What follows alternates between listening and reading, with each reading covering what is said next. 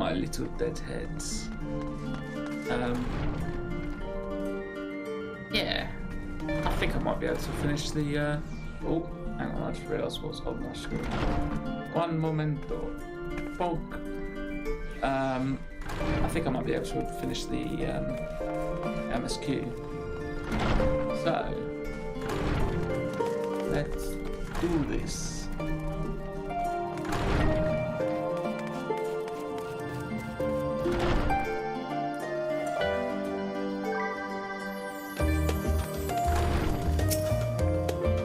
Going. Ah yes, we're going to stay the night. Aha, I've been expecting you. I heard about your foray into the ethereal sea. The students have ventured far and wide, but never quite so deep as that. Are you experiencing any after effects of the prolonged exposure? Nausea, dizziness, hauntings? Well, have a pleasant sleep, and if you do experience any unusual phenomena, please let me know. I shall add it to our records. Yes.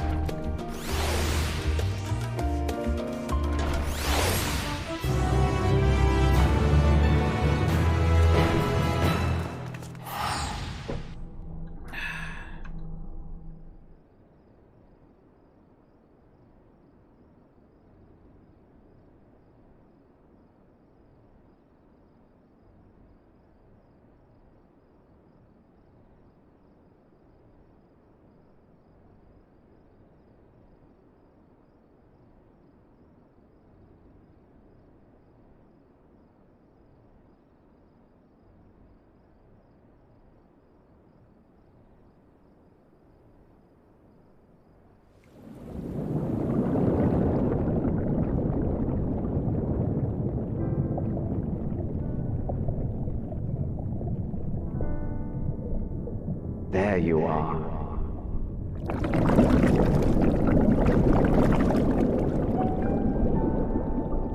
Some time, indeed, yes. For you, at least.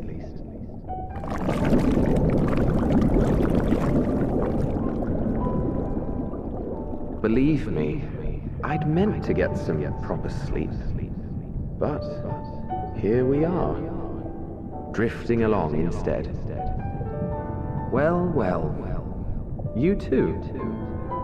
And so we remain, to watch and wonder.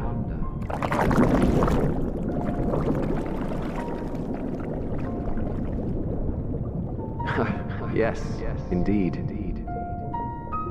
To begin, we first must see the end.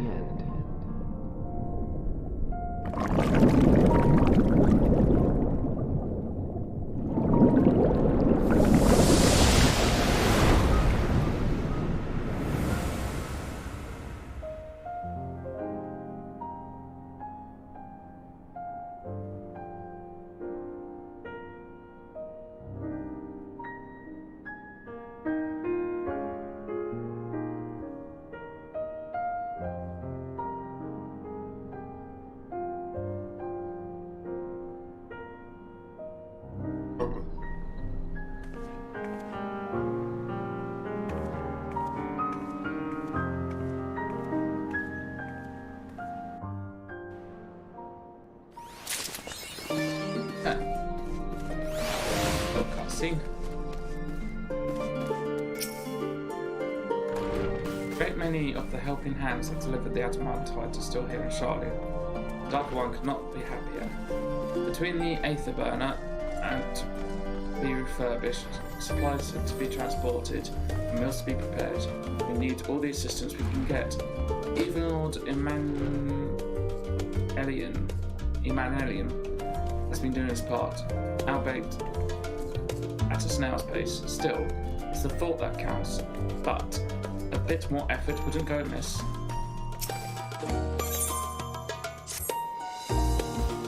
Nemo, I trust you had a good rest.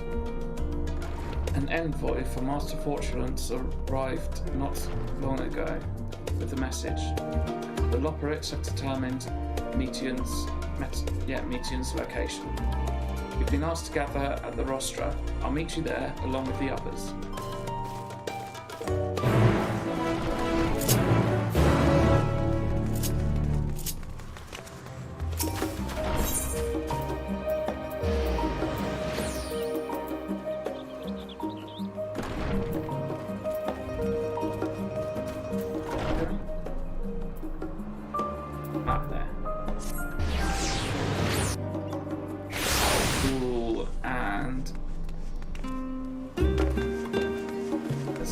Trials card, I don't know.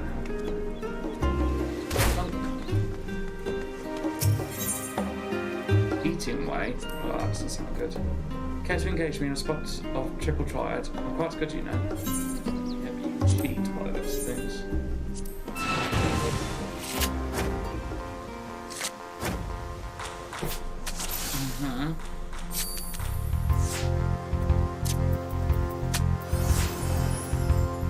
Let's go.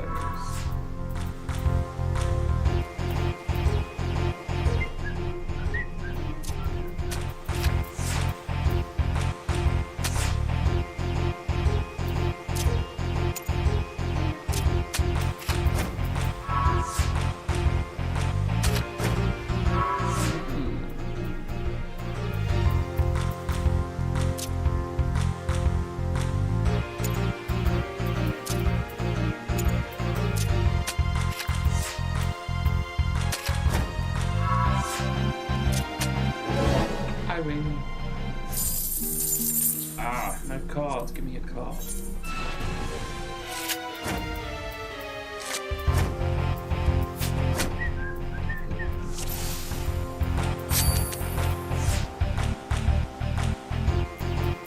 Oh, got chaos. Okay.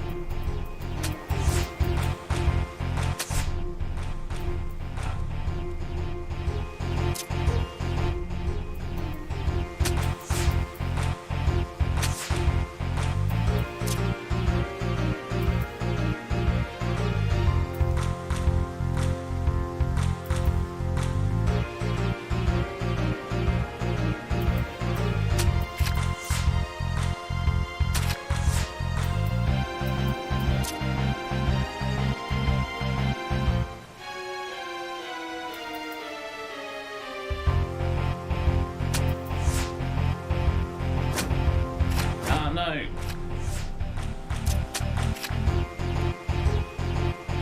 Damn you, cheating way.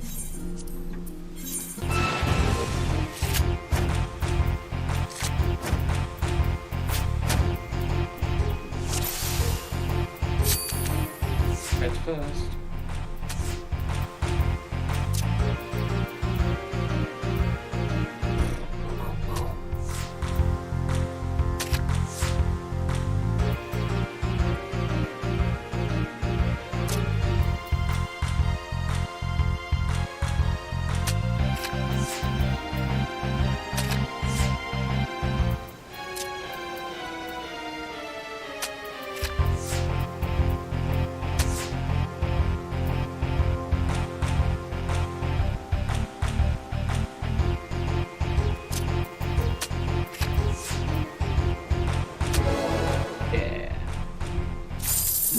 Book of cards. I'll go see.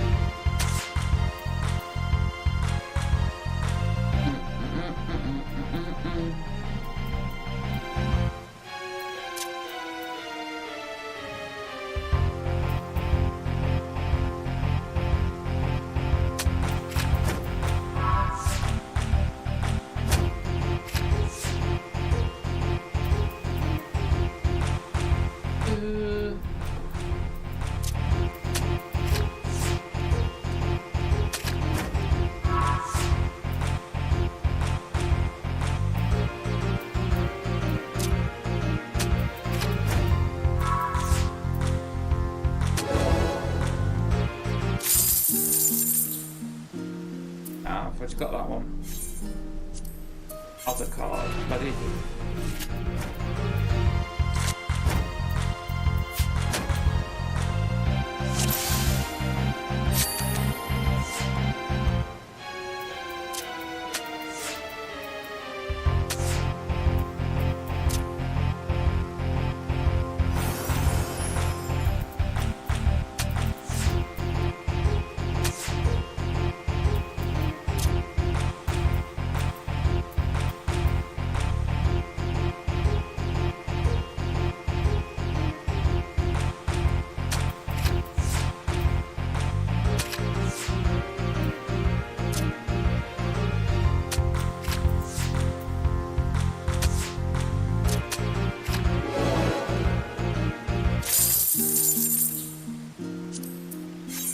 But you got it, mate. I want your other card.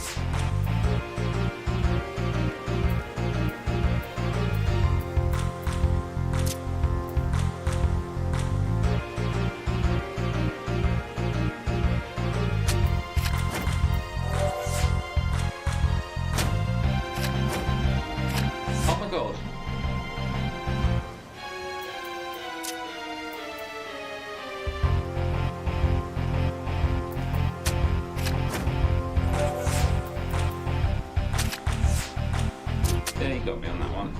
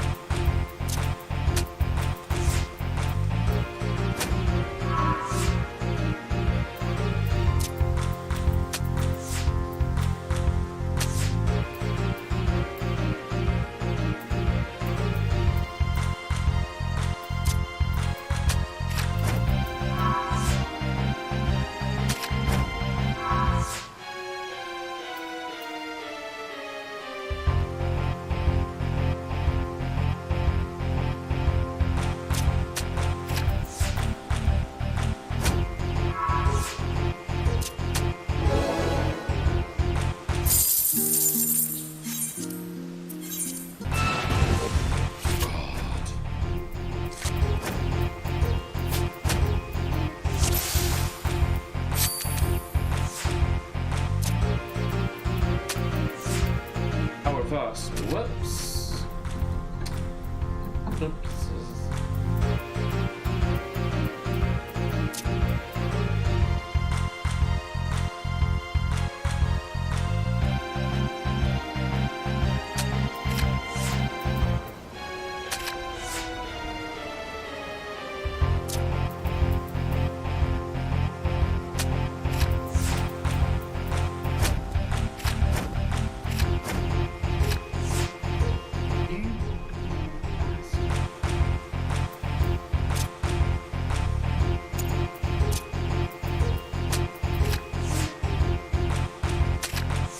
Literally cannot win now.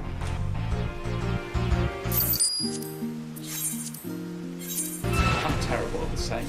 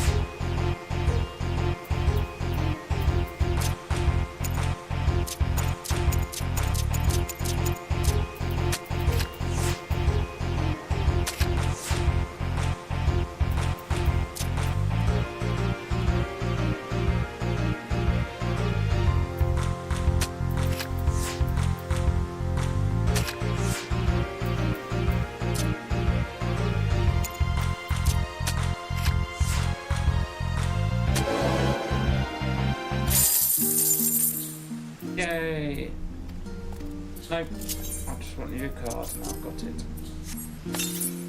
Oh.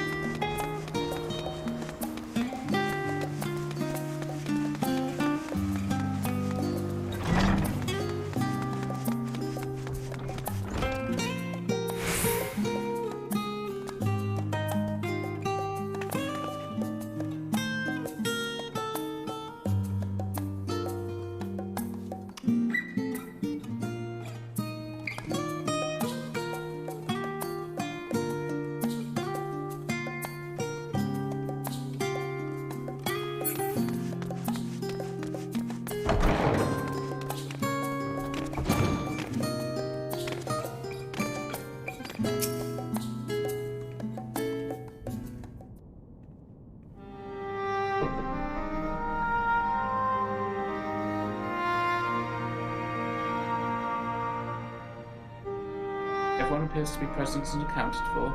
Good. As you know, the Loperates have deduced the whereabouts of Metion by means of a crystal bequeathed to us by Hydra herself. Your quarry's location is a place far beyond the moon, in the farthest reaches of the seas of the stars, at the edge of creation. A veritable Ultima Thule.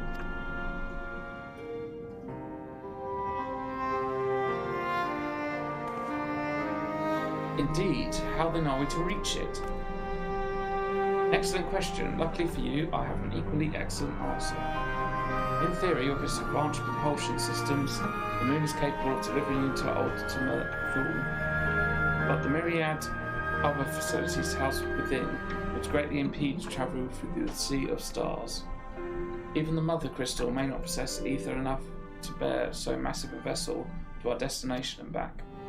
However, if we integrate our hyperhelper into your aether burner, we should be able to fire things up and to jump our way to the end of the universe in no time.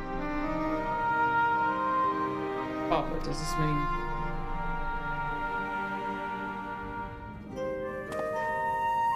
Bear in mind, this decision was not made solely at my discretion, but with the consent of the Forum.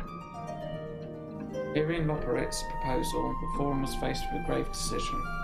To commit the Ark to this endeavour would mean abandoning both our plans to evacuate the moon and to resettle on another star.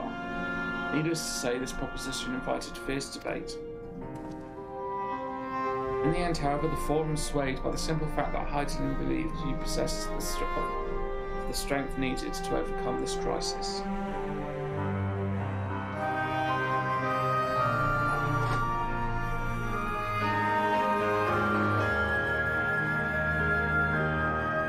Great Exodus was after all a plan of Hyden's own making. Therefore, if in the 11th hour she would proffer another means by which we may seek salvation, we would be fools to dismiss it out of hand.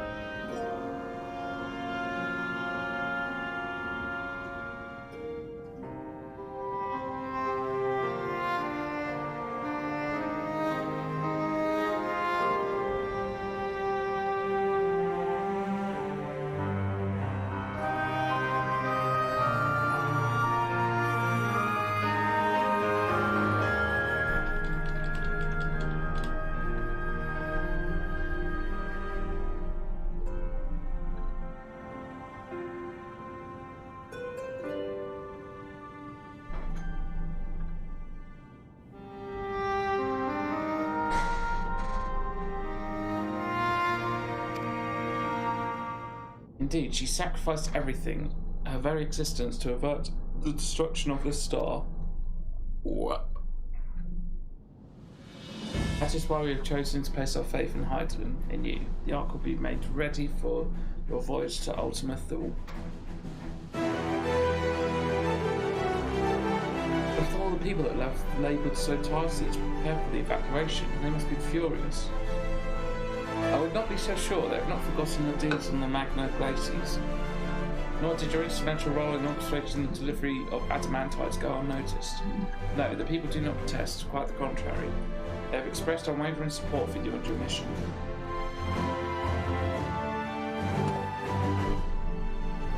Are the Lorporics willing to abandon the Exodus? Were you not listening when we said we were born of Heidelin's love for Aetheris and his people? If it means your survival, we would do anything to help. And you'll most certainly have need of our expertise where you are going.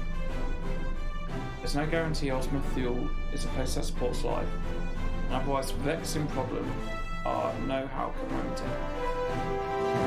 Besides, Heidelin chose us to lead the way to Meteor. Why else would she give you a crystal only we can decipher? More importantly, we were perfectly content to evacuate Aetheris until you brought us here, Oriage, and now we're enamoured with the place, so what choice do we have but to save it?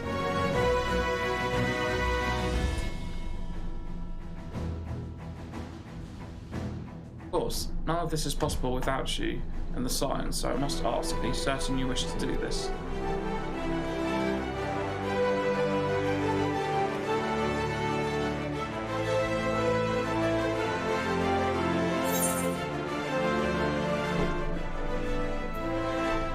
Avert the final days, whatever it takes.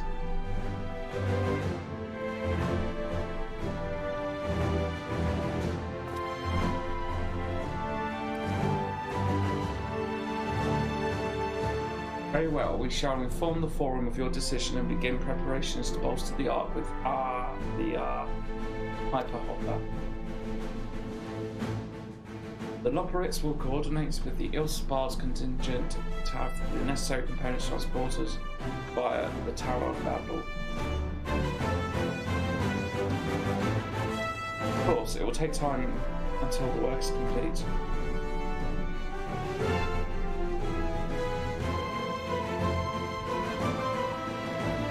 Now, pray take your ease. It would seem there is naught to do but rest and prepare, shall we? Let's go!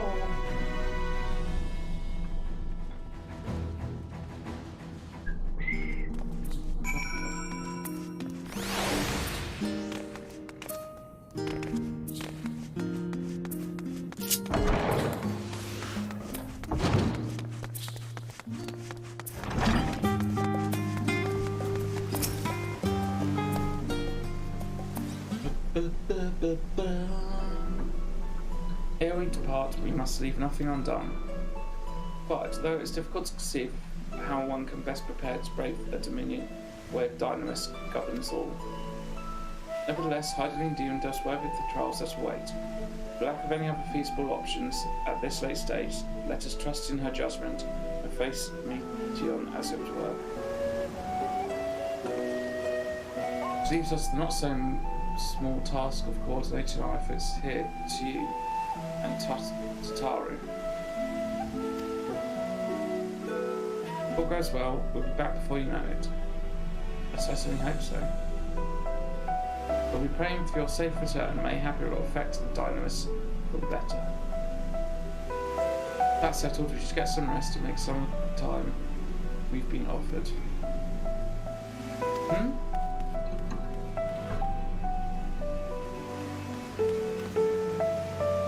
Meeting's over, is it?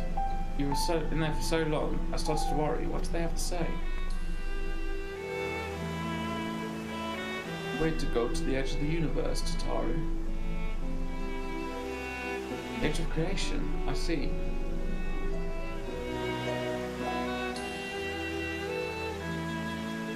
Rest assured, everything will remain in order until you return, and you will return. Actually, Nima, could I borrow you for a moment? Looks like your plans for the interim are decided. When the two of you have finished, meet us back at the Baldessian Annex, alright?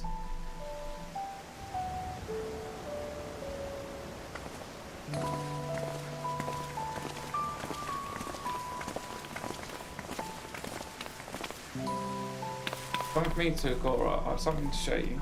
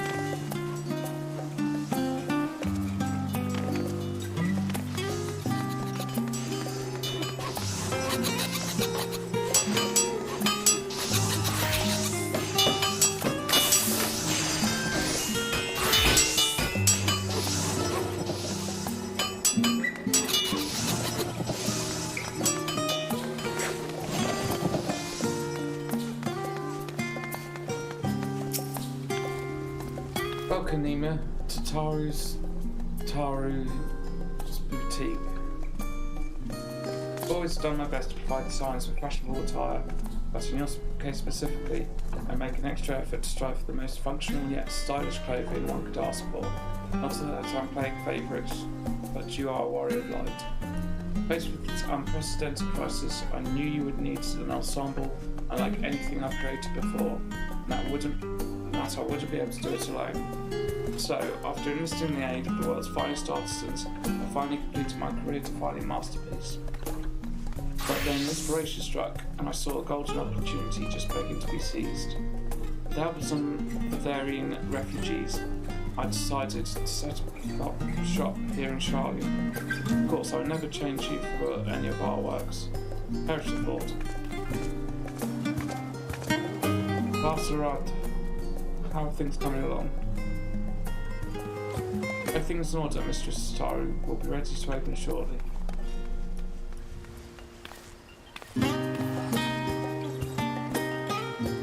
Which is why I brought you here, to be our very first patron. Would you mind waiting here a moment longer?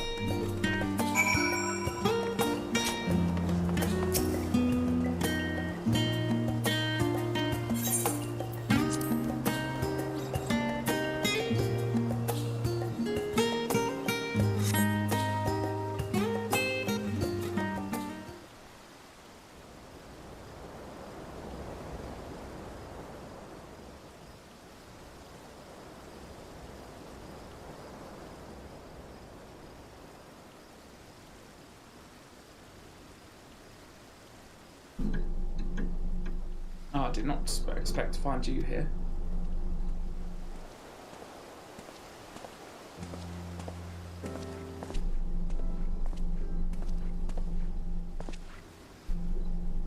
I imagine Nidana would also wish to offer her regards. Alas, after delivering our dragon scales to the engineers, she remained to assist with their work on the Aether burner.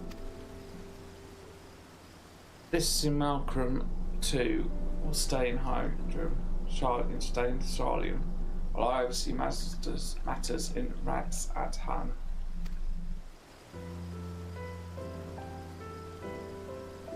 It's a rather convenient means to keep abreast of developments pertaining to the final days, or anything else. It also allows me, after a fashion, to watch over my people in this distant land. Basan, I was hoping you'd come and stop by. Can't thank you enough for allowing your artisans to work with me here at the boutique. Please, it's I who shop with thanking you. This establishment has restored a sense of normalcy to their lives. You have blessed them with newfound purpose, the means by which to support themselves in these troubled times. What's more, when they at last return home to Radzatan, the experience and knowledge they have gained in your employ will no doubt prove a boon to the artistry and commerce of our land. In fact, I came here to see how the new employees are settling in, and to express my gratitude for granting them this opportunity. It is an opportunity for me as well, believe you me. Your artisans have taught me so much about Thetharian craftsmanship. Their resourcefulness and ingenuity are nothing short of inspiring. I can't wait to see what kind of wonders we come up with. I pray you every success in your endeavours, Mistress Tataru. Before coming here, I heard word of the forum's decision of what will soon be attempted.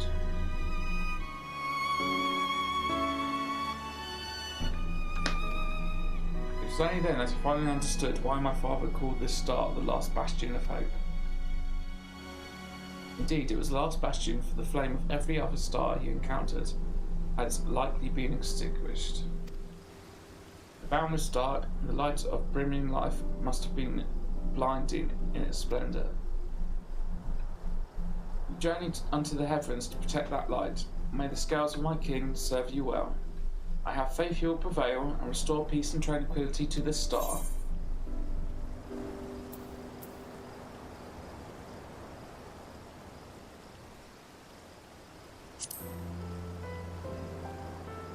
I will not see his sacrifice squandered, nor shall I rest until Ratsatan is returned to its former glory. Forgive me, but I must take my leave. Fare you well, and remember, the people of this star have not yet given up hope, and neither must you.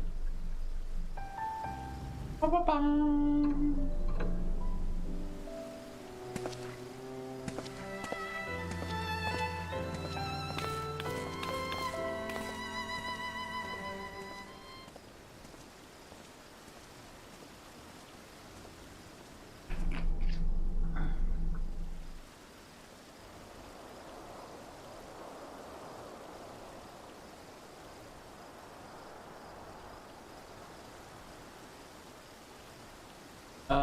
Where must I go to get a meal with some flavour in this wasteland of taste?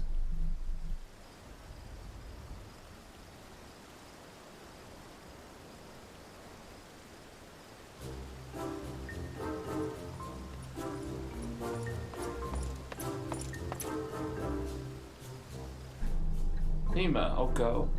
My, whatever are you doing here? New boutique, you say? I had been meaning to expand my wardrobe. Yes, something with a little more flair, perhaps fitting a man of my station. Though I have nowhere to flaunt said raiments, so long as my confinement continues indefinitely. I, the young Lord Fortemps, insists that so long as there's work to be done, no matter how trivial, I must abide here in Charlium. Thus do I toil, though every fibre of my being rails against it. Why, I've even suffered the company of that brute, sick guard, to see supplies transported in a timely fashion.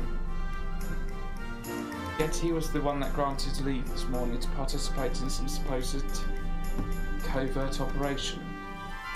So I suffer instead for his otherwise welcome absence. Now burdened with extra busy work, and without honoret here, there was no one to prepare my meals. I came here in the hopes of finding a nice cafe, perhaps. Alas, the Charlian delicacies I've sampled were lacking in every aspect.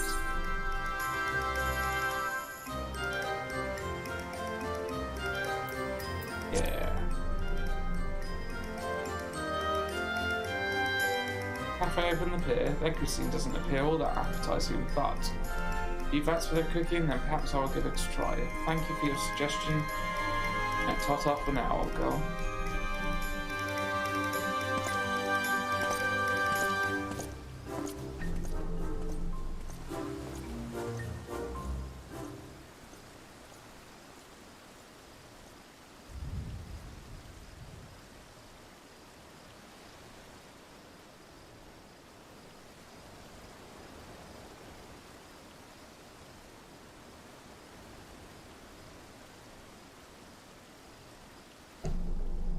Well, it's that Nemo Tataru I spy.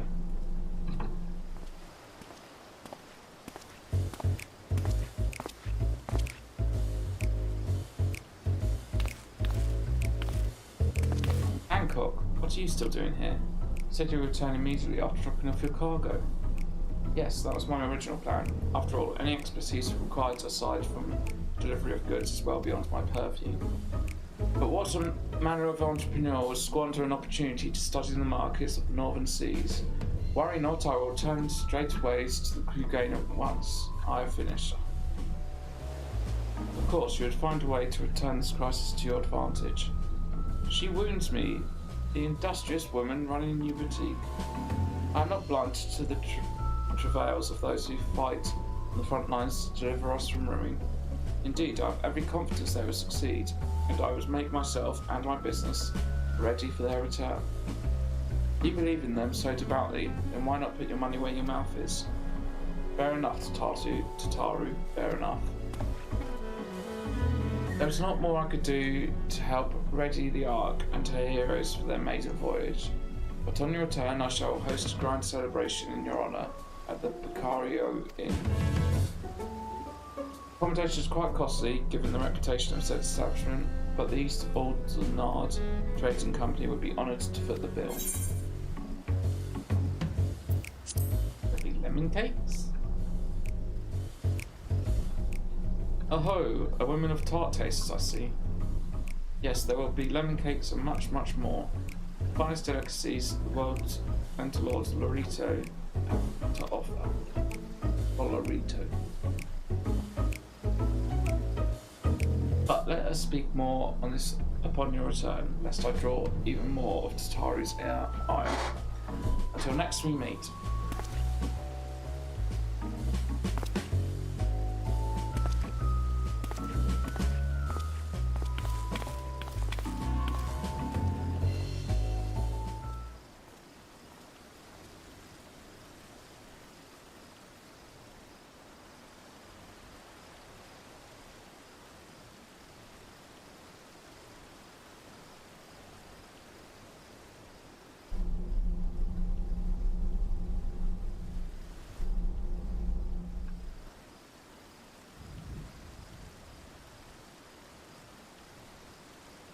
Ah, Nima, decided to spend your time at the markets, did you?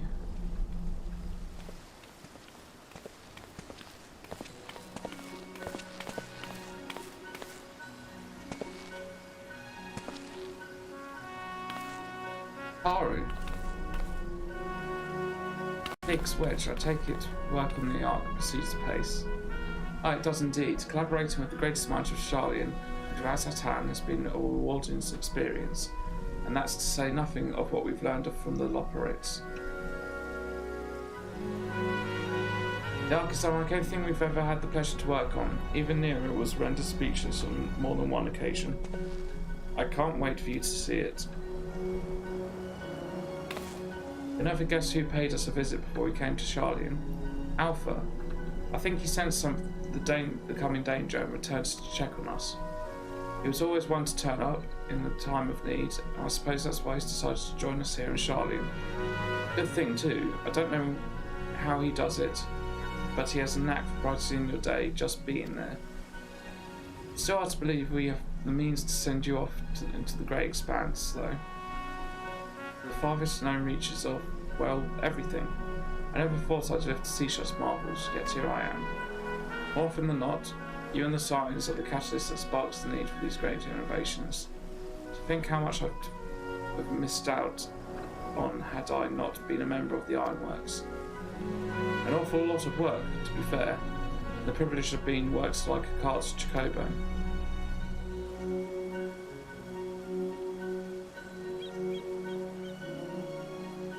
Ah, there is that too. Chocobo. As busy as we've been, I wish there was more we could do for you, Nima, but no matter what happens, we have to keep believing for a brighter future. That we do, my friend, that we do.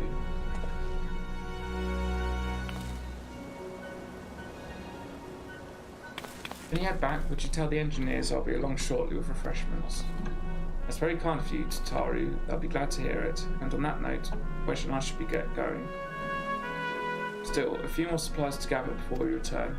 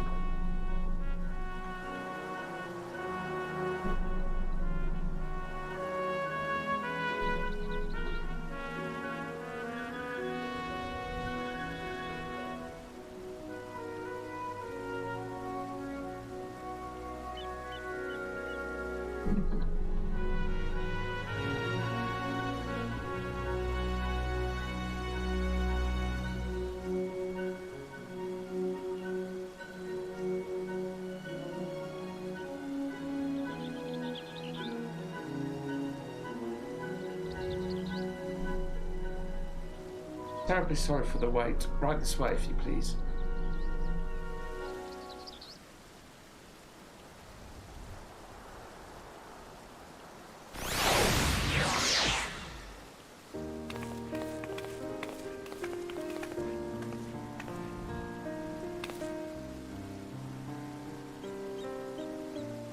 Right.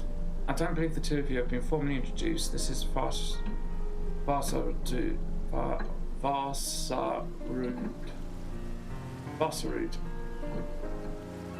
from Palaka's stand.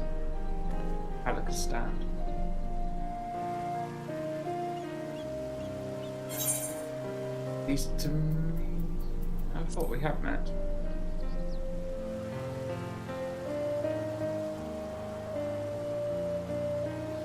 Ah yes, it was you who helped us out to Perusa. Again when we were crossing the ice fields, was it not?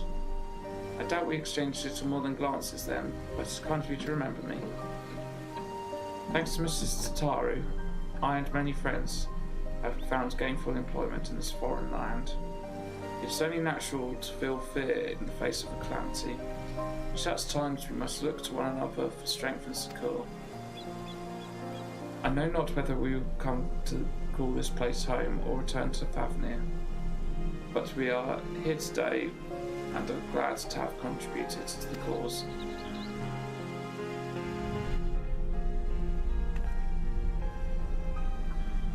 And contribute they did, by helping to make your new garments as durable as possible. We put our hearts and souls into them, and I have every confidence they'll keep you safe in the battle to come. As long as I get to keep my hat, because it's cute, and I like it. Gods, to think how far we've come since our humble beginnings at the Walking Sands. From the rising stones to the falling snows, and even a certain insufferable summer's Ruby Bazaar. We were always fortunate to find friends along the way. Even when you were swept away to the first Graha Tea was there to grant you sanctuary. I'll never forget the relief when I felt when you all returned to us. I thought my heart would burst. Yours has been a long, long journey, and I've been privileged to watch, often with bated breath, as you persevered time and again. For all the joy we've shared, there's been much sorrow as well, but I've long since learned you can't have one without the other. So I promise to send you off to the sea of stars with a smile. But you can be certain I'll be the first one to welcome you back on your return.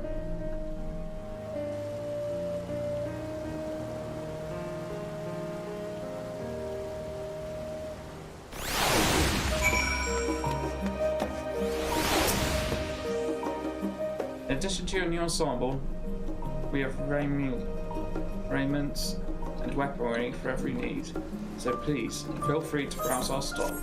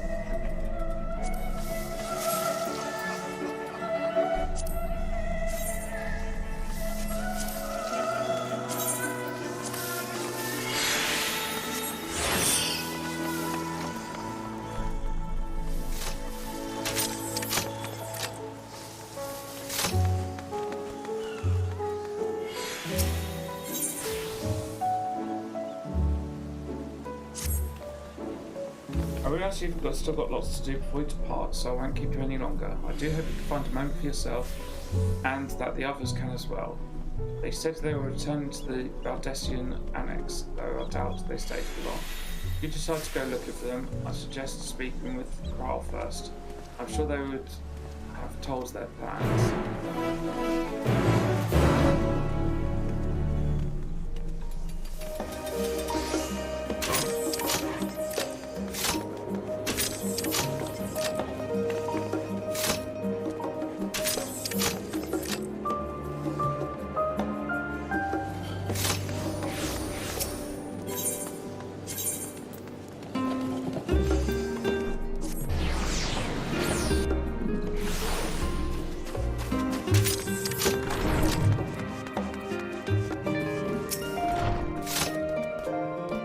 I take it you received your gift from Tatari.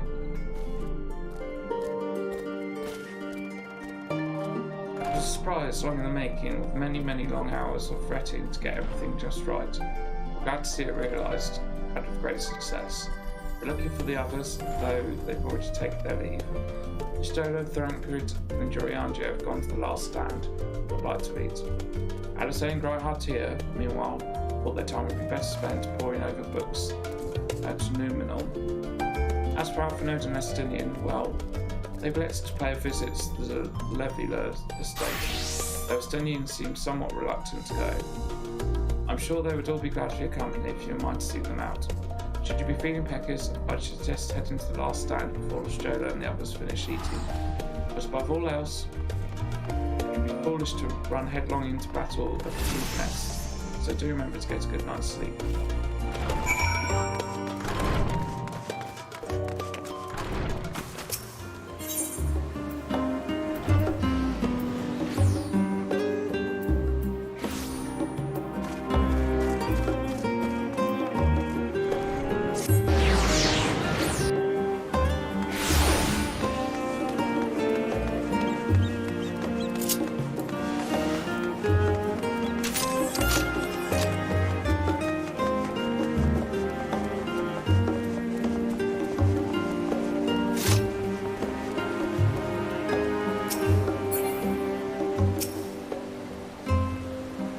Come to make our trio a quartet, have you?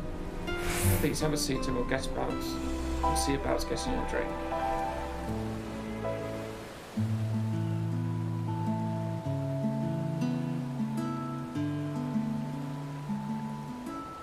Your business with Tatari was finished?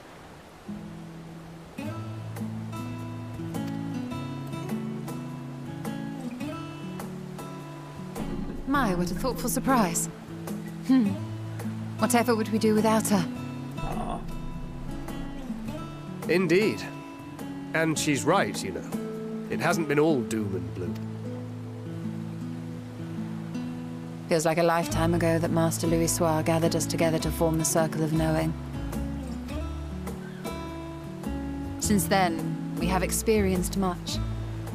But rather than feeling wiser, the more I learn, the more I find my knowledge lacking.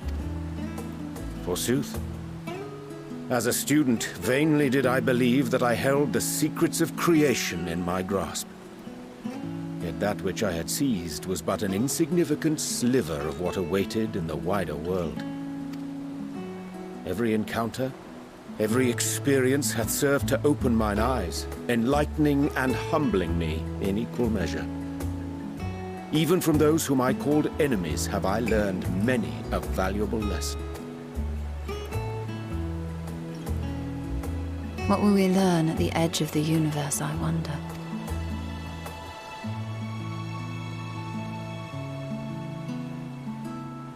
Ultima Thule, where the bringer of the end makes her nest. I, for one, can't possibly imagine.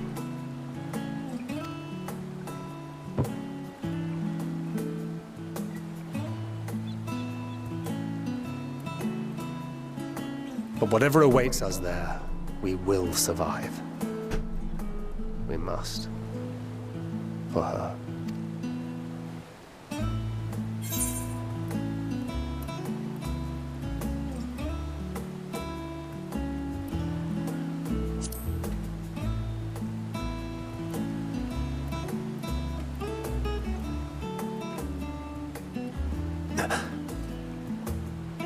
Is aught the matter?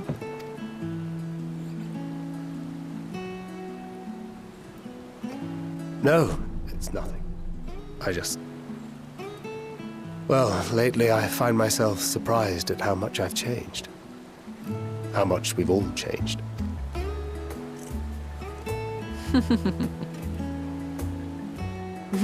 We've come far together, and if we have aught to say about it, we'll go further still.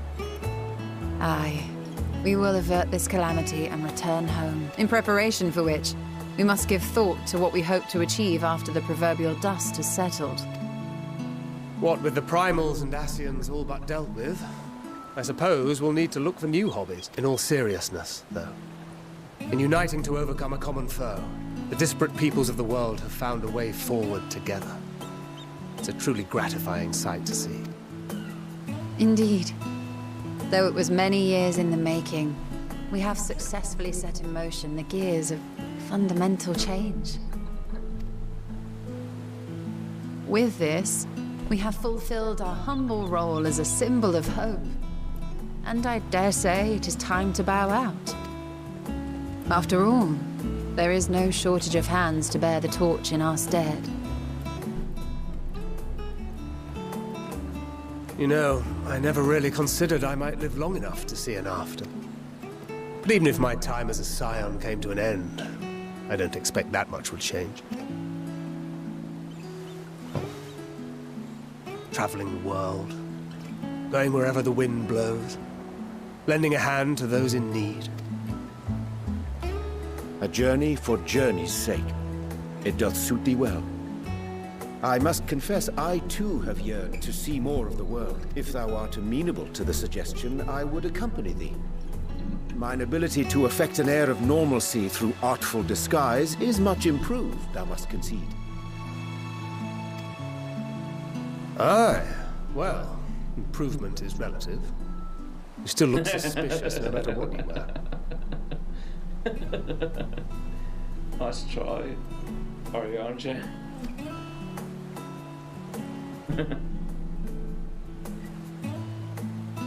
What have you, Ishtola? Any grand plans? Why, continue my quest for knowledge, naturally. To begin with, I wish to know the state of the reflections, to which end I must find a means to travel between worlds. 'Tis the least I must do if I am to keep my promise. Yeah.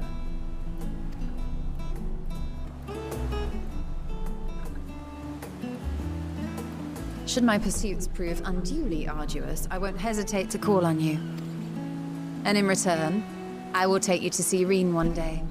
I'm sure you cannot wait to see the fine young woman she has become. Spare me.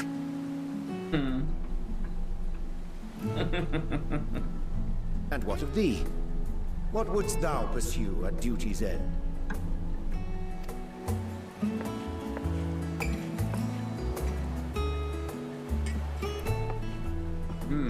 Here's yours. My apologies for the wait. Well, shall we make a toast?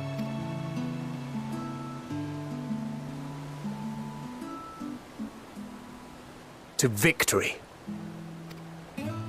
To our comrades. To the future of the star.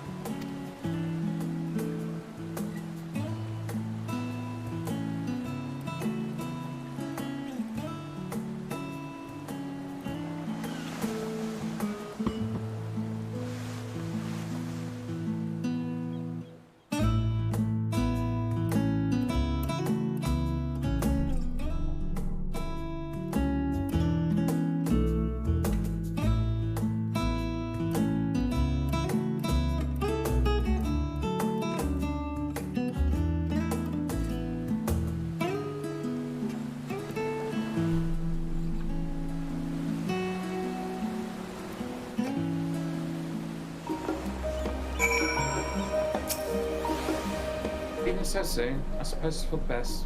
You'd rather not explore the bottom of a bottle with Orianchi. I dare say the Obvs would welcome your company as well, if you can find them, that is. In any case, as long as you make the most of your time, then that is all that matters.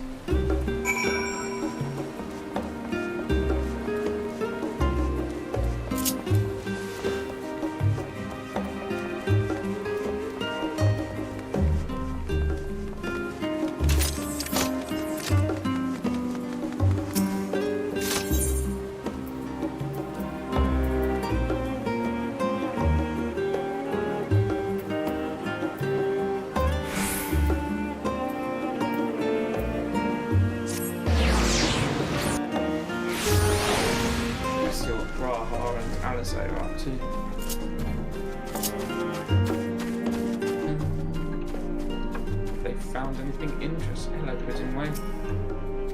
Nima, I've come to the studio in order to study the ways of pudding. Lest my creations don't jiggle as they should just yet, but I persevere.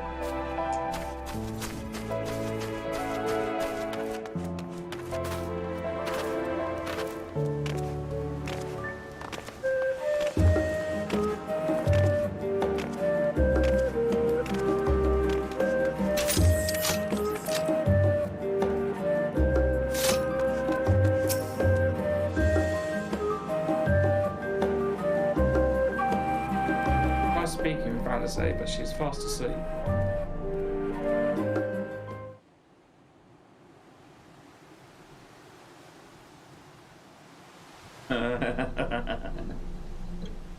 Wakey.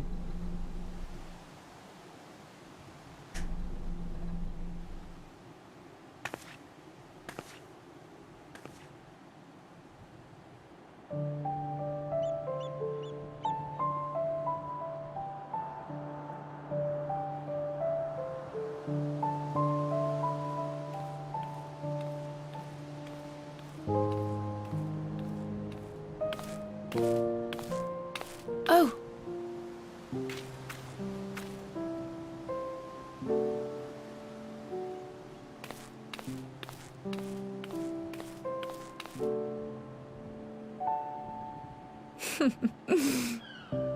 Knowing them, they're probably dreaming about the celestial adventures to come. Just as well. They've been running themselves ragged of late. Unlike you and the others, I'm a few steps removed from the danger and excitement. The things you all get up to never fail to impress me. But by the same token, I can't help but worry. Not only for your safety, but for your happiness. After everything you've sacrificed, you earned it 1,000 times over.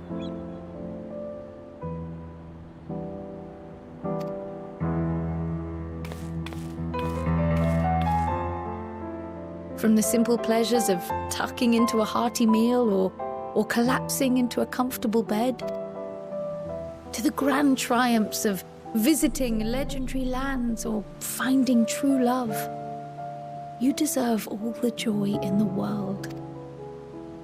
There is so much that life has to offer, so much to be treasured and shared with those we hold dear. So promise me this. Come what may, you won't give up on your own happiness.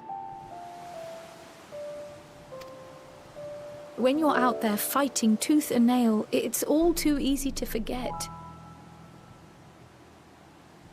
But in the end, your passions will be your greatest strength of all. Remember that.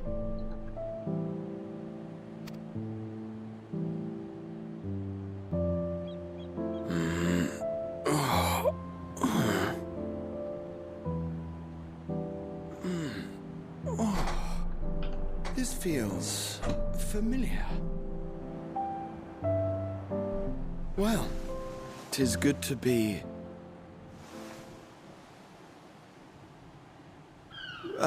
wait! What am I... Yeah. Gods, don't tell me I fell asleep. Yep. Not that there's any shame in it, but you were sleeping like babies. Oh, how embarrassing.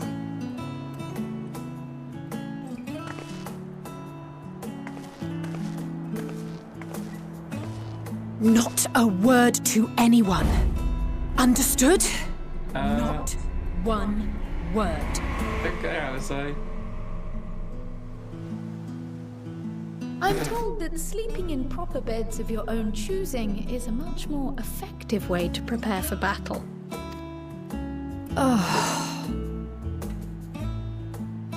So, what were the two of you doing here? I had a few books to return to the library. Thought I'd take care of it while I could. And you?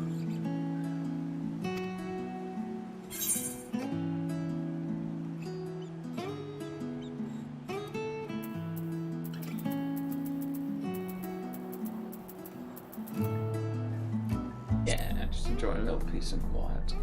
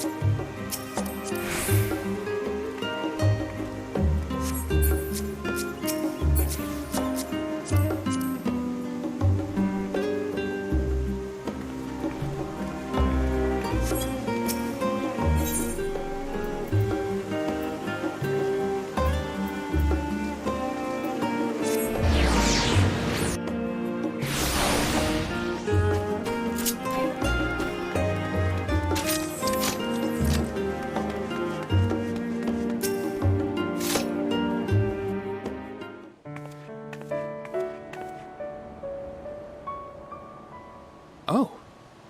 What brings you here?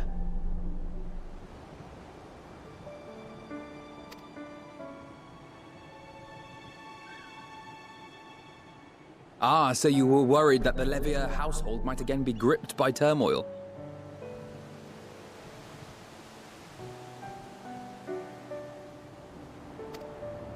No, I think you guys are okay. All is well, I assure you. In my letters home, I had made mention of Estinian, you see. My mother wished to meet the Got legend a in nice person, costume, Estinian. and so we arranged to have a spot of tea together. Gave you a gift to Where that. were you in my hour of need?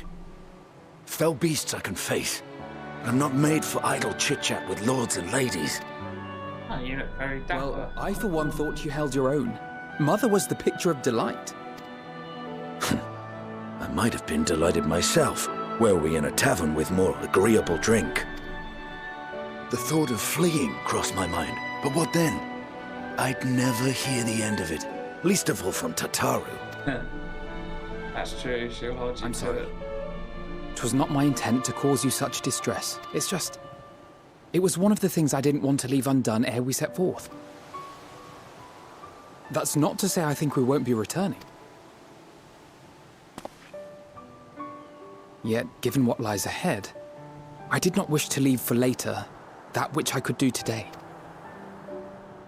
After all, tomorrow is never promised. It's fine. Not like I had better things to do. Besides, seeing you with your mother brought back fond memories of my own. Be we rich or poor, family is family. Well, it's past time we were on our way.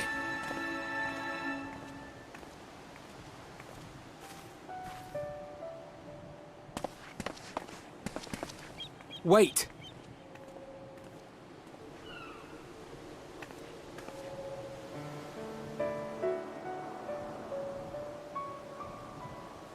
Since I left home, I've made a great many mistakes. Mistakes for which I can never make amends.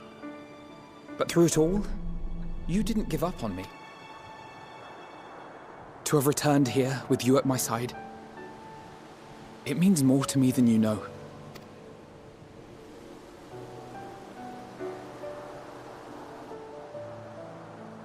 Thank you. From the bottom of my heart. Oh, it's a good egg. Forgive me, but it needed to be said. I'm the one who owes you thanks. Yay! Were it not for you, I would not be alive today, nor come to terms with Nidhogg's spirit. I am ever grateful.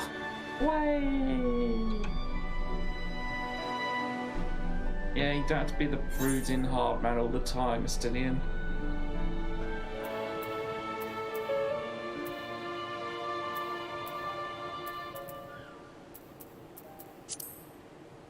Yeah, since we're all doing it, I might as well too.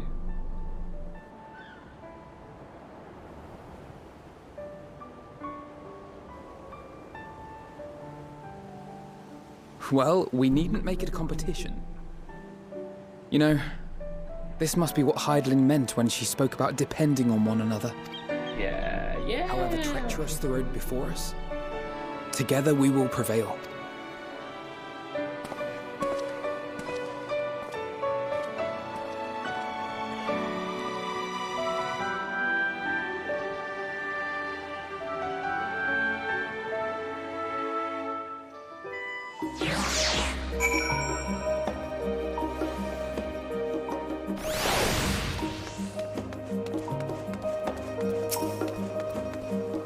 Oh, I missed that lookout point.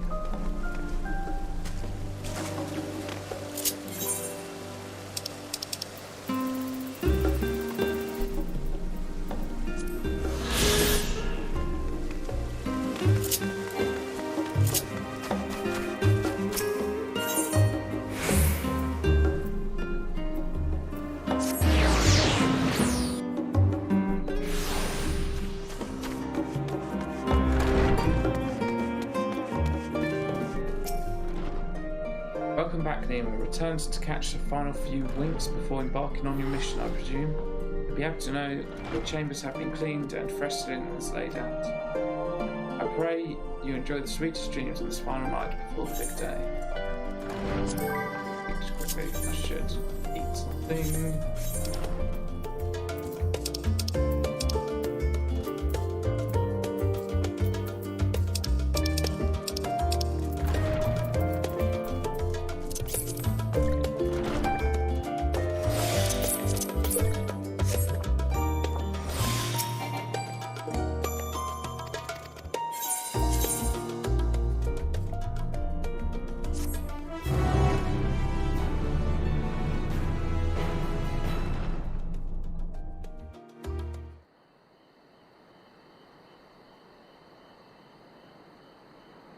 Night at the Royal... I did not read that. Oh, Alamigo, yes.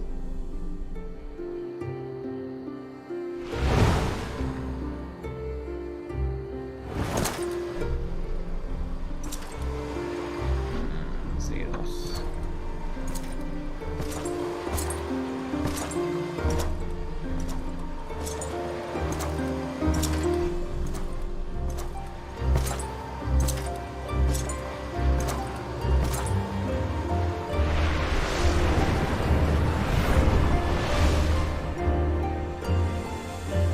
You will never get what you want.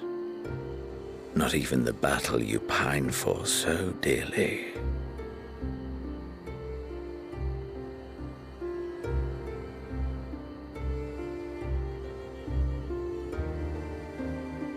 In that transcendent moment, what was it that I sought in you?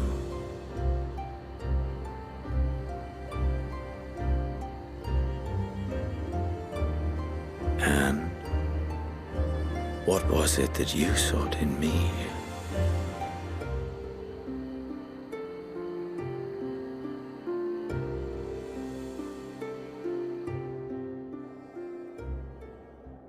And thus it dawns. Day of Reckoning.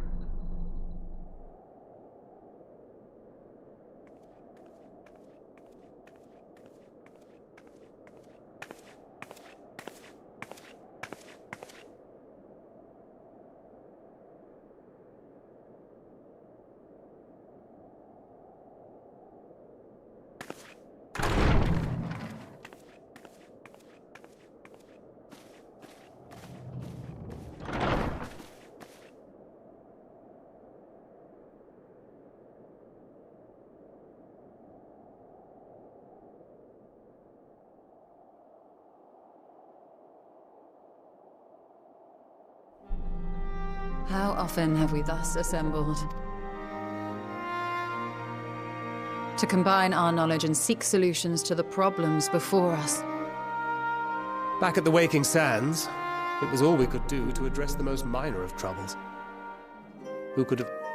At the Rising Stones, we made great strides and shared many moments, from the joyous to the sorrowful.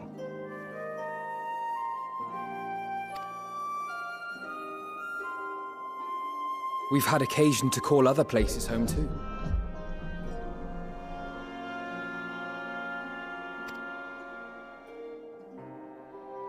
Be it Ishgard or Kugane, we were fortunate to find sanctuary wherein we might take stock and continue our fight.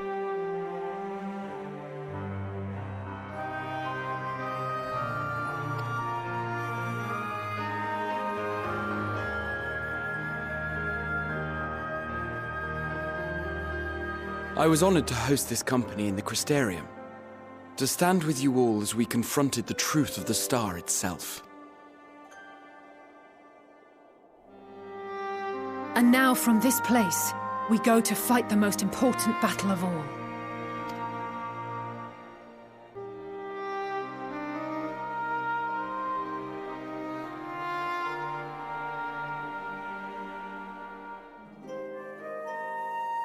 The Forum has sent word. The Ark is ready. The Loporrits naturally will be commanding the vessel.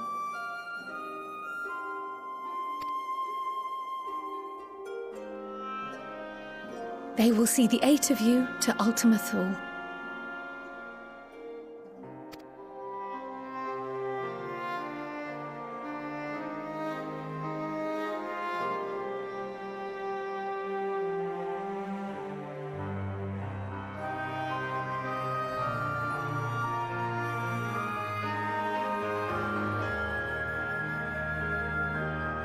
Upon arriving, your objective is to find and vanquish Meteon. As a final formality, the Forum bade me ascertain your resolve. So, are you certain you wish to do this? Yeah, we've got to... No other choice, surely. We are. Then, ere you report to Thalmasane, I leave you with these words.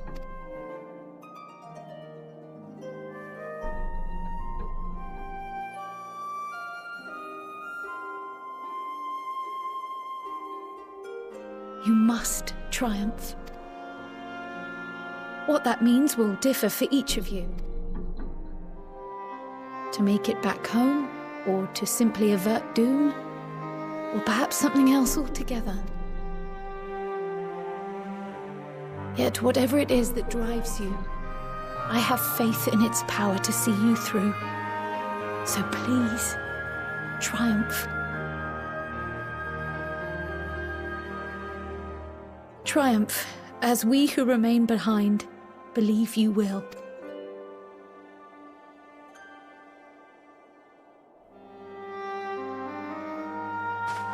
Let us be off then.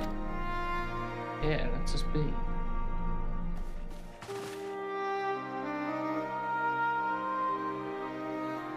Wait!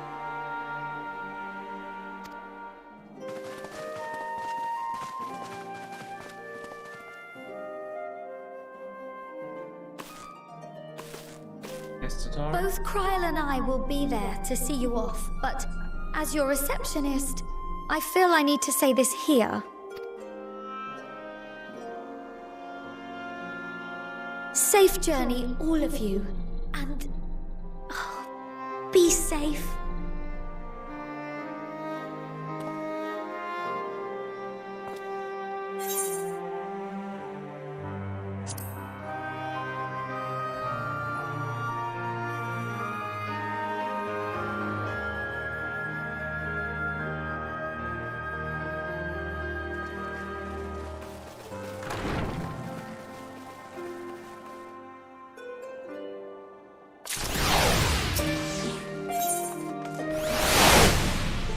I suppose this is where we part ways, for now at least. With that I had sage words of wisdom to share ere you depart. Mayhap the teachings of Galif Valdesian will survive. Render not to anger or hatred, he said. Look beyond them, and there find true strength. What one sees beyond is open to interpretation, I think. But for me, it would be the things I cherish most in life. Things I believe are worth fighting for. Something to consider as you venture onto the sea of stars.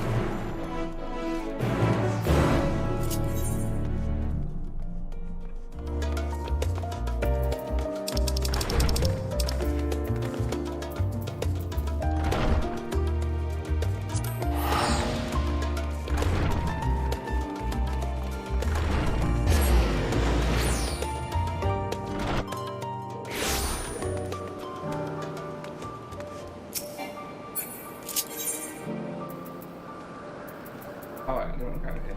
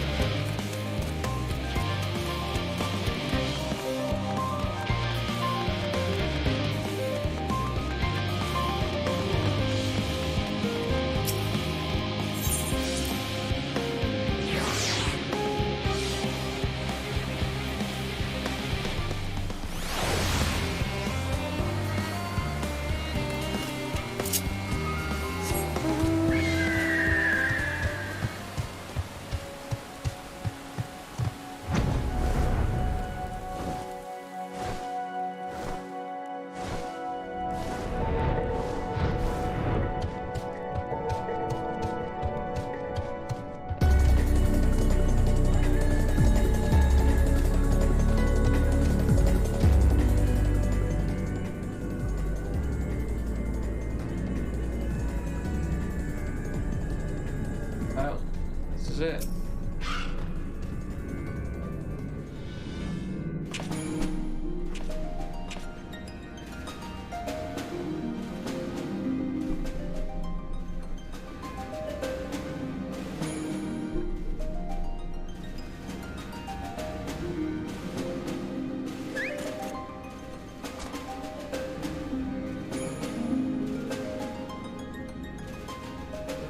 All present and accounted for.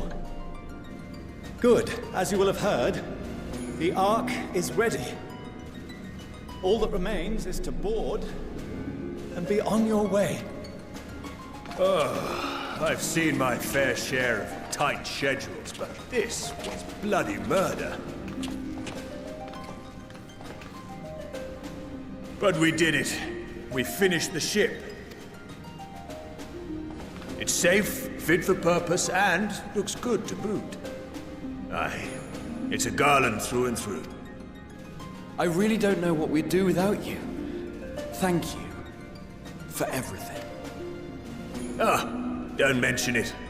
Ever since that episode with Omega, I've been toying with the idea of star-faring vessels. And as they say, necessity is the mother of invention.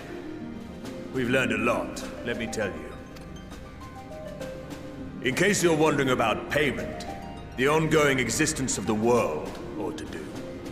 But feel free to throw in a colorful recounting of your journey on your return. So, have you thought of a name? A name?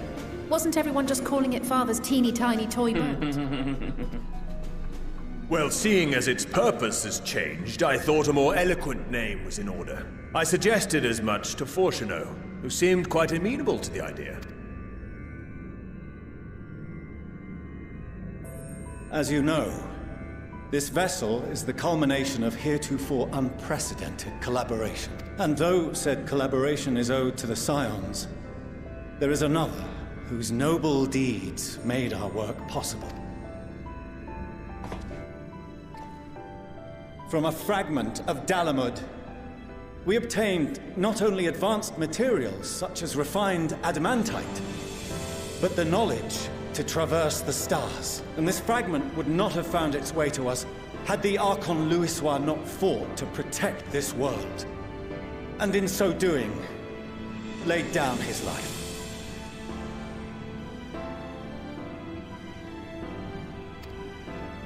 Now that the vessel stands complete, I cannot help but wonder if it was more than mere happenstance. If it was my father's intention to guide us here.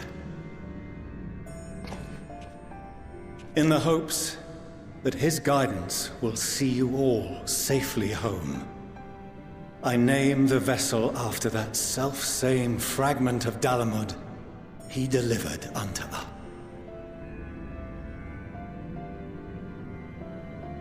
The Starship Ragnarok. Ragnarok, yeah, boy.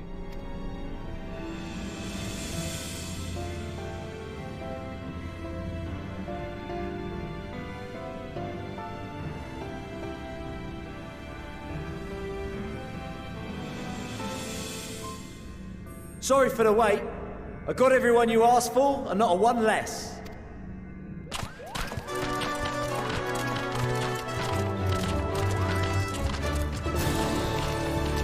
All the tribes. What are you all doing here? Oh, I invited them. The representatives of those tribes with religious inclinations. You've done a fine job of readying the Ragnarok, but for it to take flight, we'll of course need the power of the Mother Crystal. Given its immense size, however, transporting it would be an absolute logistical nightmare. Not to mention we'd need to shatter it into tiny shards for feeding to the engines. But a brilliant idea came to me. We convert the crystal's energy into forms that can transport themselves!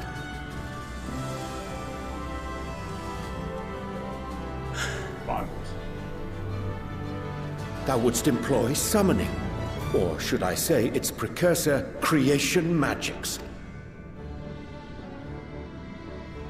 Care to explain for our benefit? As you may have witnessed at Bestway's Burrow, the Loperites are capable of creation magics, which they use to shape the moon's environment. Yet simple though they make it seem, 'tis a highly advanced and exacting art. To perform it correctly, requireth that the wielder holdeth the object in his mind's eye in clearest detail. Hence the ancients' meticulous management of concepts. drawing upon this art, the Ascians conceived of summoning as we know it, a derivative that replaceth the complexity of concepts with the simplicity of zealotry to make manifest a creation. I see. By combining the Loporrit's magics and the tribe's faith, we convert the Mother Crystal into primals of purer form and greater obedience. Summoning as it was intended, one might say. Indeed! Indeed! While Hydaelyn gave us the ability to use creation magics, she forbade us from using it to make anything possessed of a soul, or similar. She didn't say anything about fulfilling the desires of others, though. So, borrowing our friend's faith, we'll create deities using the Mother Crystal's power and send them to the Ragnarok! Am I the only one here concerned about the risk of being turned into a template minion? Oh, right, I was getting to that. From what I've read in Sharlayan tomes, it appears the Ascians incorporated an additional nasty element into their summoning method. The fervent desire to assimilate others into one's belief. Beings thus created are instilled with the self-same desire and use their powers to enthrall people, starting with the summoner. In contrast, our creation magics, the original and the best, except no substitutes, don't incorporate any of that rubbish, so there's no risk of tempering. I mean, if the being was on the scale of Zodiac, you might feel a little tug, but I think we'll be safe enough. Okay, little Loporrit. Truth be told, I do not understand the intricacies of this plan. But none of us would ever turn our backs on you. When the avatars of our faith ran amok, you intervened without decrying we who birthed them. Where others vilified and suppressed us, you offered understanding and friendship.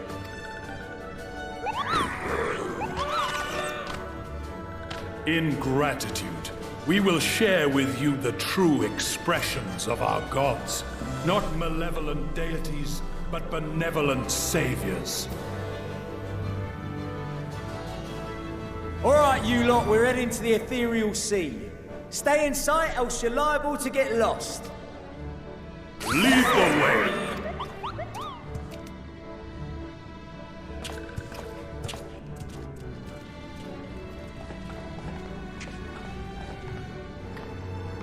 May we have a moment? In anticipation of the day man might journey to the stars, we developed these.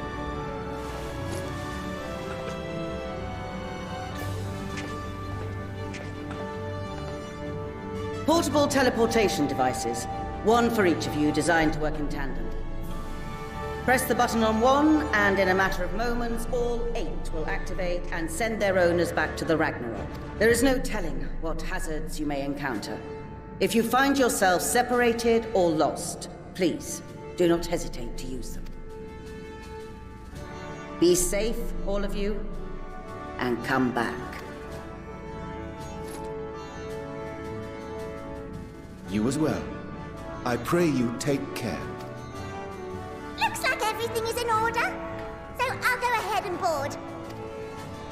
A few of my fellows will remain to assist with the summonings, but rest assured, the vessel won't want for competent crewing.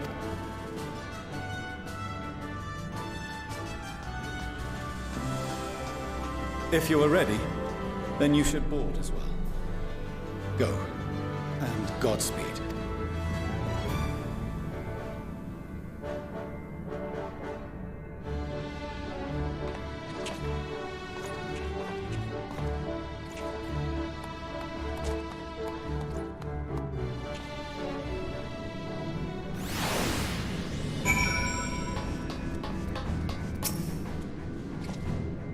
If you would come this way, I will direct you to the bridge.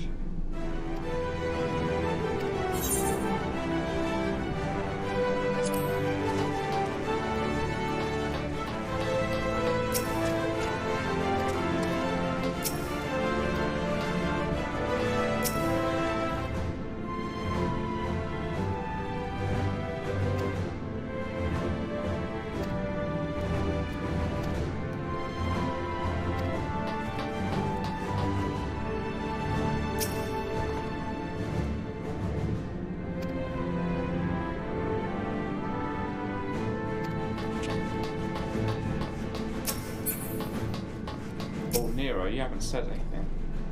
The world cannot end now, not from but scratch the surface of Loperit's technological know-how. So run along now and do what it is you wanted heroes do best. The world shall tremble before my genius soon enough, assuming you're able to prevent destruction, that is.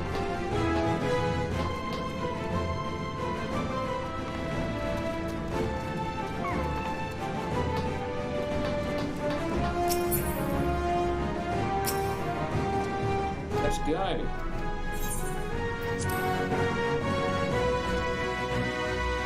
The edge of the universe.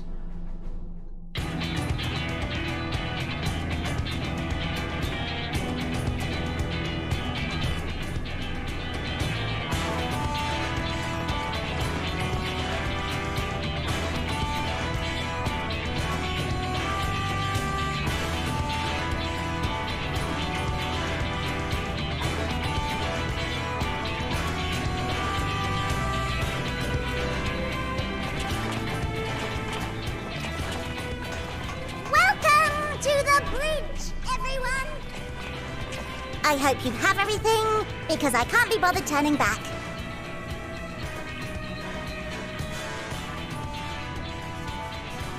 Right then, make yourselves comfortable. We're setting off in just a moment.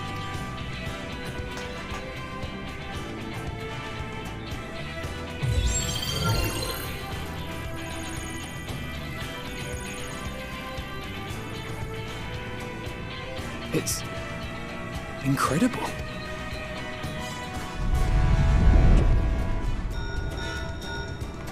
This is Fortuno. Can you hear me? The preparations for the summonings are complete. In accordance with the 14th phase of the plan, we have moved the Ragnarok to the launch site. The gates are open. You may depart when ready. So, are we ready? As ready as we'll ever be. Let's get going. Oh, come on. The burnt-out star's got more fire in its belly. Yeah. Try it again, with feeling.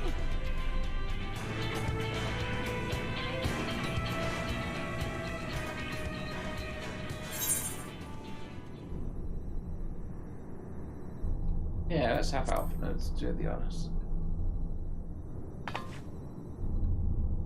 Me? But I... No need to be coy, brother. Do it, and do it well.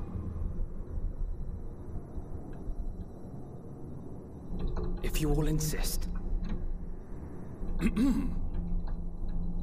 Onward, unto the distant stars, and beyond! Yay! Ragnarok, engage!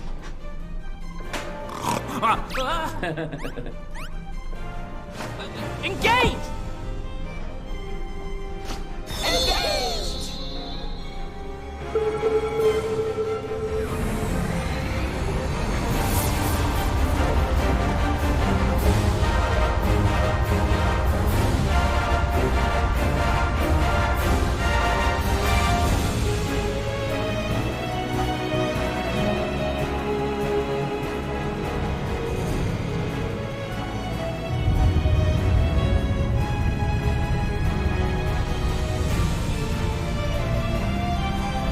That's a big ship. Looks a lot bigger taking off than it did inside the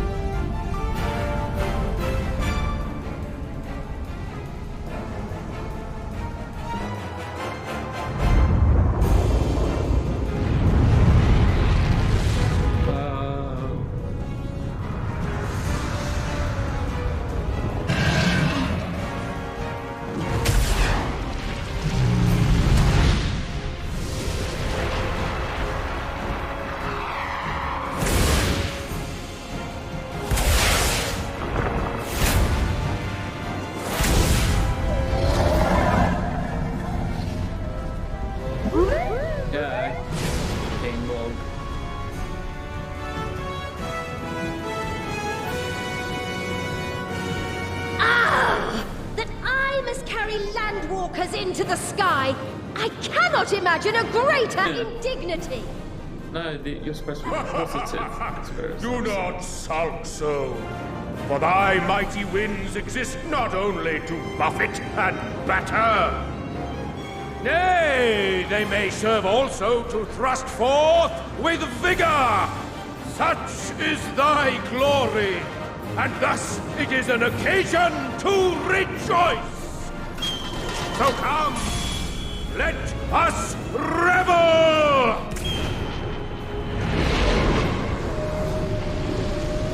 Oh, that's so cool.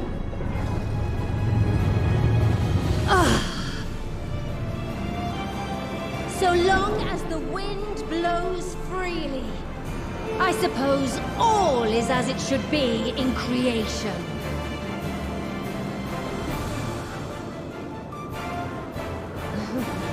I will render unto them a storm, that they may pierce the firmament and fly free!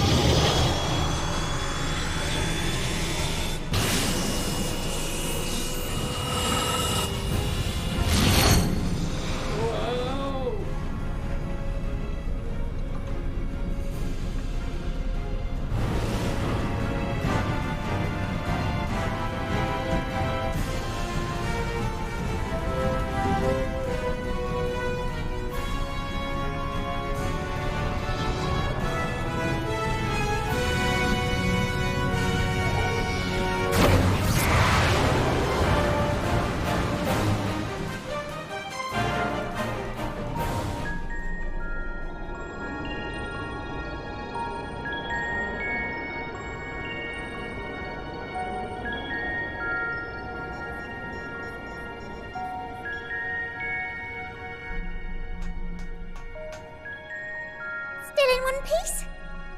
Good. Sleeping well? Report? All's well. Fantastic, even. Thanks to the power of those primals, the engines are roaring and we're ripping along. All values are also within projected ranges. Time to destination is 8 carats. Perhaps 7 at a pinch.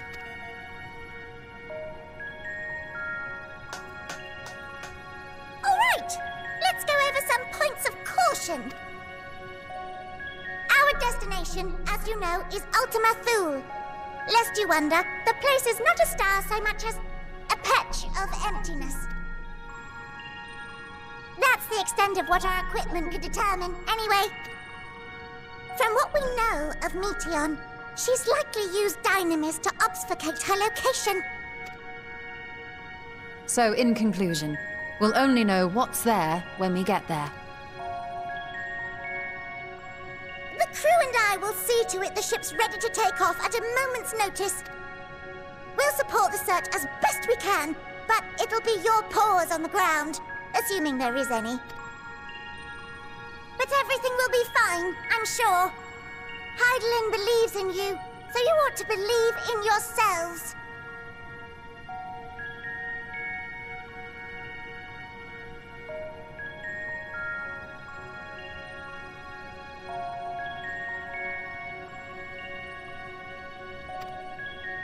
Just don't do anything I wouldn't.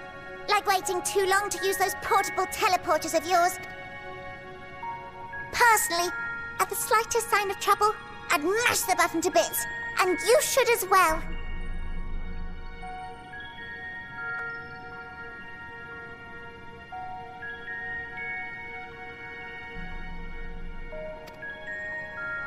Understood. We promise to be careful. I suggest you brace yourselves. We're about to arrive and the vessel will shake a good bit.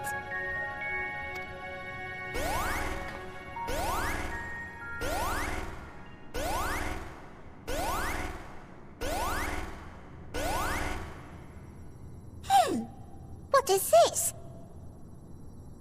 Something is... interfering interfering with the equipment.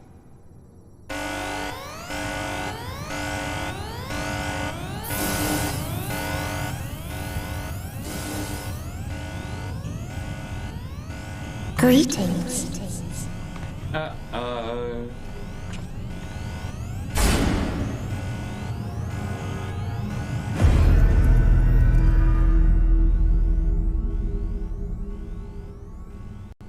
Aetion, please bugger off. Greetings. Can you hear me?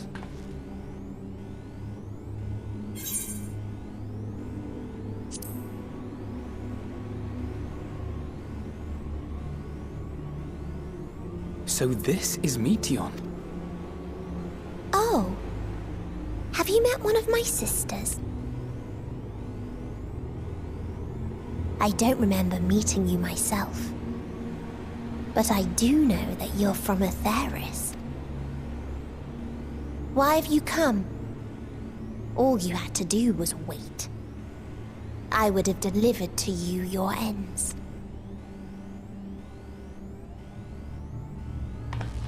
We didn't ask for that. I don't understand. All life is destined to end. Why choose to prolong your suffering? Effort, ambition, love, they amount to naught. Happiness, should you find it, is inevitably lost, stolen away by events beyond your control.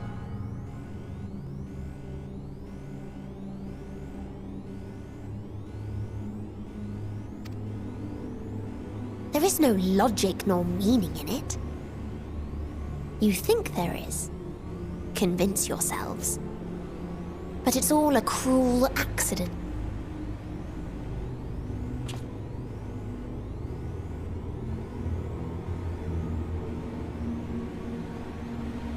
Come now. I speak the truth. A truth you would recognize if you looked up at the night sky. Unbroken emptiness. Cold, dark, and silent.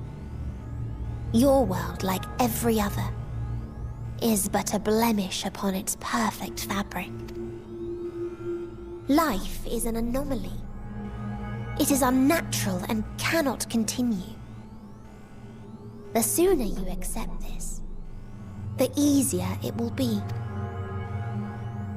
Just to be clear, we're not here to argue with you. We know that life is fleeting, and that in the short time we have it, we're not assured happiness.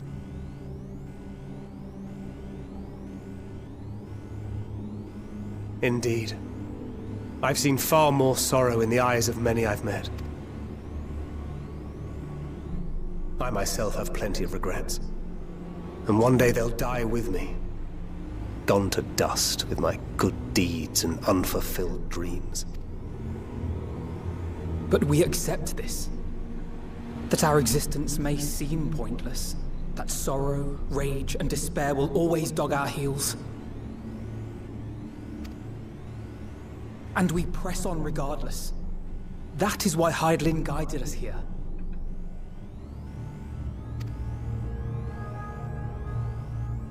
In her boundless love for mankind, she has prepared us for this trial, and in her name, we have come for you.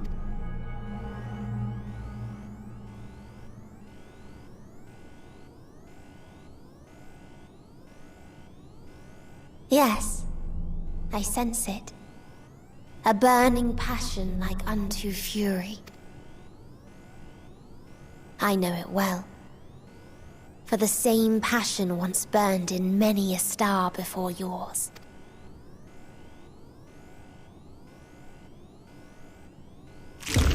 Suffocated and extinguished now.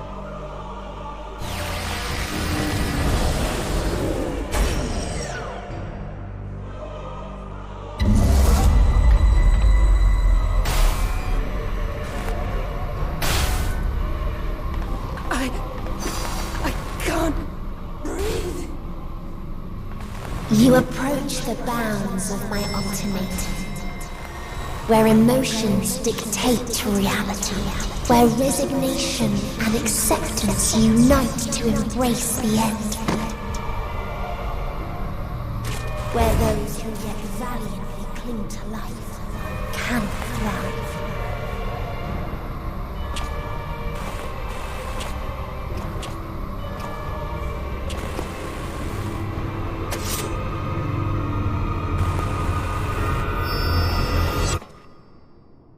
Oh, did he do it? Tancred do it?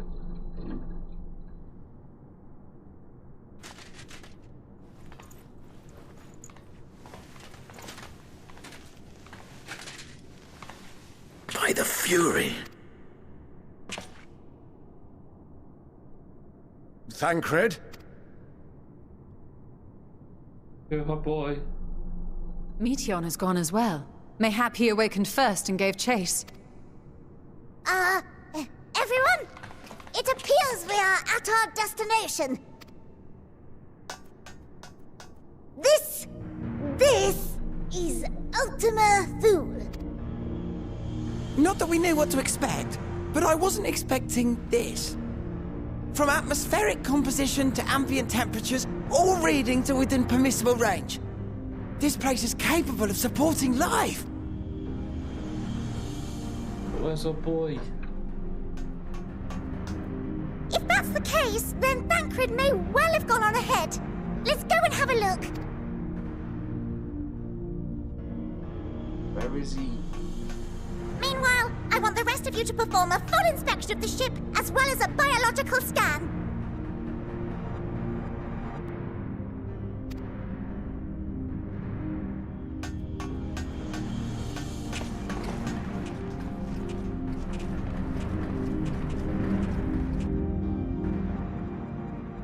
So it was that the brave wayfarers arrived at last at Dream's End.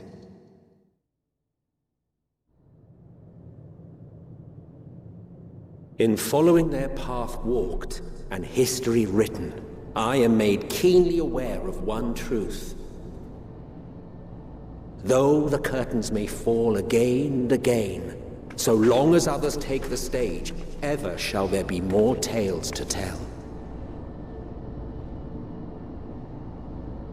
So, let them bring it to a close, I say. Let the curtains fall upon this, the final chapter in the tale of the star.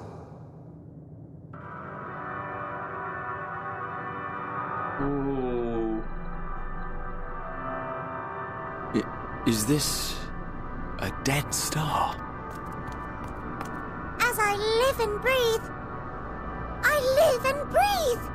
Well, the environment itself shouldn't kill us. Well then, let us search for Tancred while exploring the area. The ship we leave in your care.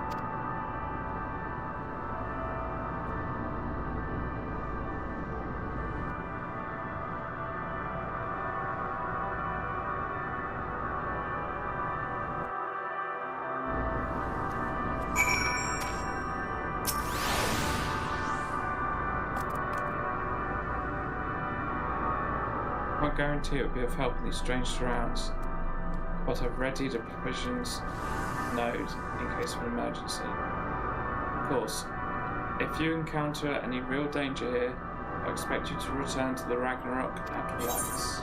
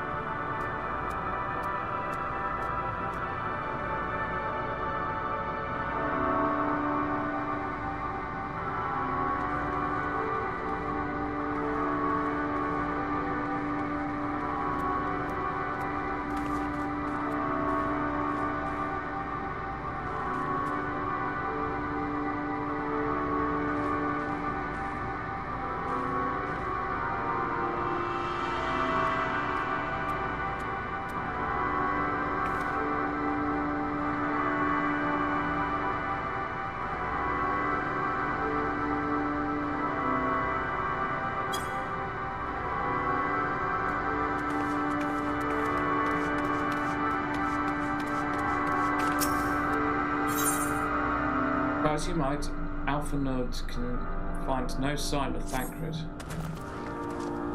We're fortunate this place could support life, albeit barely. I suspect given the torpid, stale quality of the air. But never mind that, we must find Thancred. Let's begin our search from the prow of the ship.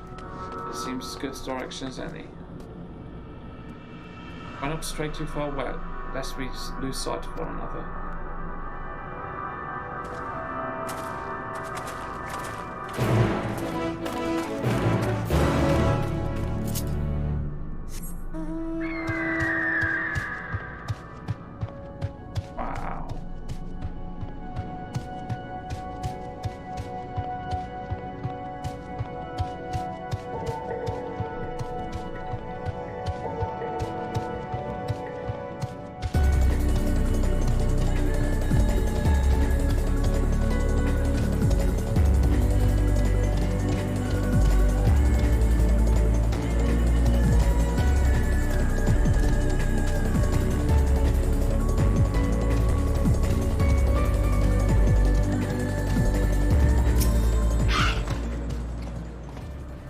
Ruins, but of what I wonder?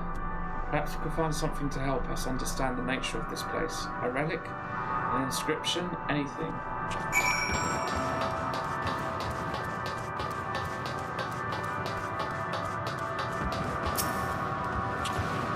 Look here, this part is relatively intact. The intricate design of the top suggests it's man-made, though its builders were surely not men as we can see. Having said that, I swear I've seen this pattern before.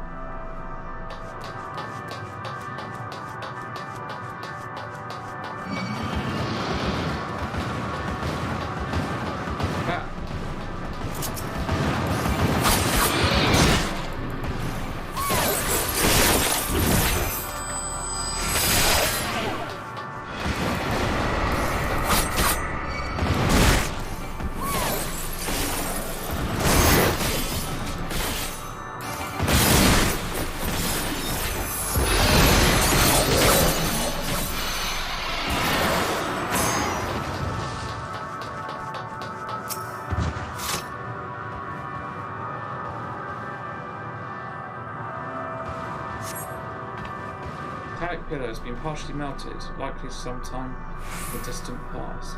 The damage does not appear to have been inflicted deliberately, rather it calls to mind the indiscriminate destruction often wrought in the heart of battle, in the heat of battle.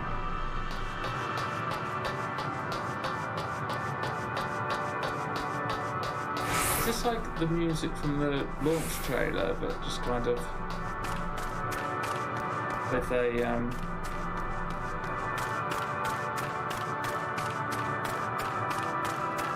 high frequency filter on it? Low frequency filter.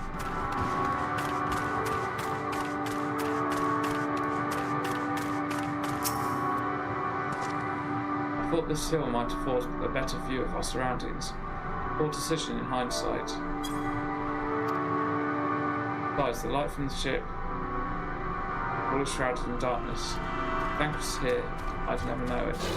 But I could tell we are near the edge of an island, if you could call it that, surrounded by floating debris.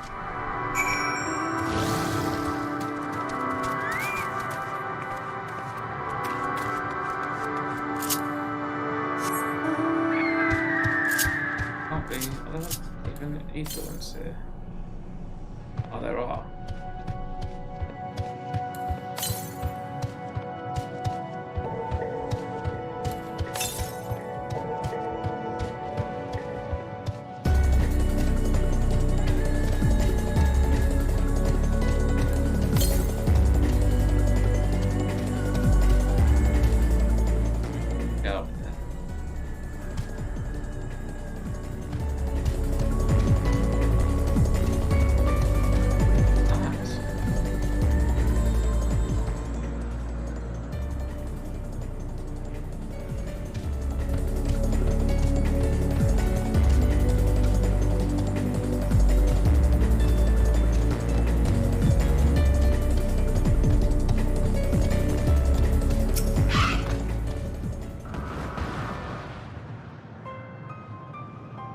Are you able to find anything? As I feared, and still no trace of Thancred.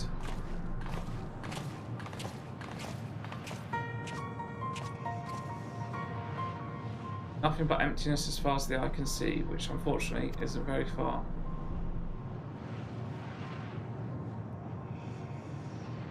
Though I can't help but suspect that someone or something is here. There are times when I sense it drawing close, and a chill washes over me, leaving me exhausted. Leaving me with feelings of death and anguish.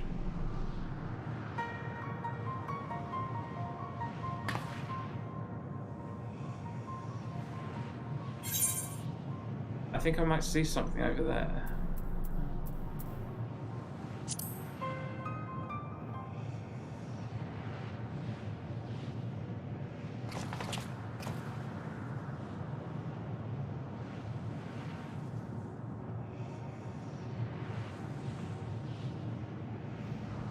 Talking about, there's nothing there. Or the big dragon.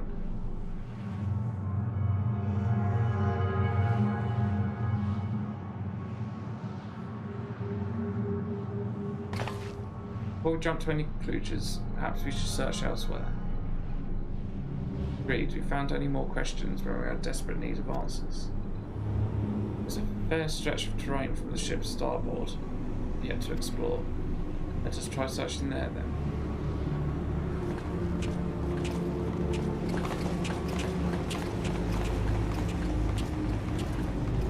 Nemo, a word before we join the others.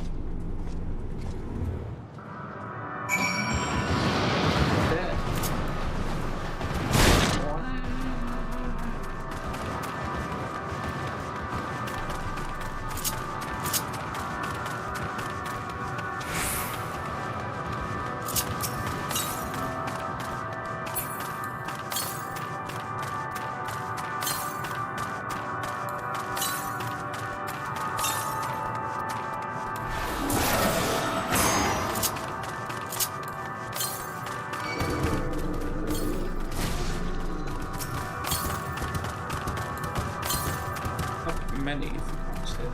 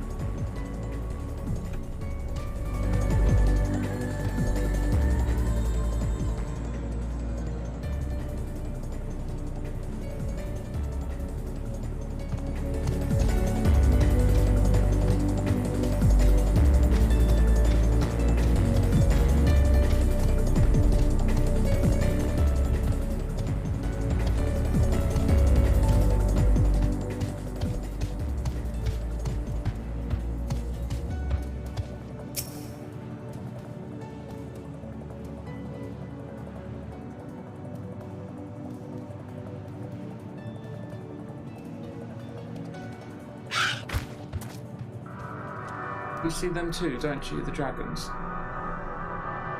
As I thought, their presence is tenuous at best, but there's no mistaking it. No doubt your bond with Midgard-Soma and mine with Nidhogg is what allows us to perceive. Could these apparitions be related to the dragons that now live on Theris?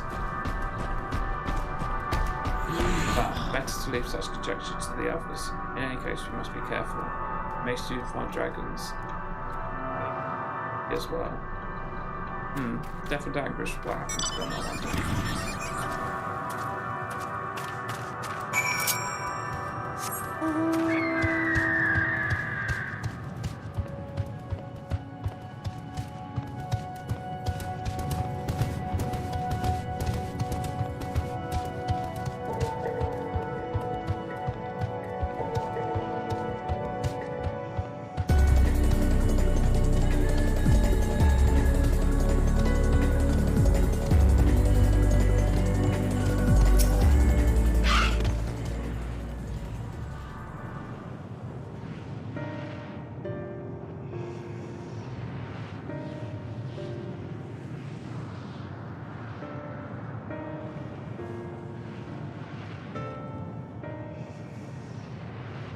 Dragons? Here?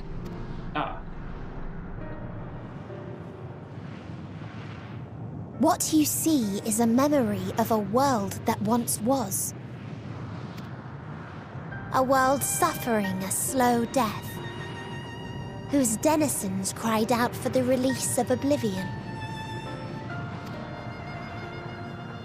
What? Their world is dead? It is.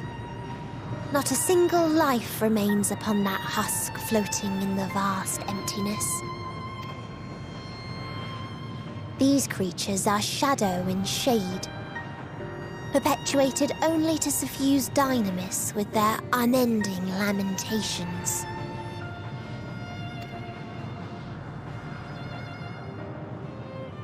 Our friend Thancred. Where is he? A strange question.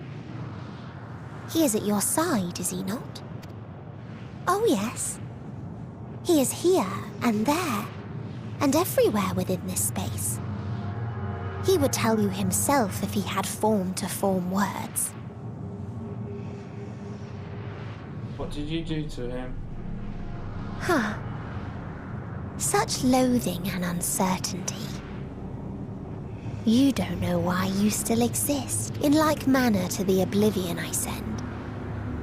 I tried to drown out your ether with dynamis. Beginning with this Thancred, who came at me despite being unable to breathe. His ether isn't as strong. Ah, that's why she was able to do it.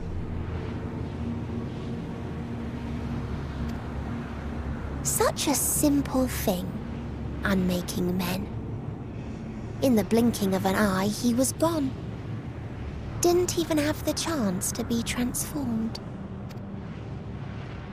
Yet somehow, he managed to leave a slither of himself behind. Good. Still hope.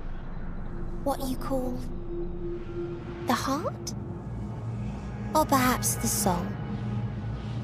In his final moment, he cried out from it. A single word. Survive.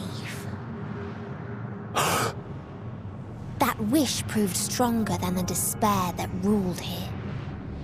It overpowered it, causing this space to be remade. Into a place you can perceive, and where life can endure.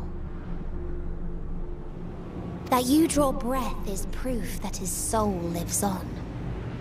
For how long, however, remains to be seen. We'll get him. We'll get our boy. Well then, we should hurry and tend to business.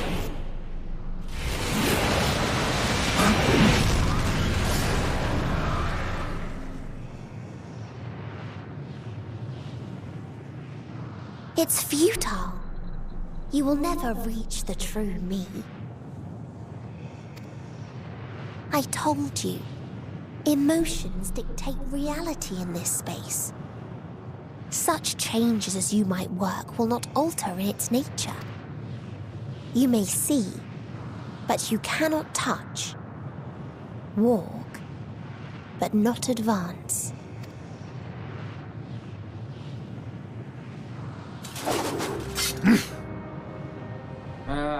Meteion holds too much sway here. How do we contend with a foe who can unmake us on a whim? Because Thancred's Aether was diminished more than ours. I do not know. But Thancred gave his life that we might come this far. We must press on. Agreed. We cannot turn tail here. Not without something to show for our comrade's sacrifice.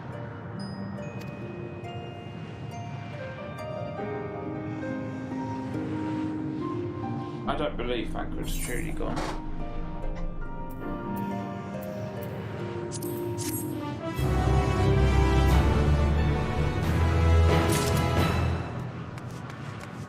Bit of a whimper then.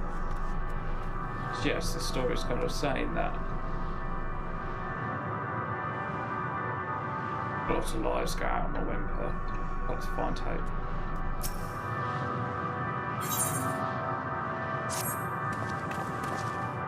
Soul without body, a form without being, a form of being with which we are not wholly unfamiliar. Indeed, for we existed in a similar state when residing in the first. Circumstances are rather more dire than that, 'tis true, but I choose to believe he is not forever lost to us. No, I don't think he is either. Regardless, in sacrifice he hath offered us a chance to prevail. Let's not squander it, and ascertain the nature of this we're on, that we might confront and defeat Meteion. Nina, would you accompany me in speaking with these dragons? Mayhap they can enlighten us. But ask the rest of you to survey these surrounds. If there is a path that may lead us to our quarry, we must find it. Very well, we can reconvene here when everyone has finished. Meteion said that these dragons are shadow and shade from a world whose denizens sought oblivion. As such, they're not like to be amenable to company. It's alone conversation, so please be careful.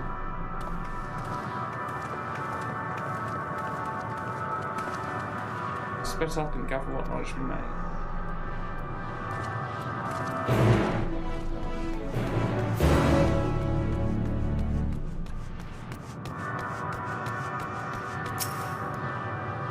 Visitor, not of this star, could thy slender hands bring plague to our world? Thy breath extinguish life's feeble flame. Oh, how we would adore thee, alas. In time our flesh shall wither, our souls fade, so we wait for its inexorable march unto oblivion. If thou art not come to hasten our demise, I bid thee leave us. We crave not companionship, only silence.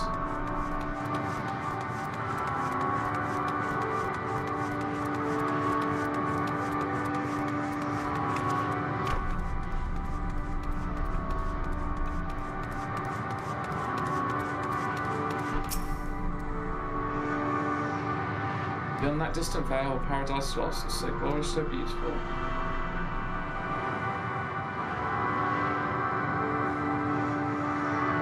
We were a proud and noble race, strength embodied, we knew only love before they came. Metal monstrosities of black and silver, no bonds of blood did they share, nor conviction did they have to guide them. A crushing defeat, never had we known such shame, stilled. Now are the winds, though none could fill these wings, burdened by ignominy. We fly no more, only sink to oblivion.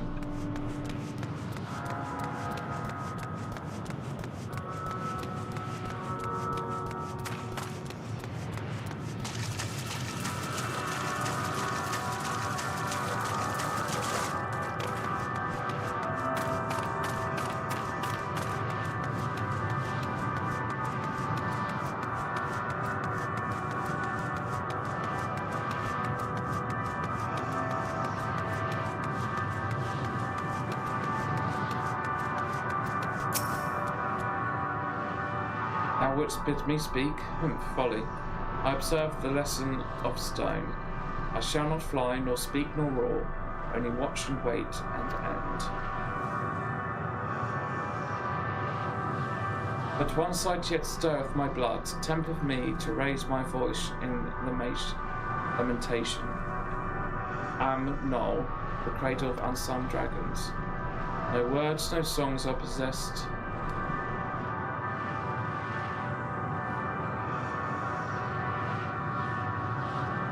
The weight to describe such tragedy. Go, if that be thy will, I shall remain.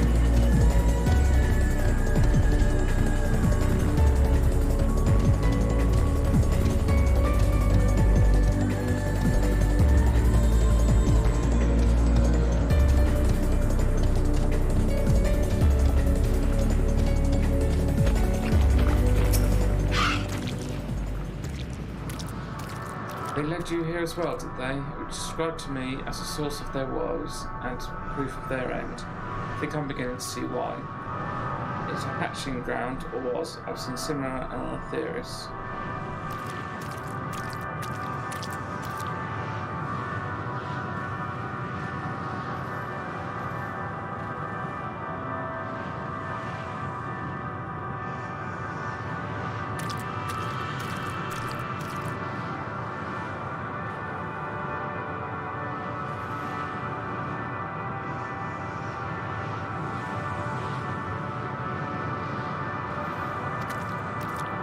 Garsoma's kind must once have lived and thrived in a place such as this. Vitra said his father was driven from their ancestral home by war and strife. This then is the fate of those who remained. Let's have a look around. Maybe these eggs have more to tell of what happened here.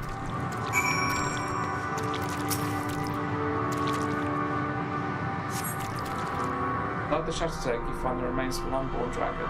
The body has already begun to decompose. The nation's half-dried membrane covering the corpse suggests it failed to emerge.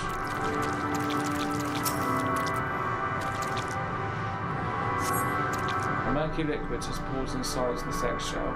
The noxious vita is indicative of contamination.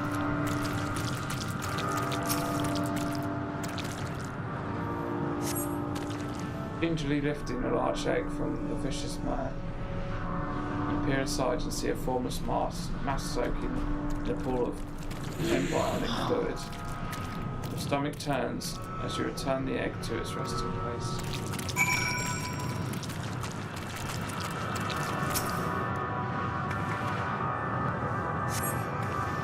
The egg appears to have been broken from the inside out. Perhaps the dragnet within succeeded in hatching.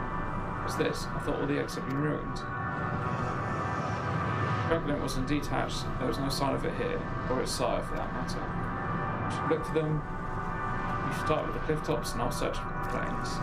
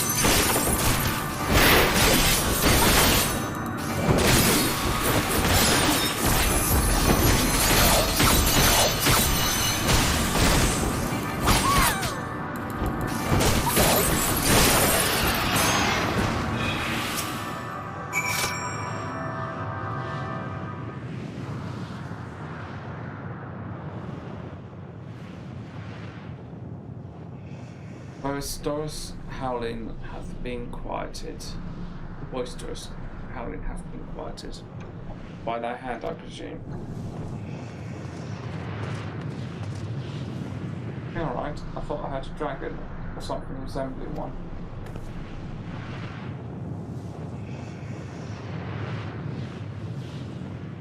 Ah, I see what's happened here.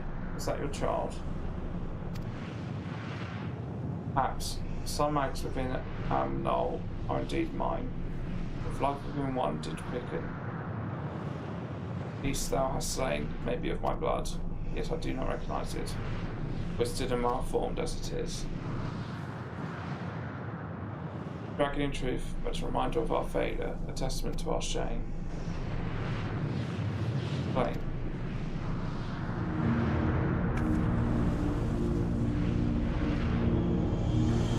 They descended from the heavens, cold-hearted machines, and with them raged war and death. Fire and fury, rage and rancor, we gave answer.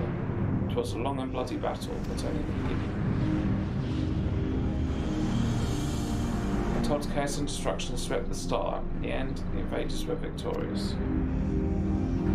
When they looked upon their prize, they deemed it unfit for requisition. We were abandoned to our ruin.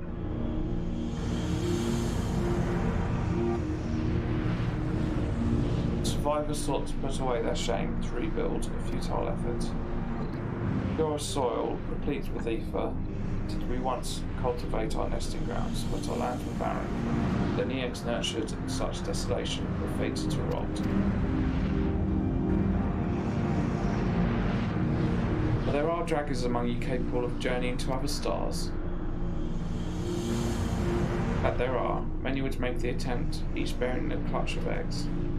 The richest stars were home to the harshest rulers, and the arrival of dragons incited contests for supremacy. When the fires faded, the wars lost and won, they too were reduced to ash and waste. It's a curse for those who seek life to be drawn into conflict, to conquer or be conquered. A vicious cycle we now choose to break, tired of conflict of everything. Wait now in sweet, merciful silence, free from strife and suffering, still as stone. Wait, you claim your kind is doomed, but there is another star.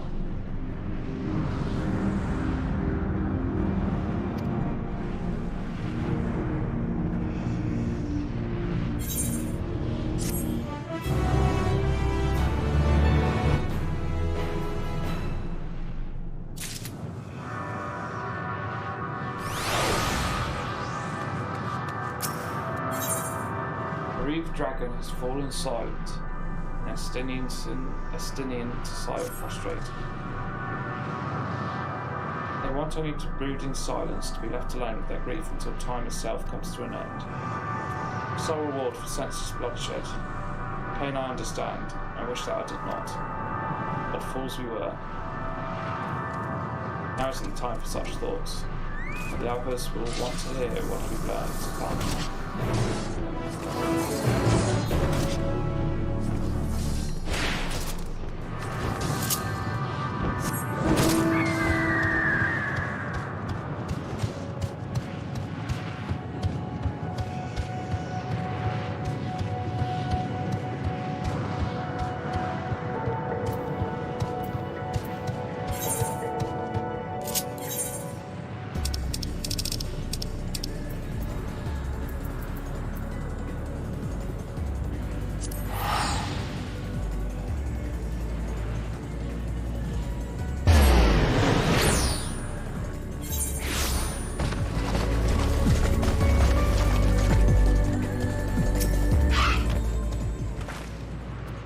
Were you able to establish any meaningful contact with the dragons?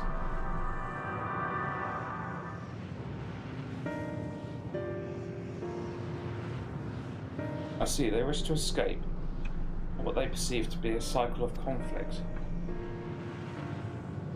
Thank you, Nima, Estinian. As for our part, we believe we are more acutely aware of our confines than before. We started off traversing the perimeter of the island to see if there might be a path leading off it. Decided there was nothing to be found. There's no small amount of debris floating about. Could there be enough to serve as a bridge to lead us elsewhere? I considered that, and so I tried throwing a stone onto a potential platform to judge its integrity. But it never reached its mark. As it crossed an invisible threshold just beyond the boundaries of this island, it vanished, only to reappear above me and fall at my feet. I would not be too quick to presume that what we see outside this space is as it appears. Which is why I returned to Ragnarok and asked the Laporites to search for a potential path. However, the ship's instruments failed to provide conclusive data on the surrounding area. Until we know more, I think it's too risky to attempt flying to another island. Osmotion told us before that emotions dictate reality here might be key, but I'm not entirely sure what emotion might manifest a bridge to lead us to safety. What you're saying is, we've no way forward. At present, if it is indeed emotion that governs this island, perhaps it's not Metians, but the dragons that holds us here.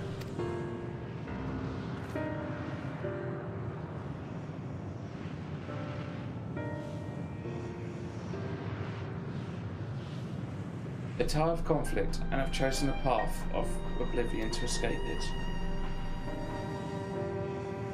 Or rather, they have chosen no path at all, meaning there's no way for the dragons or anyone here on these islands to advance. Sound theory, disheartening though it may be. If that is the case, what recourse do we have? They're not likely to be persuaded to help us.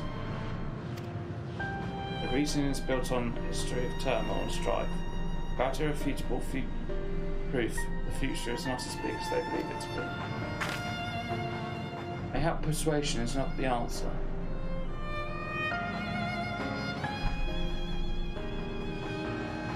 Meteon meant to unmake us then, and there on the Ragnarok, she would have succeeded if not for Thancred's determination. She conceded it was strong enough to overpower the despair that otherwise rules Ultima Thule, to reshape it to a degree. Perhaps it can be done again in a like manner, by overpowering the prevailing emotions. Was Ultima Thule's architect, Meteon herself, against whom Thancred had pit himself in a clash of wills. Though I marked no leader among them, as such, I did chance to encounter a dragon, possessed of despair far more potent than most, potent enough mayhap to dictate the course for others. And thus, their domain to follow. He spoke but few words, carefully chosen, their tone and timbre alone, threatening to rend my heart in twain. Challenging his desire to remain may allow us to alter the island upon which we stand. Alas, I fear my vaunted rhetoric avails me naught against his calcifying heart. Mayhap one of you will fare better.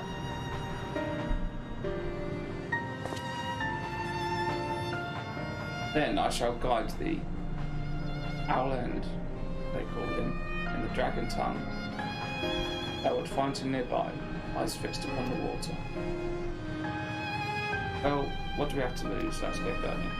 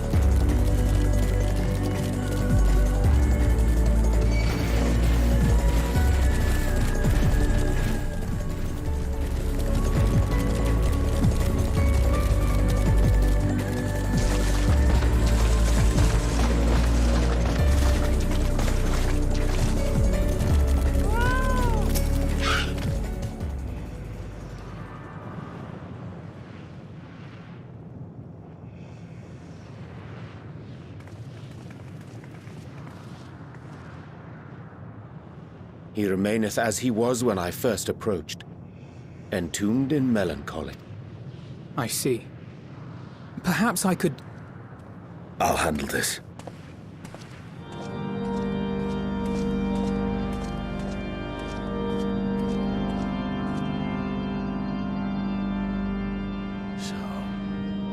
Waiting to die like all the others, are you? High up, pride is crushed, and the soul's corrupted, the winds are stilled, and the heavens offer no comfort. There is nothing left of our kind, our long lives of wait to the end, to a stone we shall become. So you say.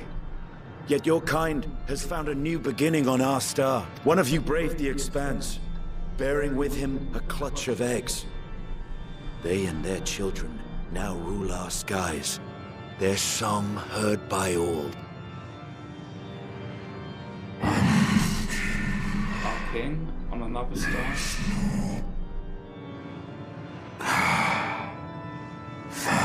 Yet upon thee do I smell the blood of my brethren, where they gone into discord and war on their new home. They were.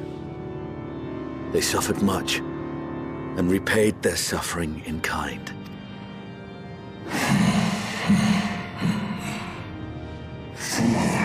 It mattered not whether we blind. Ever will a sanguine ocean await us. Ever will retribution's wheel turn. So, on the last of my pride as a dragon, I break free of this will. I renounce conflict, exile myself from the other, never again to be touched by the flames of hatred. Had your brethren made the selfsame choice, my family might still be alive. Yet lasting peace does not come to those who simply retreat from conflict. No, you must be willing to confront it. To stare into the face of your foe, and see yourself in him. Only then can you break the cycle of torment and tragedy. This lesson, a dear friend taught me at the risk of his life. There is no nobility in your penance. You wallow in self-pity. And after everything we've endured, we will not let you stop us.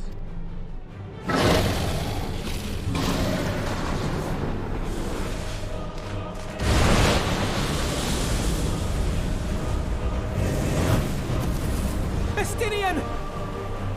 Stay back!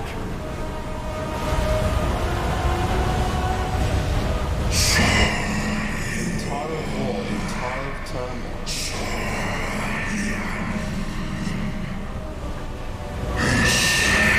Dignity charms a crimson stain.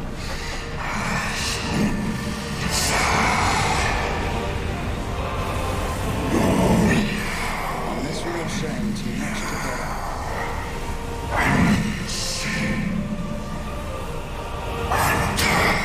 Release us from war.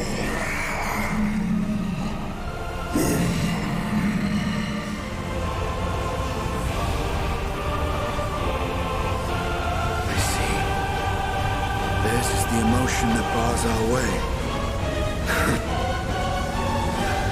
The rest is up to you. Estinian, what are you doing?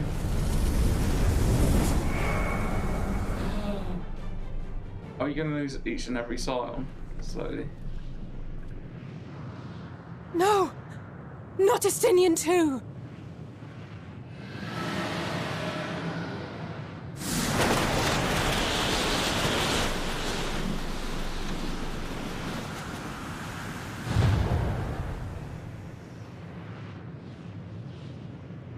There's a wind.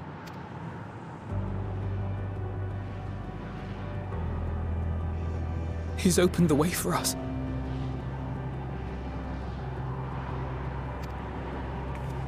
Sacrificed himself to remake this place, like Thancred did. Are you saying they're gone? I kind of can't believe it if that's the case. No, they can't. Alphino. Yoshi P is doing this. This is. Come. Let us follow the wind. It will not lead us astray. He would not.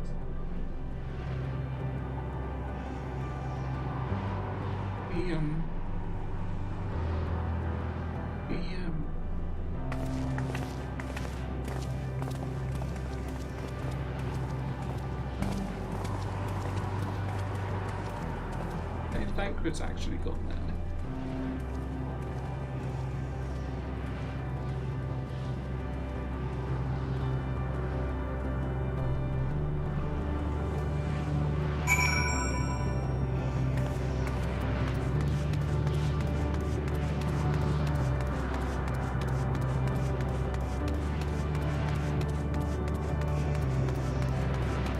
And the music's builds him up as well. Are we going to lose each person? Better not be losing the silence to march forward.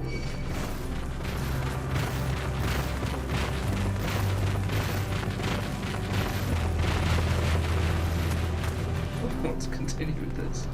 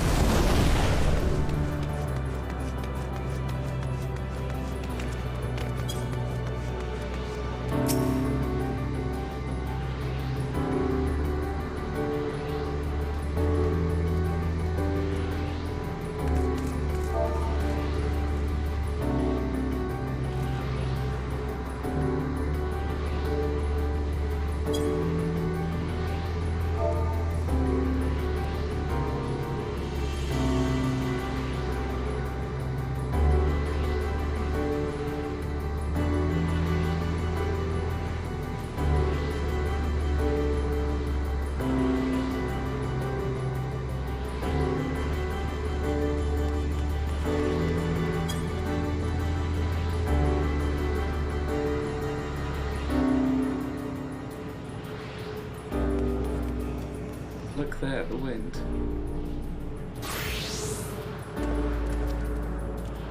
Stinian's doing, I'm sure of it.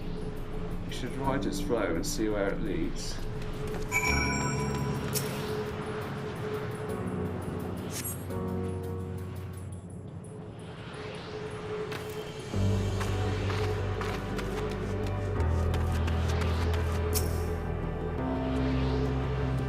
Gale has delivered you to another island. The other side should arrive before too long.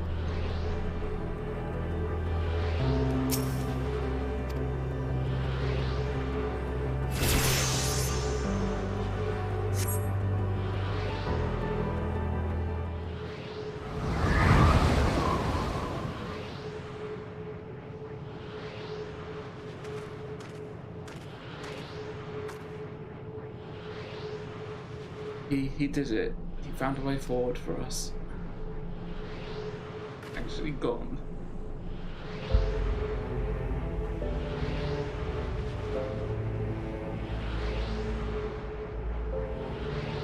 Dragons remain trapped within a prison of their own making, lamenting the horrors of war, yet Stinian knew them better than most. He was a man of honour and a dear friend, willing to fight to the very end for what he believed was right. He still fights in Alpinade, just like Thancred. Sacrifices are why we can survive here, why we still have a chance to stop her. Even in spirits, they're unwilling to give in to despair. We mustn't either. As is right, we must press on for their sake.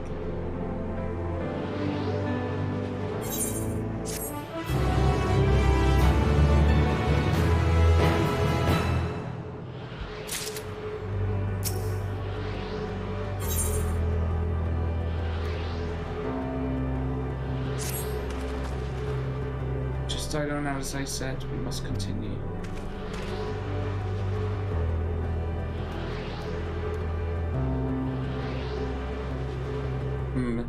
Notice the change in your surroundings, in our surroundings. Perhaps it's a memory, an altogether different world.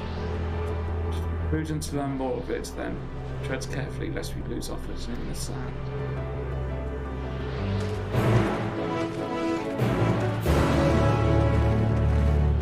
Because this world is brought on by emotions, is it change, or are these just parts of different worlds?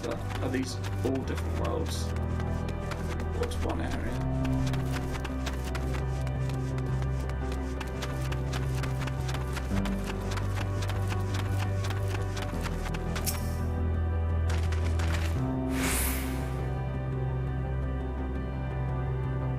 Were it not for the violet crystal embedded in the surface, it would appear as an ordinary stone.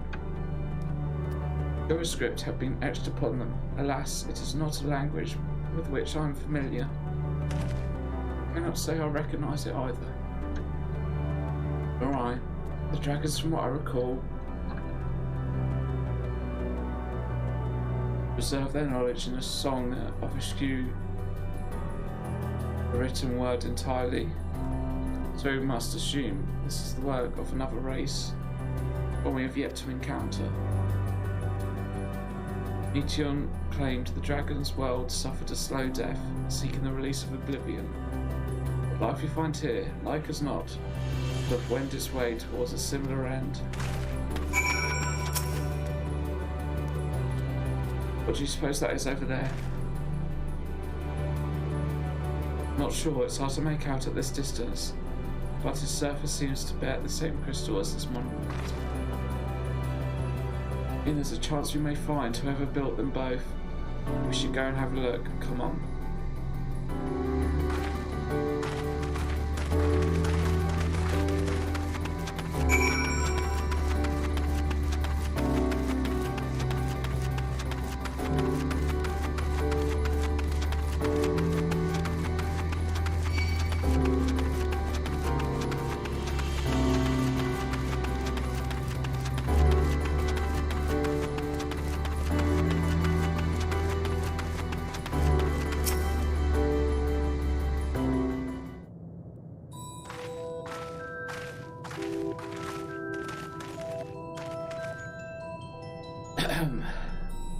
Hail travellers, this is a most unexpected occurrence. Hello there. Is this your home? Indeed it is. Forgive me, I had forgotten. An exchange of introductions is expected. First meeting those with whom one is unacquainted.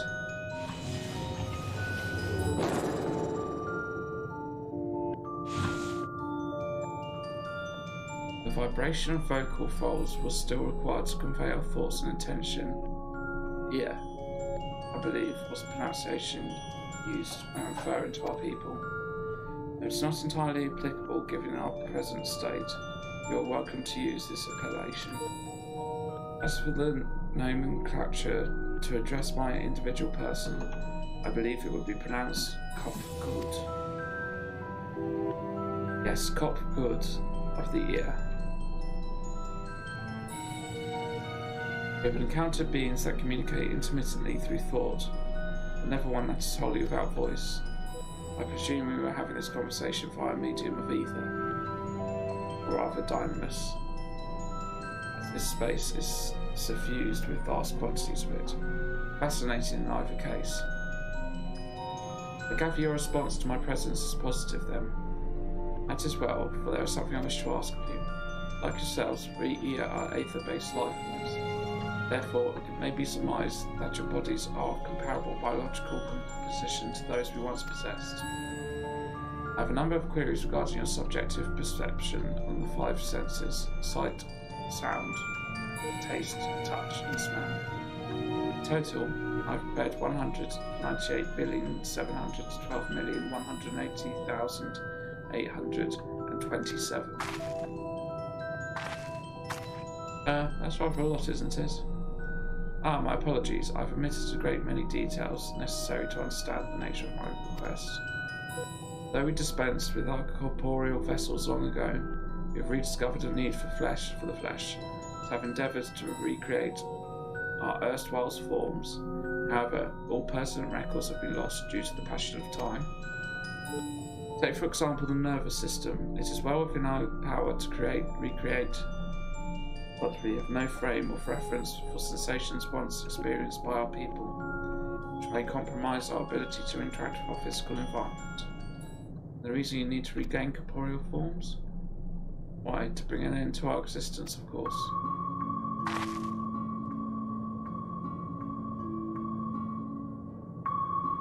Though need is perhaps too strong a word, it would be simply a matter to unmake ourselves through use of etheric exsanguinators?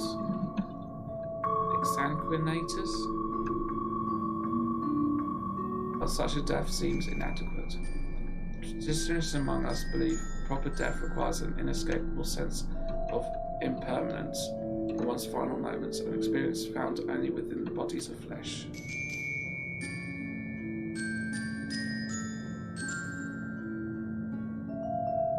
We should very much like to hear more of your plans. In exchange, we will answer any questions you have to the best of our ability. Such an exchange of information would indeed prove useful. Very well. To ensure efficacious exchange, I hereby invite you to our home. Yes, the abode of the air, where we traditionalists prepare for our demise. I presume your consent to answer questions is indicative of a tacit approval of our plans, in which case your cooperation is greatly appreciated. I must caution you, however, to be mindful of the air. Wandering the desert, their desire for bodies of flesh could be described as overzealous. Now, if you would follow me. This is going rather smoothly, not that I'm complaining, mind. Even so, we mustn't forget their aim is oblivion, much like the dragons. Though I fail to see why a civilization so seemingly advanced would choose to unmake all they have created. At any rate, we will find no answers dallying here. Let's be on the way.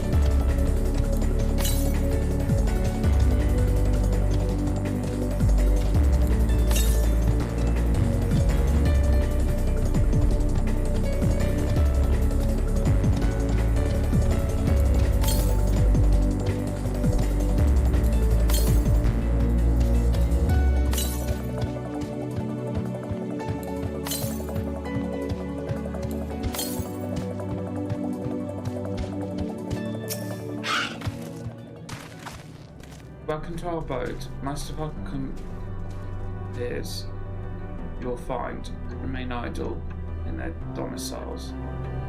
Though your quizzical expressions indicate my phrasing is unclear, I speak, of course, of the violet crystalline constructs hanging from the stone structures there. You say they remain idle, but what of your work to regain corporeal bodies? An astute question, and understandable given your finite nature. We have no desire to pursue our research, for it is no longer necessary. If in our idleness we are struck by sudden inspiration, we rise to pursue said inspiration to its conclusion. As far as present for your arrival, and while I continue to engage with you still. But while the others are not currently in a motile state, rest assured they would not object were you to disturb their respite. They only cast your thoughts towards one of their crystalline domiciles to communicate.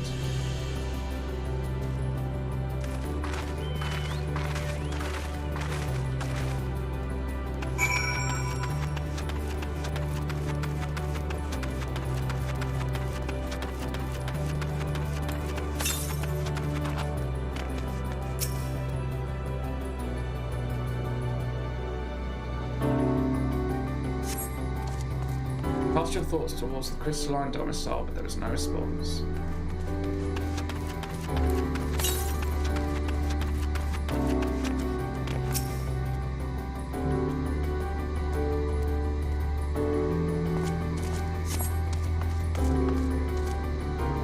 You wish to speak? Very well, play a moment if you would.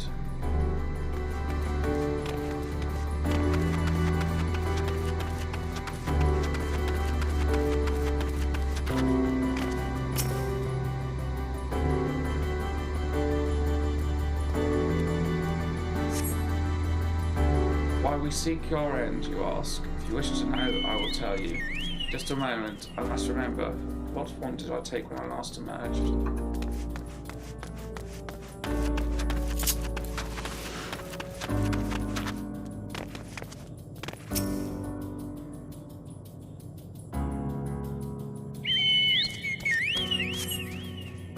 The strange man comes and goes, but soon faces silence.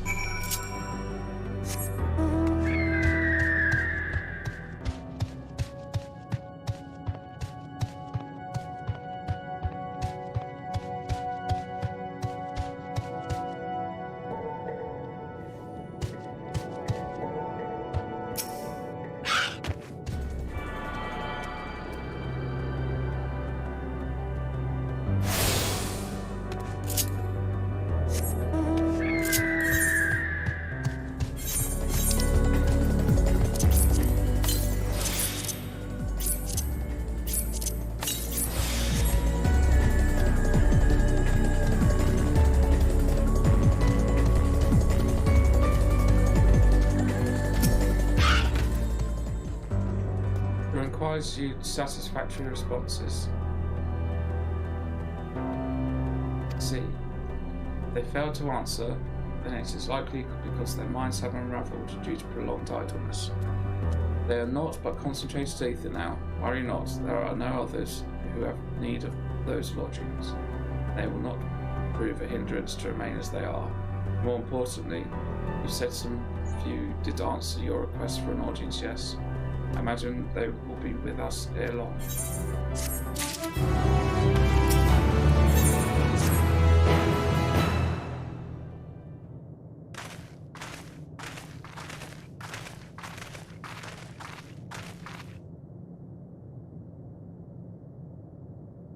I had no luck, but everyone else fared well enough. Quite a few have awakened. Ah, there they are.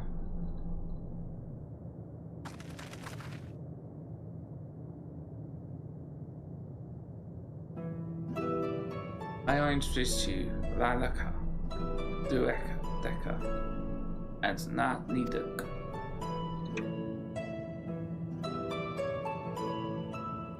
It's been too long, Kuduk. I dare say, Sadif 4 has since completed an orbit. Indeed, until the travellers brought it to my attention, I didn't notice how unravelled some had become. Travellers are, of course, the ones who wish to know why we seek to regain corporeal forms. Proof of the matter is plain to see as the neighbouring systems, but my single account would fail to satisfy the requirement of scientific objectivity. Thus did I bid them awaken you. Am I the only one who struggles to tell who is speaking? Nay, thou art not. In the absence of corporeal forms, the divergence they afford, mayhap such similarity in voice is unavoidable. By the way, have you already observed the requisite custom for the travellers? That which one is expected to do when receiving guests, a matter of proper form.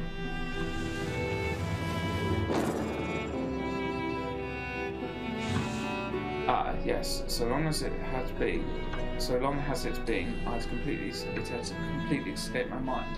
Still does. What was it again? Can't seem to remember.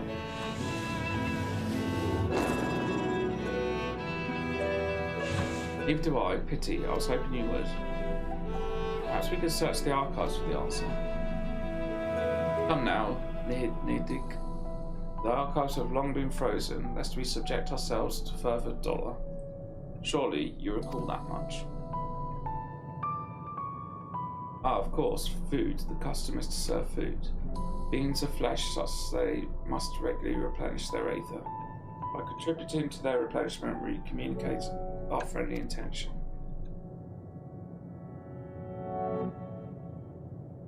That's right. Duly invite you to join us in our communal repast, after which we may engage in leisurely conversation. If you have a chance to learn something, then I see no reason to decline. Excellent. If you would care to follow, we shall feast on the purest ether.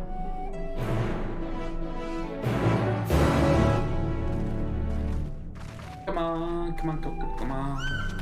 Whoa.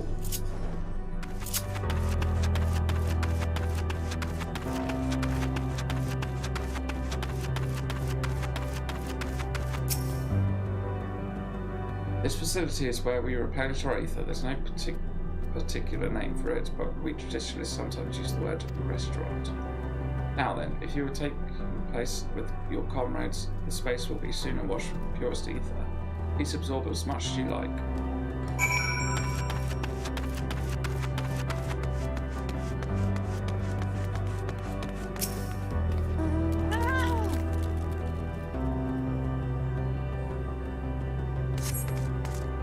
Brace yourself for a rush of sweet, sweet ether, but nothing seems to happen. Perhaps you need to wait a little longer.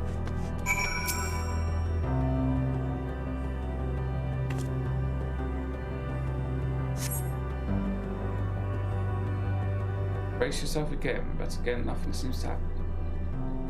Just as I selected, as meticulously as one might recreate his home world, this is Ultima Thule. One cannot simply generate ether here. Recreations. Our friends are oblivious to this fact. It's the very truth of their existence, much like the phantoms of the recreated Amarant. However, appearances may seem, we must ever be mindful that it is the memories of the dead with whom we deal.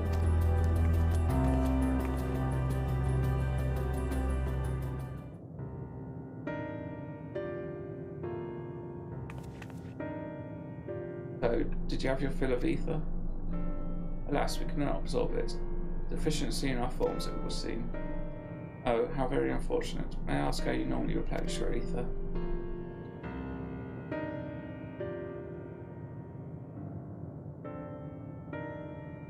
Through your mouths, you say? How very primitive and quaint.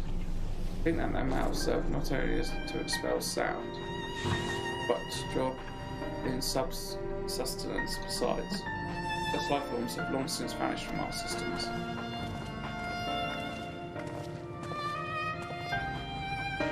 I regrettably could not partake in your magnificent feast. Rest assured we feel you are welcome most keenly. Of course, we praise ourselves for your sophisticated ways, however, we could not fail but wonder. Wherefore do you wish to obtain vessels of flesh, thence to vanish? Will you not favour us with an explanation? You flesh and blood beings are always so hasty. It does have its charm, however. Very well. We shall indulge you. In the beginning, when the Eo possessed corporeal bodies, our ancestors dedicated themselves to the purest of knowledge and technological advancement. By transcending all limitations, we believed we would eliminate sorrow and abide in true happiness. From a tangible such as lands to the intangible such as labour, there exist myriad hindrances to progress, but the most confining of all was the flesh itself. Our natural lifespan was distressingly middling, you see. Too short to enjoy unhurried lives, yet too long to be considered disposable.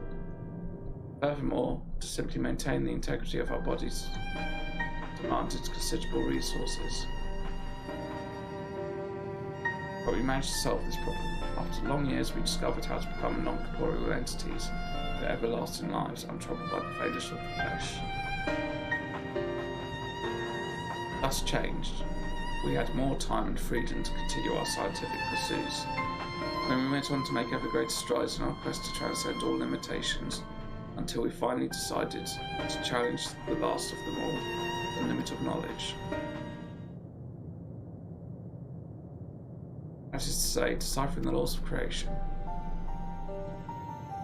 We sought to discover how the universe came into being and explain all extant phenomena, hence predict the future.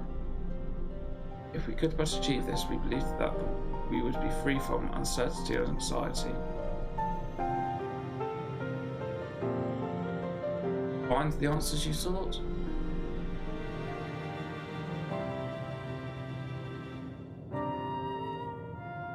Yes, we did. Our efforts revealed to us fundamental truth. Knowledge of said truth is essential for the continuation of our conversation. If you will learn more, we will share it with you. No, you mustn't. Primitive as they are, it would be unspeakably cruel to deprive them of their ignorance. Their persistent corporeal forms, their lives readily ended. Those who have gone before, is it not our duty to warn them? What thinkest thou?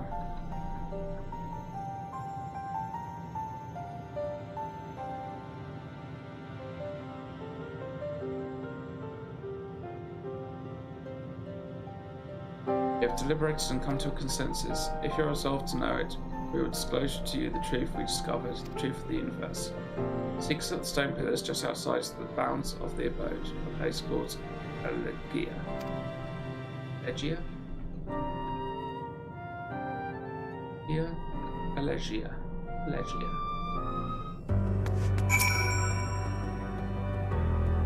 Fundamental truth.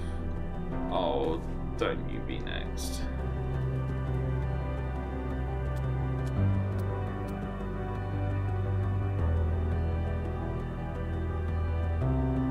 You will hear it, of course. Let us learn what has led to such an enlightened people to this indolent end.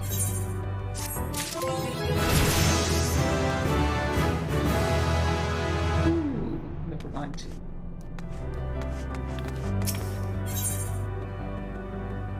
Something seems to be weighing on Orangage's mind. Ere we join Air, there is one trifling matter I would fain investigate. Nima Grahatir might trouble you for your assistance. Perhaps we should head outside the abode if you will kindly follow me. I know not what mischief you are plotting, Orange, but I trust you have our best interests at heart. The rest of us shall go on ahead to Lygia, lest you worry we won't start without you.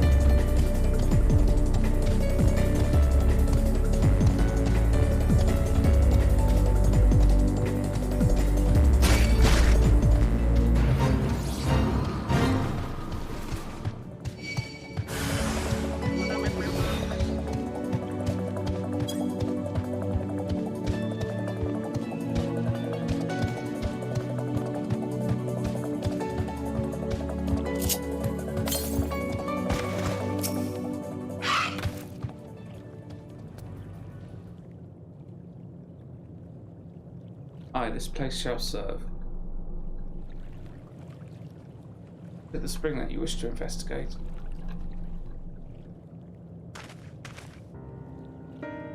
Hey, forgive me, my friends, but there is naught to investigate. It was but a pretense to speak in private.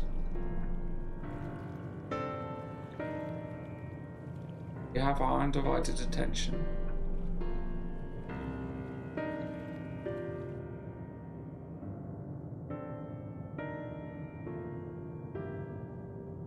As we have established here in Ultima Thule, those denizens of ruined stars are recreated in their twilight days.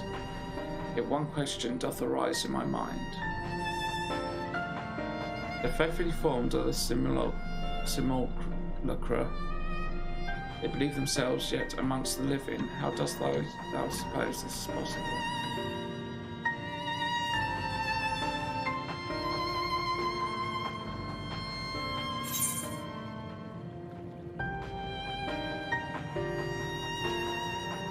Meteon has taken their hearts unto herself.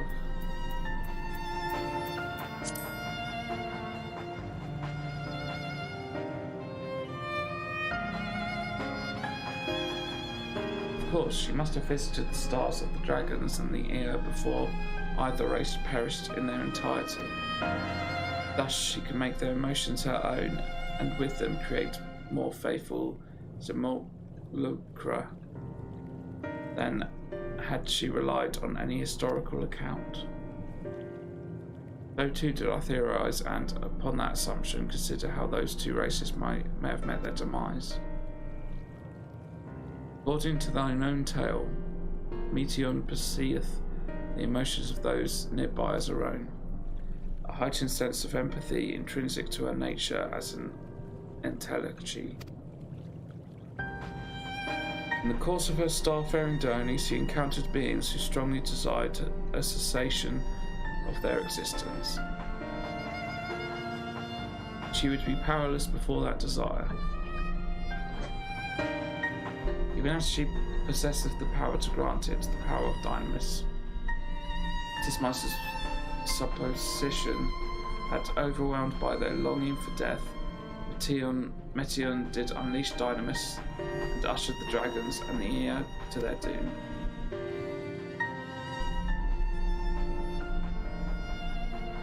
Of course, such was not always the outcome. Full many stars did she find already lost to ruin. In order to create a terminus, however, the fervent desire for the end is essential. Therefore, should you struggle to find the way forward, pray ask yourself this. In the place where you stand, whose is the soul that yearneth most desperately for oblivion?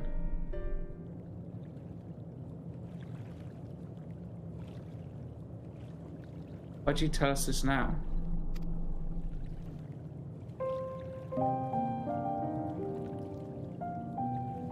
Nay, again would I betray your trust. This pledge I did make to your comrades. In bringing thee into my confidence, I would remain true to my word.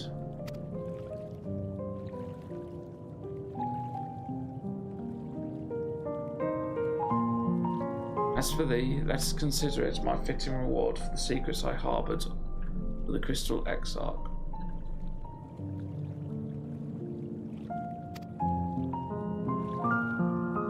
Don't do it, Oriage. I once placed my faith in thy chosen path, walking at thy side, full knowing that we were bound for thy demise. I ask now that thou returnest the favour and abide in faith as I fulfil mine own destiny.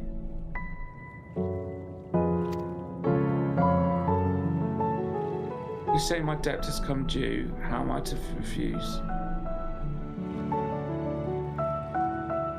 Indelicate of me, I know full well, but I can but beg thy forgiveness. Yet even if I must go to such lengths, I cannot well feign ignorance of the answer I have found within. The answer to the question, in what moments might I stand strongest?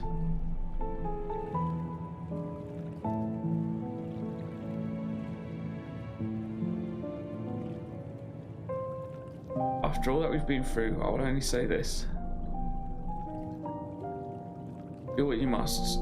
Do what you must and see your conviction through.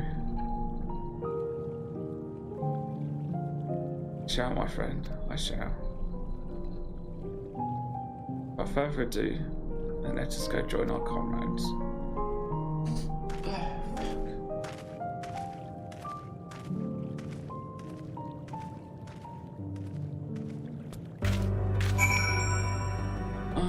I don't want to do this. Let us be off to Allegia.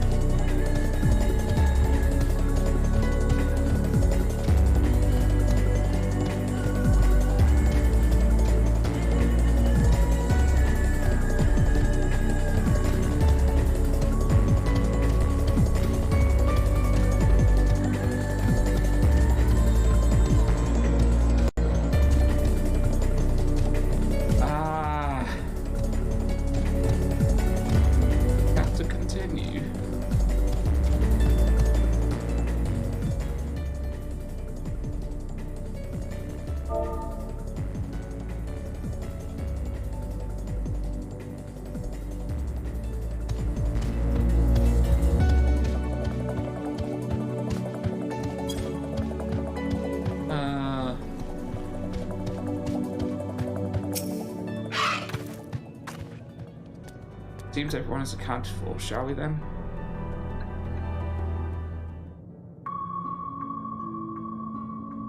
Please continue. Tell us about this truth you discovered. Very well. Bear in mind, however, that the purpose of this conversation is not to impart scholarly knowledge, for such requires that you comprehend the subject matter, which you will not. We will forego the intricacies of our scientific methodology and deal only with the conclusion, the end of our society. We acknowledge, with regret, that your star is in the midst of the same panic-induced cataclysm that befell Deneb 3. As such, in order to avoid causing undue distress, we will refrain from explicitly stating how much time you have remaining. You are entirely too kind. I pray you recount your tale as you see fit.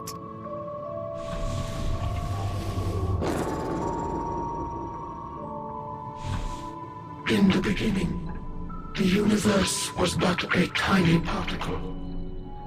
Then suddenly, this particle began to expand, having remained entirely in the bounds of your star. The phenomenon may be difficult for your kind to grasp, but this expansion has since continued unabated. Speculating that the universe could not grow indefinitely, we sought to learn what might occur, and made a worrying discovery. The stars will continue to spread apart, as will their finite thermal energies. Eventually, all heavenly bodies will grow cold and freeze. No new stars will be born, and the universe will enter onto an eternal ice age.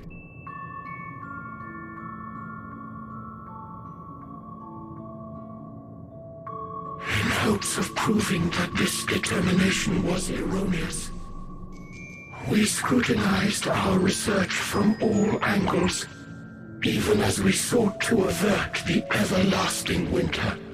The endeavor proved fruitless. So infamously so, in fact, that it became synonymous with vain effort. The universe as we know it would end, and there is no way to prevent it. Beneath the weight of this knowledge, our society stagnated. Though we had time still, It was a cold comfort. Why strive for anything when desolation is assured? When our wealth of wisdom, accumulated since the dawning of our kind, would be forever lost, no civilization would rise from our ashes. No scholar recover our knowledge. In silence unbroken, naught would stir. Intellect was once our pride. Overnight, it became our shame. Our works, monuments to futility, immortality, our greatest invention, became a source of suffering. Rather than suffer on, many chose to unmake themselves by means of etheric exsanguinators. Etched upon these stones are the testaments of such souls. Though many left no words at all, thinking it a pointless gesture. Once we have obtained vessels of flesh, we likewise intend to vanish. If you understand this, understand aught of our tale, you will abandon your quest for ignorance truly is bliss. If you would cling to your illusory happiness, remain primitive and pure. It is the only way.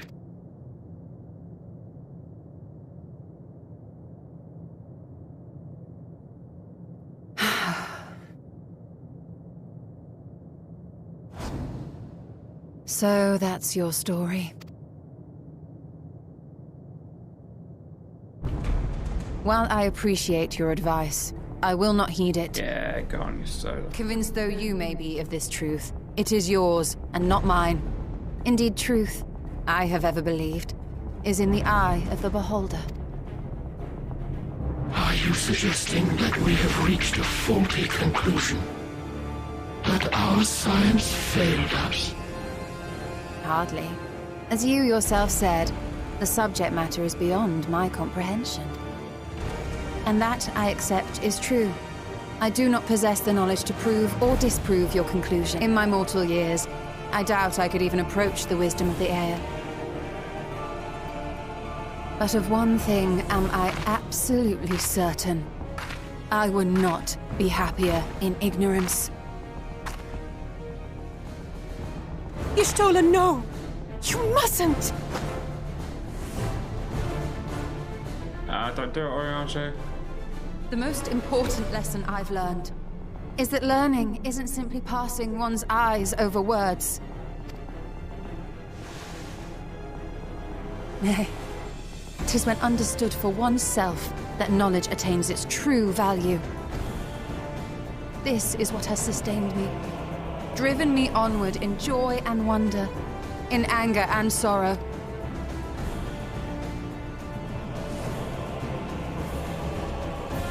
The universe may end, and all may be for naught. But I will live as I always have. I will always seek out new knowledge. And no conclusion of yours, no matter how grim, can dampen my desire.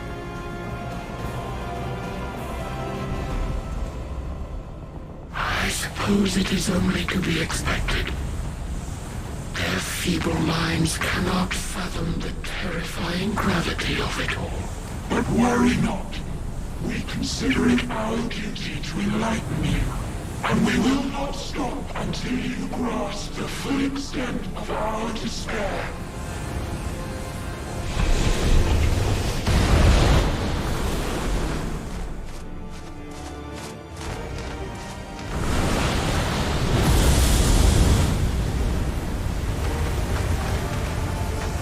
Keep calm and listen well.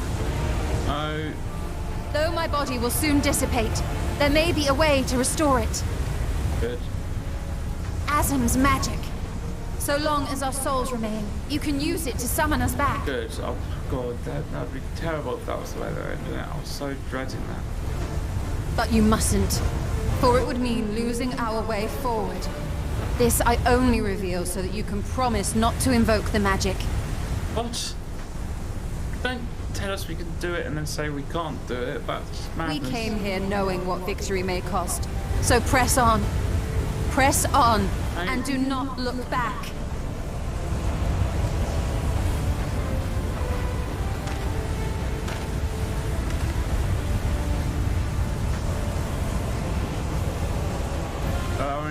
Don't do it. I shall join thee. Oh. As subterfuge is not required, thou shalt not suffer for mine absence. Mariange. My resolve hath never been as strong as thine. Full oft have I wavered in my decisions, and afterwards been stricken with regret. In spite of this, I may still stand with my comrades, supporting them as they attempt the greatest of feats. This truth I have learned in the course of our journey. And many though my shortcomings may be, I may also claim to excel in prophecies. My studies, into which have granted me the flexibility of mind needed to bend this malleable reality.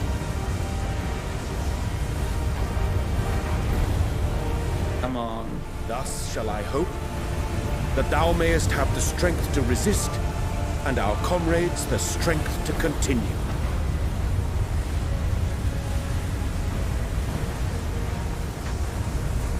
With you to urge us on, how could we possibly fail?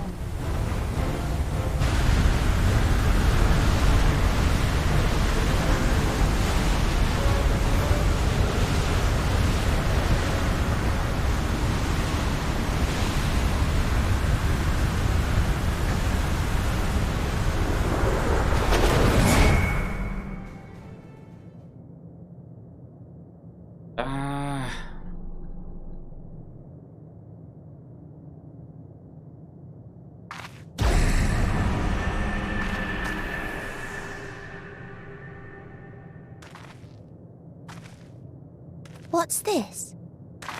An extinguished civilization. Rekindled.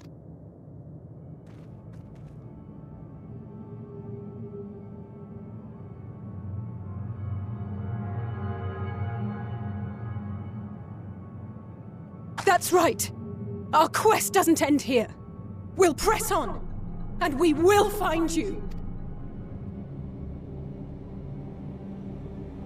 There. That's where you'll find me. Is that another star? Of the stars we visited, most were already devoid of life. And where there was life still, the inhabitants wished for death. But even death, we learned, isn't truly the end. It is but a part of the cycle of rebirth. Souls return to the star, or in its absence, a larger flow. And eventually they are reborn, alive again, to know suffering anew. True salvation lies not in dying. It lies in not being born. This is the gift I would give to you. To all life on beautiful Aetheris. To that end, we created an egg wherein life cannot quicken. That dead sun. Attain it if you can, before your friends' emotions fade away, along with their protection.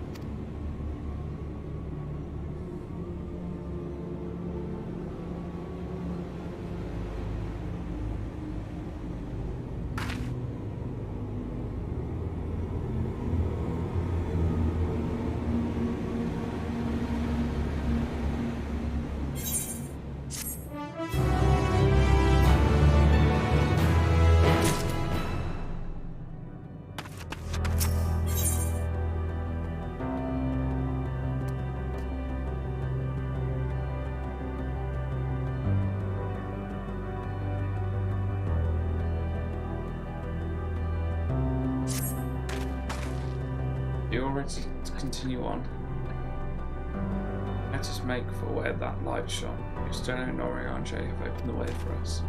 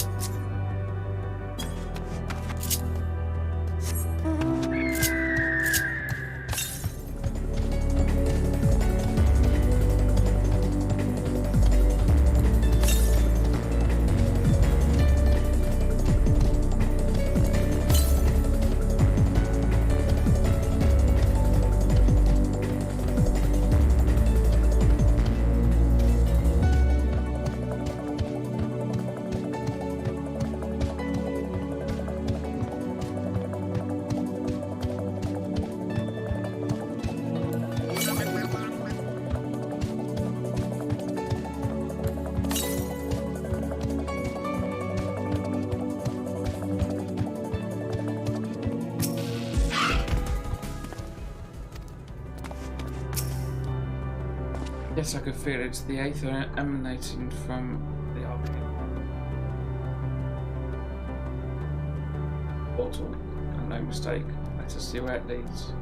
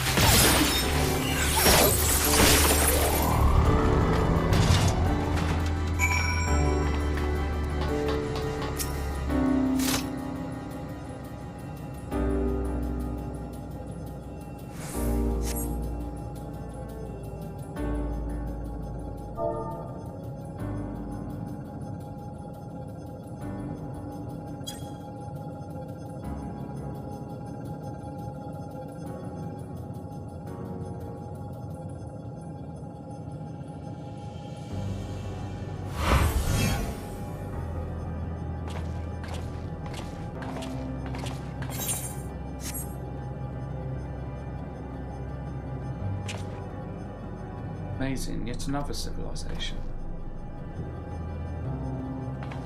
And as soon as you arrived, not the most welcoming of places, is it?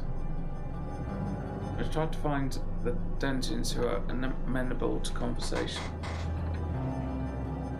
We also get the lay of the land to see how far we can go. I'll have help in order with that. In the meantime, you and Graha can search for friendly folk. Apart from hostile beings, take care with your footing. I mislike the look of this terrain. Not knowing what the locals are like, you'd best take care of yourselves. We'll find you once we've finished world exploring.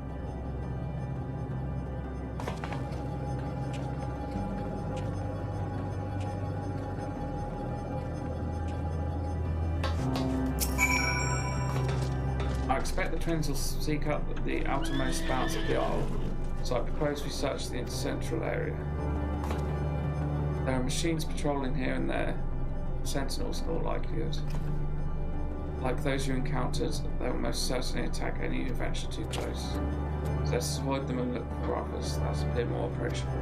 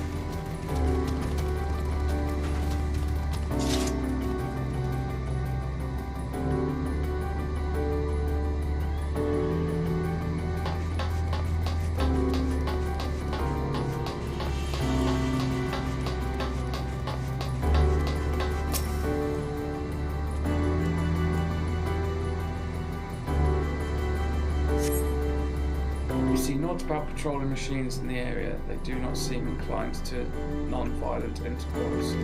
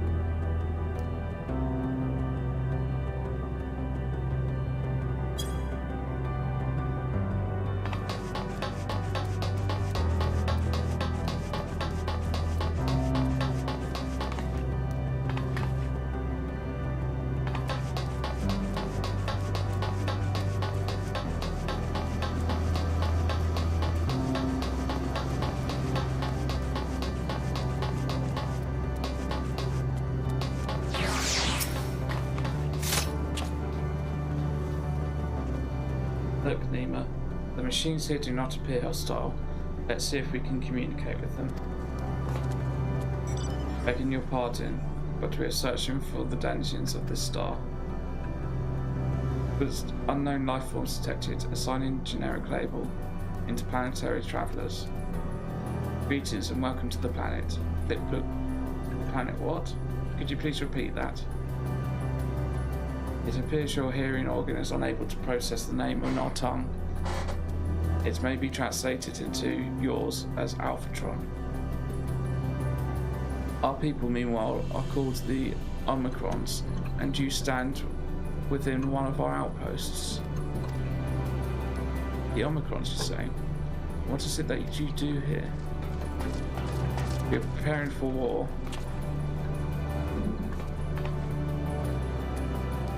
As we presently do not have a designated target, you have nothing to fear. Should your star become designated, however, you'll be taken into custody and or terminated.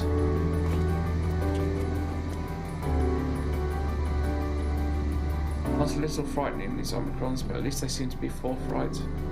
I will see what else I can learn from this fellow. If you could try speaking with the others.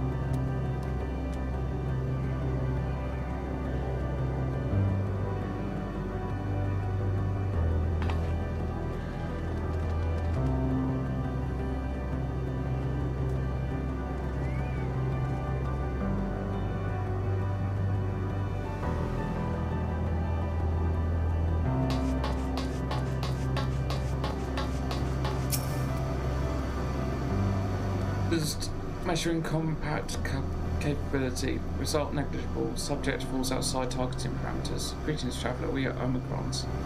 And our objective is self-enhancement. In order to achieve this, we venture forth in conquest to acquire combat data and resources.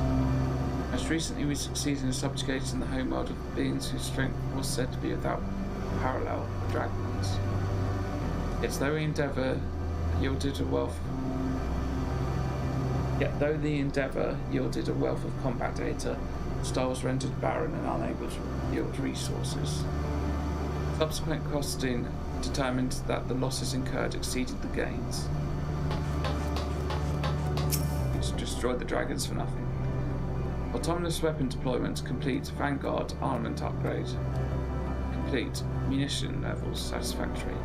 Combat readiness assessment nominal. Awaiting instructions from Sir. Maintain a state of combat readiness.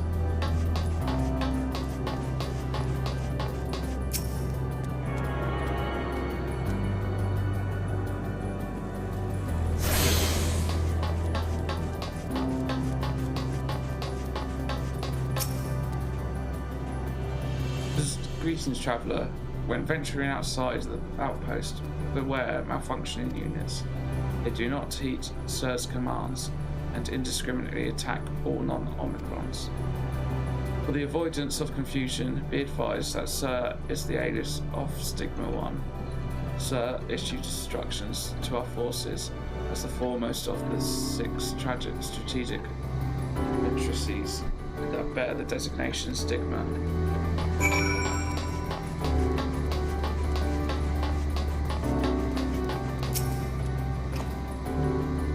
You learned a few things, so did I. Ere we share our findings, however, I believe it best to step outside the outpost. Come with me.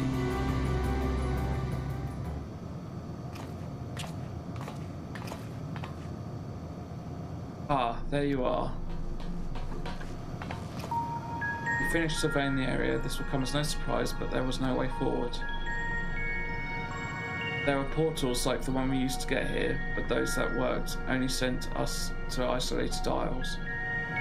Then, as before, we must locate the embodiment of the emotion that bars the way.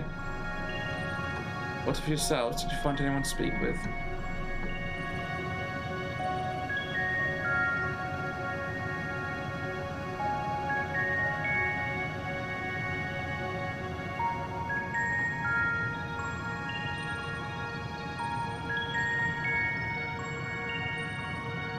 So, Omicrons seek to advance themselves through conquest. Following their victory over the dragons, they stand ready for the next campaign, but the leader is yet to issue new commands, and so they wait. Such a place, who could it be that fits Oriange's description? A soul whose yearning for oblivion surpasses all others. Oriange said this? During our investigation, before we joined you in Elysia,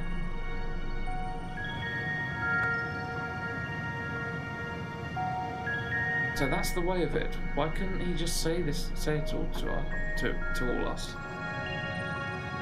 Given what we know of this place, it's certainly a curious state of affairs. While the dragons of the air longed for death, the Omicrons longed for conflict. As much as that may lead to destruction, it must be considered a distinct desire.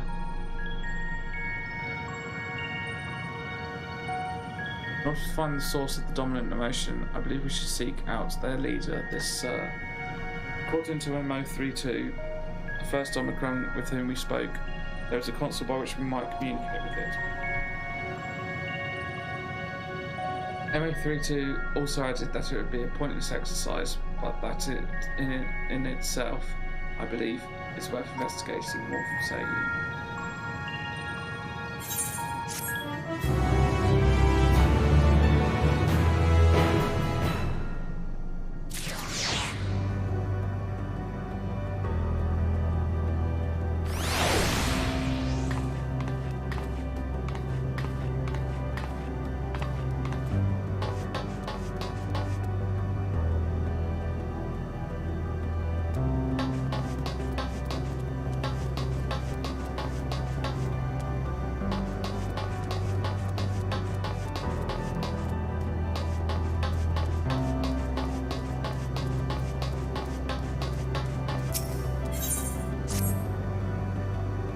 Assistance requested. This unit has observed a curious phenomenon in which certain members of the enemy factions have exhibited a marked increase in their combat capabilities. Analysis suggests that this set of members share unique, intraspecific bonds with others in their faction. These individuals were conferred titles such as consort and family. This unit detected no difference in physiology that would provide notable advantages in combat. Yet, the presence of intraspecific bonds alone led to an increase in performance. Records indicate that one member of a bond group exhibits this exponential improvement when others are eliminated. Potential benefits such as augmentation are projected to be immense. Thus, this unit's query: are you familiar with the aforementioned phenomenon? This is fortunate, as this unit is constructed a consort for research purposes. You are asked to delineate the method by which this unit might form an interspecific bond with said consort. Question stand by at present coordinates. Initiating consort retrieval.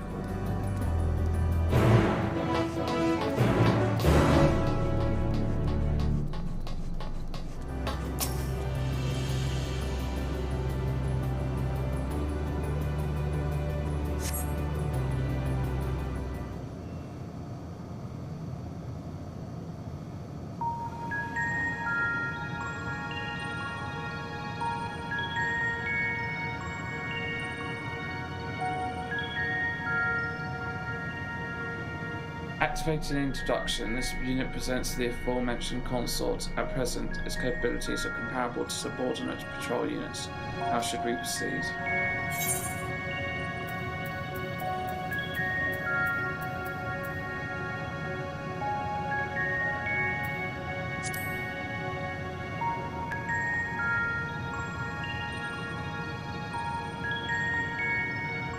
Dynamos detected. Initiating semantic review.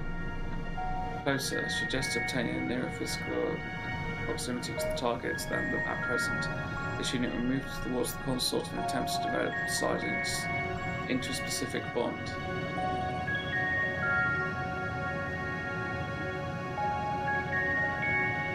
Visual analysis at this angle reveals a dent in the target's frame, estimated impact on functionality inconsequential.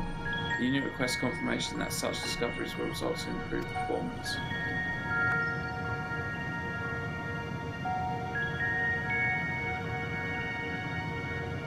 Cross-referencing gesture database. Implication identified as doubtful. Issuing new proposal to refer to the Omicron as my beloved. Simulating the way in which a member of an enemy faction referred to its bondmate. Appellation change confirmed. New designation, my beloved. Reconfiguring emotional status to grateful. This unit appreciates your assistance in facilitating the creation of a special bond for my beloved. Initiating phase 2 of experiment.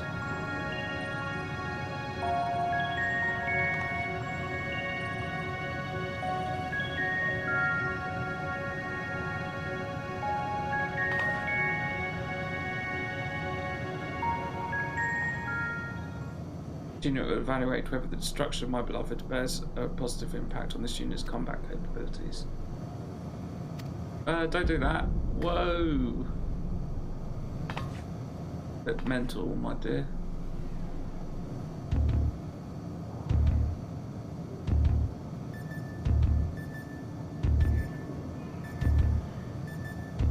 Analysing unit status. No change to functionality detected. Possibility of transmission failure estimated at 78%. This unit asks that you confirm that my beloved has successfully executed the self-destruct command. People remains also requested.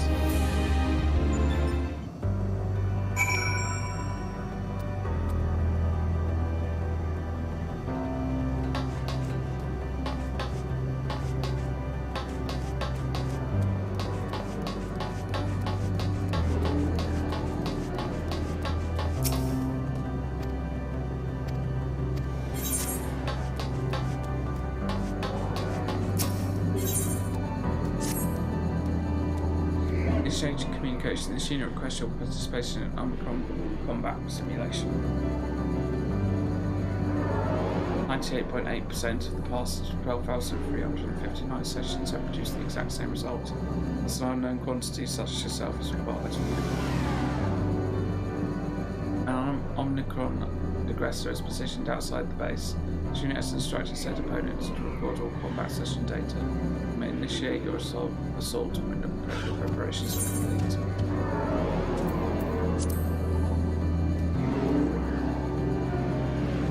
Latency detected. Reviewing previous transmission, verbal analysis suggests this unit has omitted crucial information regarding the current mission.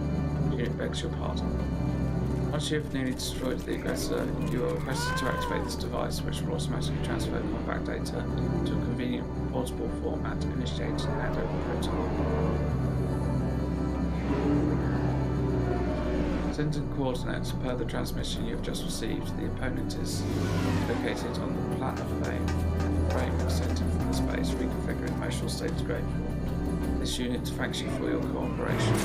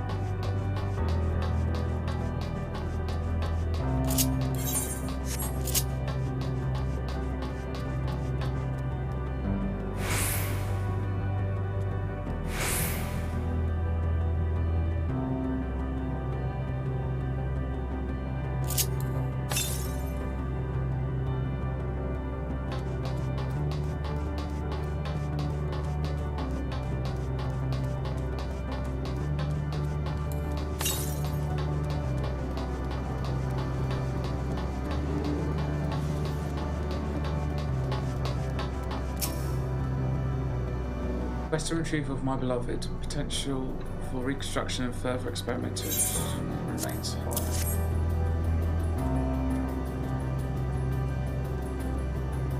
Construct confirmed successful. Sadly, experiment confirmed unsuccessful. Analysis of this unit's parameters show no change in functionality. This unit will consider executing a family simulation after reconsulting enemy faction data. Based on the results of this consortium, of the consort simulation, termination of research may be advisable. Reconfiguring emotional state from disappointed to grateful. This unit thanks you once more for your cooperation. Your proposed methodology may be implemented in future experiments.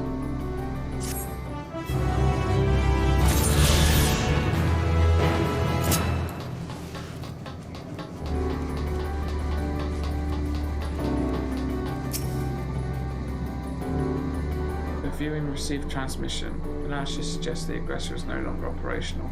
Request and return of previously provided recording device.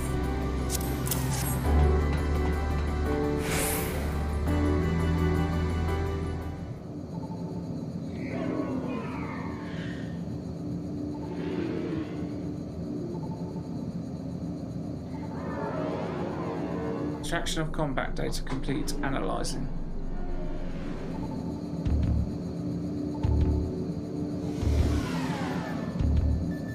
Quality of data greatly exceeds expected values and all previous records. Reconfiguring emotional state to impressed. Data suggests you engage the aggressor at close quarters and gave it little time to respond.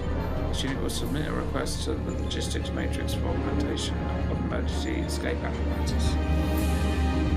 Searching database for situationally appropriate axiom.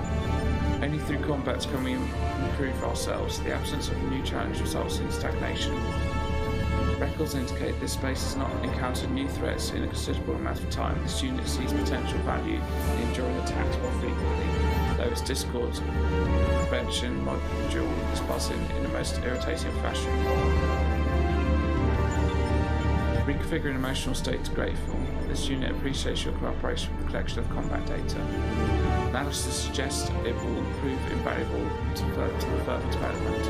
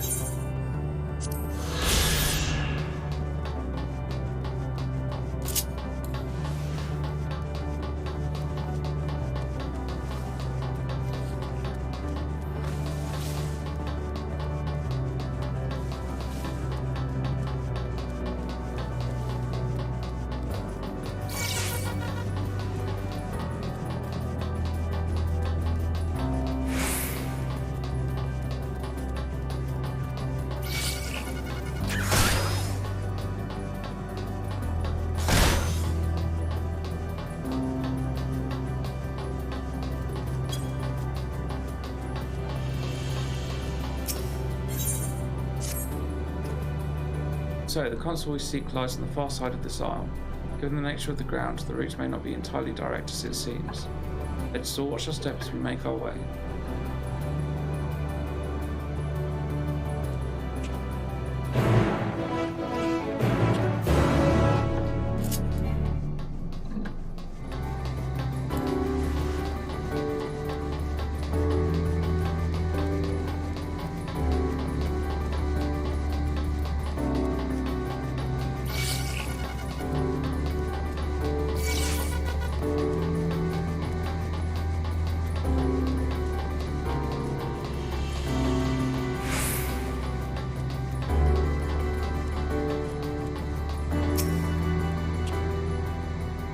This be the console, but it seems unresponsive. Would you care to take a look at it?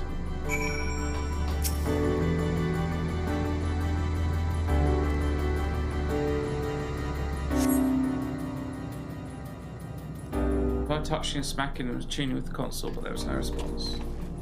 No luck, I see, but there must be a way to activate it. There must.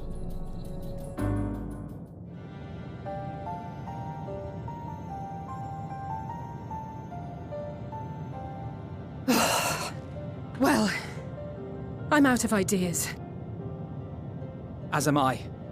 Operating such consoles is trying enough, but if we can't even activate it... Perhaps there is a way. First, consider the world that has been recreated here. Its inhabitants were machines who gathered combat data to enhance themselves. And among the many wars they waged, the most notable was that against the dragons. As you've doubtless surmised, I believe this was the homeworld of Omega. Really? Okay. Yeah, that makes sense. Sid built a jamming device to defeat it, a device which generated massive bursts of lightning, its sole weakness. That's all well and good, but what does that... Wait. You're not thinking to strike the console with lightning, are you? As a matter of fact, I am. Ask yourselves this. Why would an entity as puissant as Omega not be designed to suppress the effects of lightning? Because it relies upon it, or something akin to it, as a source of energy. My thoughts exactly. And there is a good chance the same is true of the Omicrons and their devices. So, shall I cast caution to the wind and try something reckless and dramatic? Go on, Graha. How about it? Very well. Here I go.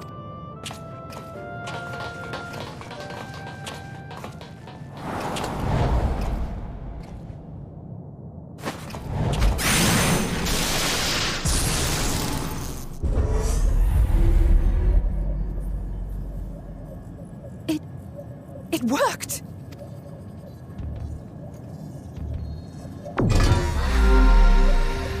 Welcoming connection to Communications Module 1. Connection established. Transmission.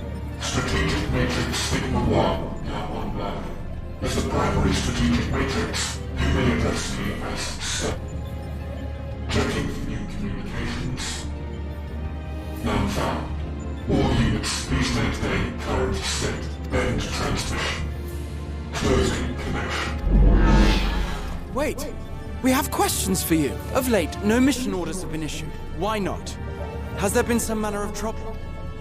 Reply. The extended operations unit is yet to determine guidelines for future assignments. All strategies are calculated, devised, and actioned in accordance with said guidelines. In the interim, all citizens are directed to maintain a state of combat readiness. End reply. Awaiting query.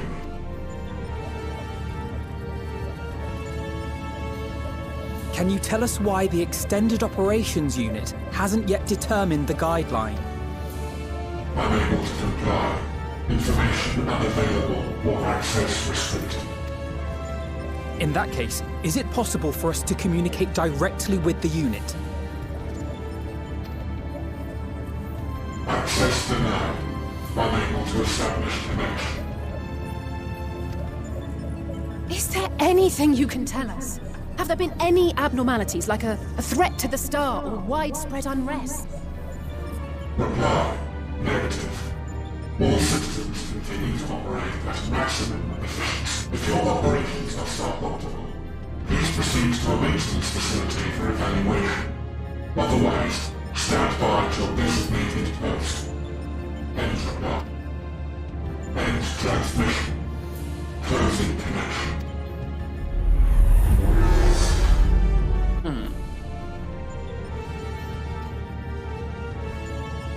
I could activate it again, but I doubt it would be productive. What do you think? If all the Omicrons really were running as efficiently as it claimed, then I doubt they were hoping for life here to end. As this Sir told us, there just haven't been any new instructions, and everyone is standing by. Should be standing by at any rate. If there are those that are neglecting their duties, perhaps we can glean a clue from them. I propose we take another look around, and also try to find the operations unit.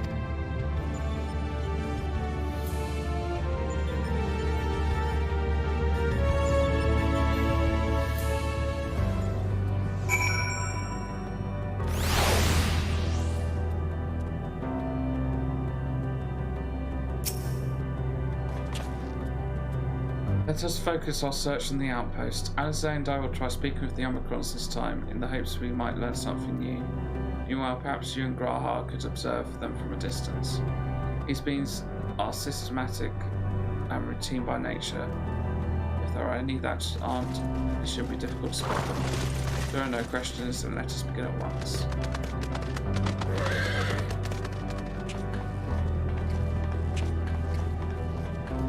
As we came this way, I believe I spied a promising vantage point. Follow me.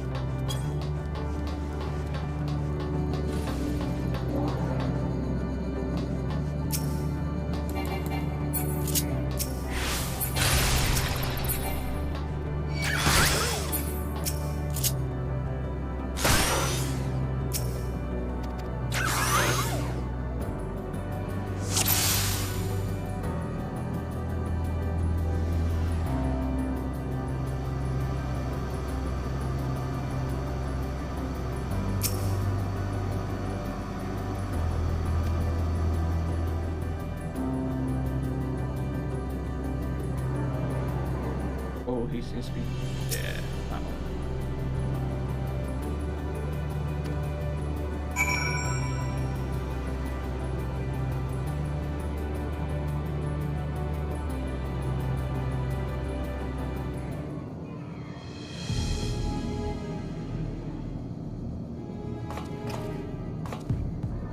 Omicron wandering aimlessly, where?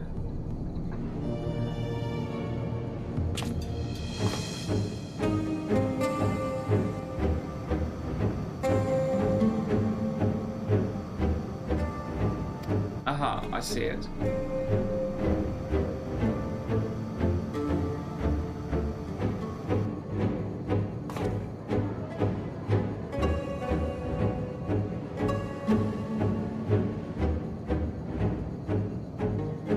Left the base, let's follow it.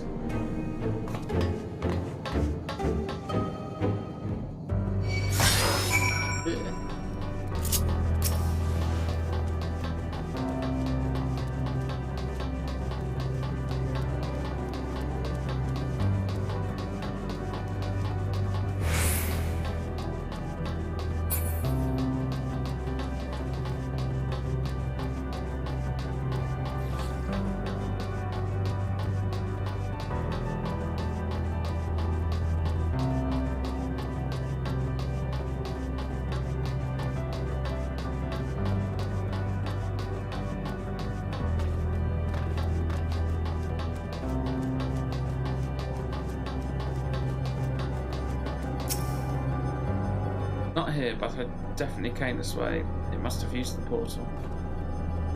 Time to go through and see what we find. Portal. Whee.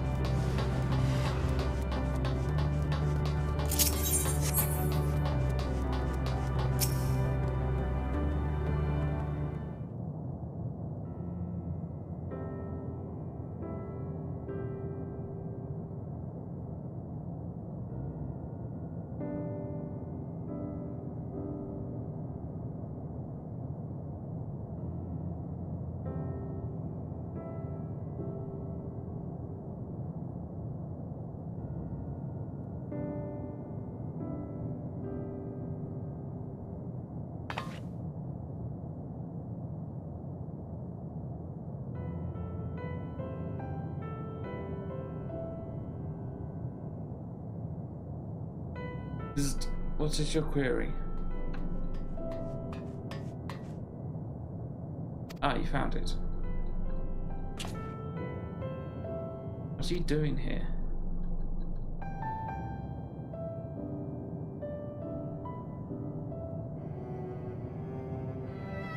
I'm looking at this tree.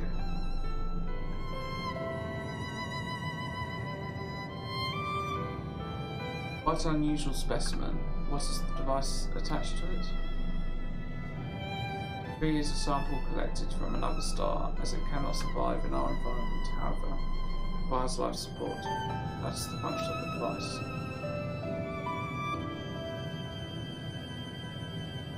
Photoshots attempts to sustain it. Is there something special about this tree? Being foreign matter, protocol requires that we study it. As this task has been completed, the specimen may be discarded. However, when I behold the tree, I am made to feel as though there is a problem. As we become strong, we have continued to enhance ourselves, like we did countless others, who conquered the star whence this tree came. It is the last remnant of a dead world, and there is nothing towards which it may aspire, yet it grows, extends its branches, sprouts leaves. Sprouts leaves, produces seeds. What does it intend to seek to continue? Why was it made to behave such a way, and to what end, I do not understand.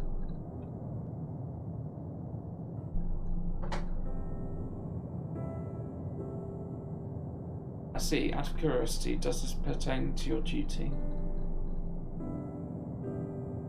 No, it does not. My apologies. I shall return to my designated post and assume a state of combat readiness.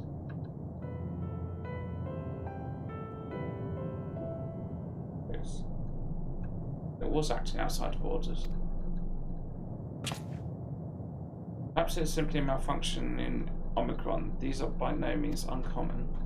It may also be a unit possessed of the ability to make decisions, one not unlike Sir. If this bears further investigation.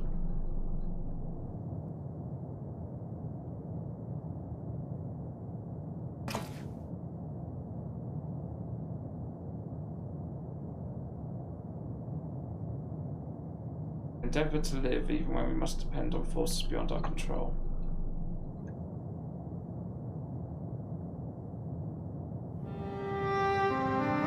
Tell me, Numa, one day when this adventure becomes part of your epic, do you think I will be mentioned in it? Oh, don't do this, Brahma, please.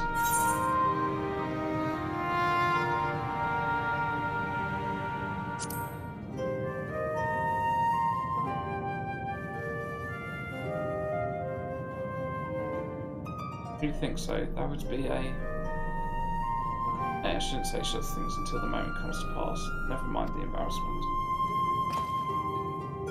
Well, we had best get on with our task. Looking down, sir, and understanding the nature of the emotion which bars our way.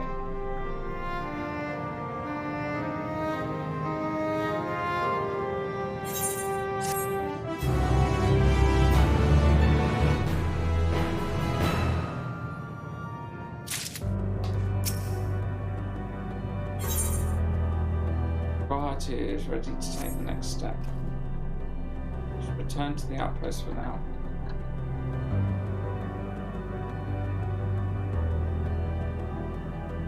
And this music. Others will wish to hear about the errant Omicron.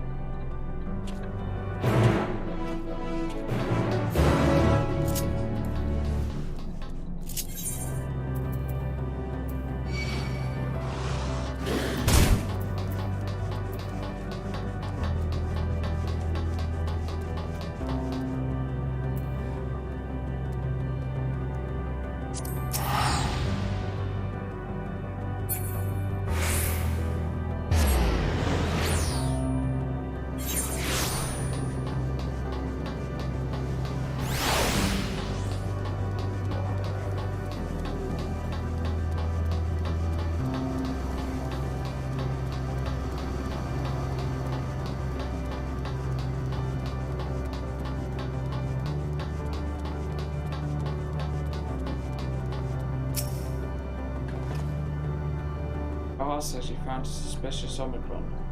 That's good because the units here were of no help. They all had the same thing to say about the extended operations unit. There was no way to arrange a direct meeting. Still, that serves to prove that it's business as usual at the outpost. It's enough about our task. Tell me you learned something more useful.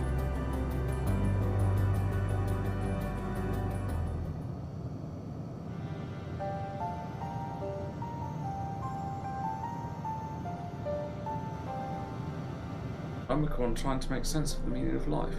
None of the others were even a faction as philosophical. The unit may well be in a position of leadership, perhaps even one of those that comprise Sir. As we know, the Omicrons invade other stars and enhance themselves using the spoils of conquest. Technology at their disposal, they should be able to alter their bodies, be it in part or whole. It is inside the question of motive. If Sir, for example, wished to have an ordinary Omicron's body, I see no reason why it would not be possible.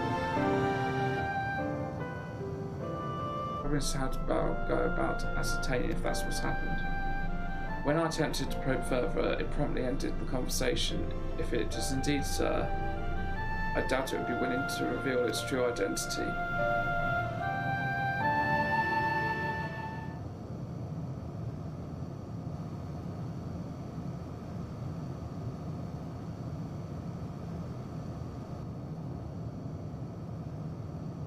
I have an idea.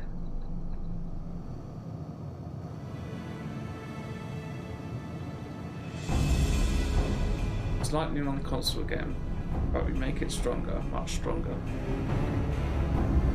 At that moment, should the unit exhibit a reaction that could suggest that it has connections, Sir? But I dare say it's worth a try. I had a feeling you'd be on board. This time, you must allow me to do the honours. I'll stand guard in case your incantation draws sentries to the scene. For my part then, I'll approach our suspect and divert his attention, during which time, Nima, I want you to observe it closely for anomalous behaviour. Did you mention that? Shortly before you returned, an Omicron appeared from the same direction. Rather than entering the outpost, however, it headed off towards the console. First I assumed it was a unit on patrol, but perhaps only be our errant Omicron. We must seek it out and begin our operation at once. Right out, mate. I will stand by the console, and when it's time, I'll unleash the veritable storm.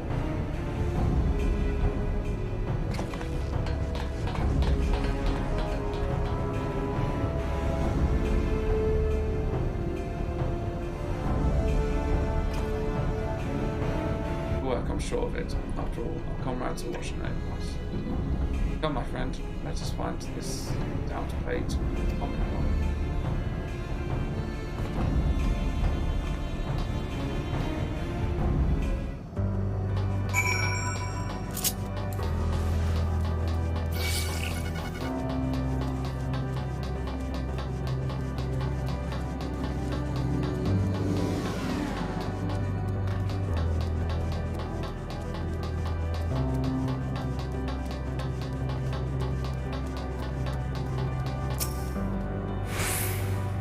You're the one that was observing the tree, are you not?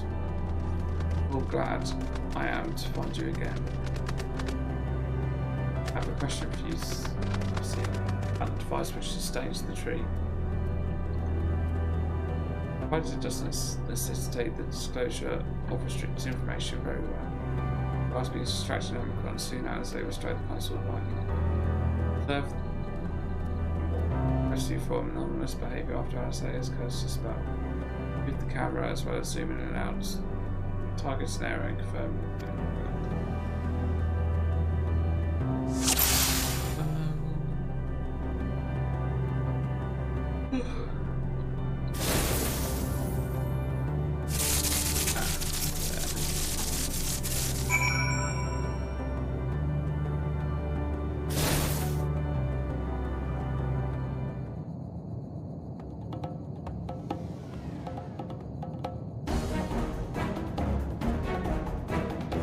Anomaly, you say? Common diagnosis. Error confirmed. My connection to Central Command is suffering from intermittent failures. I must leave at once to present myself for maintenance in the nearest facility. Will you excuse me? Strategy, my friend, isn't maintenance, it is to confront the truth. While we spoke, our comrade struck the console used to communicate with Sir. That is the cause of your number. You are connected, Sir, aren't you?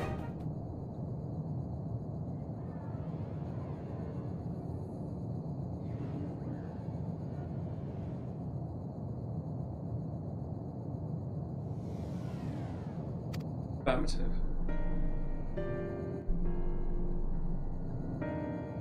What end you sought to assert this fact, I do not know. Before we speak further, we must move away from the other units. I do not wish for them to know my true identity. Very well, our friends are at the console. Let us head there. Ahem. Ahem.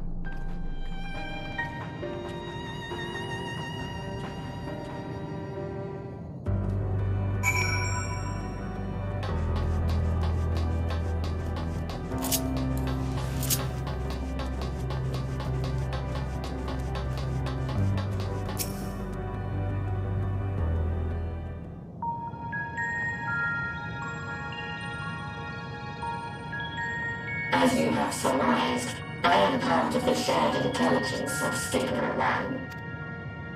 It was my charge to determine the optimal path to achieving our prime function. His body had been abandoned by its former owner and lay unused. I took it and abandoned my own, and with it, my duty. May we ask why you did this? From what we gather, it seems to be a personal matter.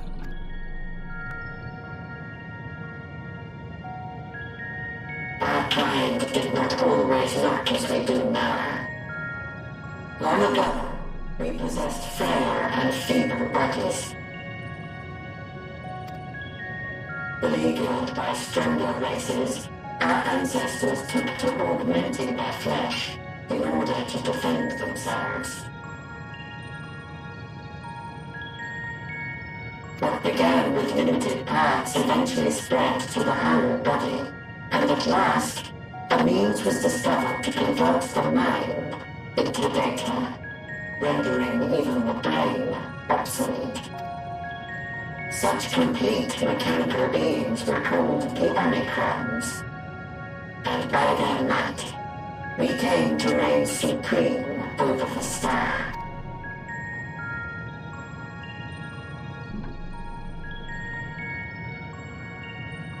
But even then, we did not feel secure. For we knew that the universe was home to civilizations aside from our own. Civilizations that may be stronger still than ours. Rather than risk becoming the subjugated, we chose to become the subjugator.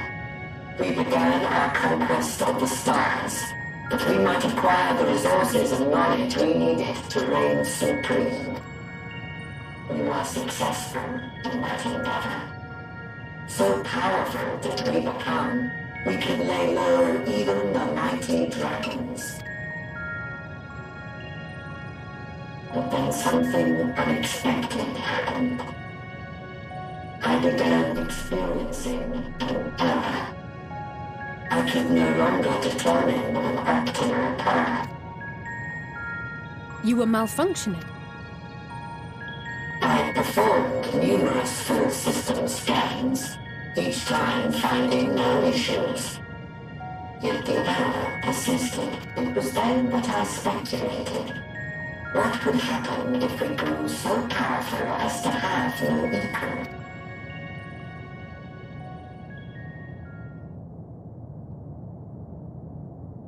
To become stronger was essential to our existence. Our every action has been in service to this objective. But if nothing lies beyond this, can it be truly said that it was essential? Have we been engaging only in wanton destruction? you could find no threat to justify your purpose. The Omicrons will never leave this star. They will stand by until your reserves of energy is spent. For I have no path to offer them. None. It is not our place to pass judgment on the deeds of the Omicrons. But surely, this does not have to spell the end of your people. With your power and knowledge, the possibilities are endless. Why not seek out a new purpose?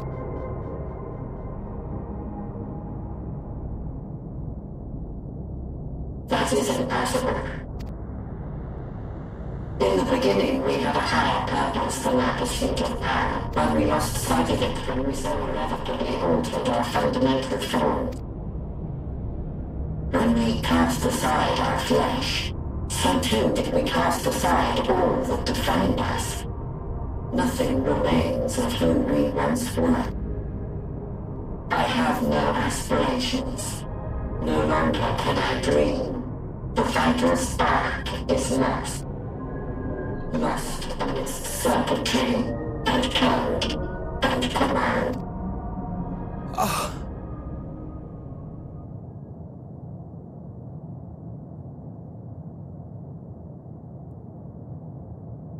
I believe I know how to overcome this despair. Oh, not you too. The words are ready in my mind, but ere I speak them, with the twins.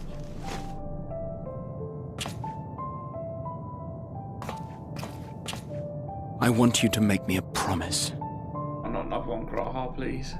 Be it across time or space, our promises have always connected us. And so I ask that you indulge me once more, that this won't be the end.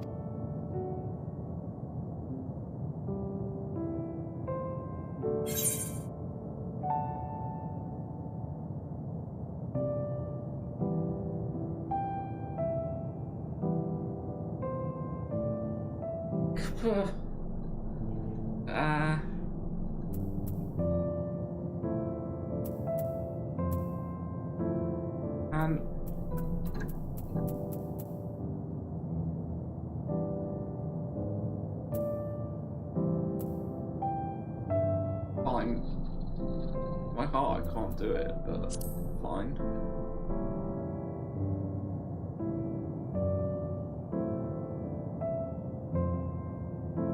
And that pause as well. Is that so? In that case, I won't hold back.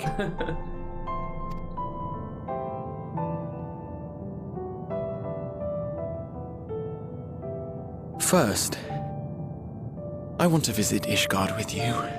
Properly. We scarcely had time to look around last time. I should like it very much if you could show me the sights. Next, you must regale me with your greatest adventures, in the places where you lived them, if possible. I may have read about all your deeds, but there is no substitute for a first-hand account. And last but not least, a new adventure together, unlike any we've experienced before. We'll travel the lands, cross the seas, and take to the skies upon the eternal wind, and it will be marvelous. It will. Breaking my heart. God damn this game.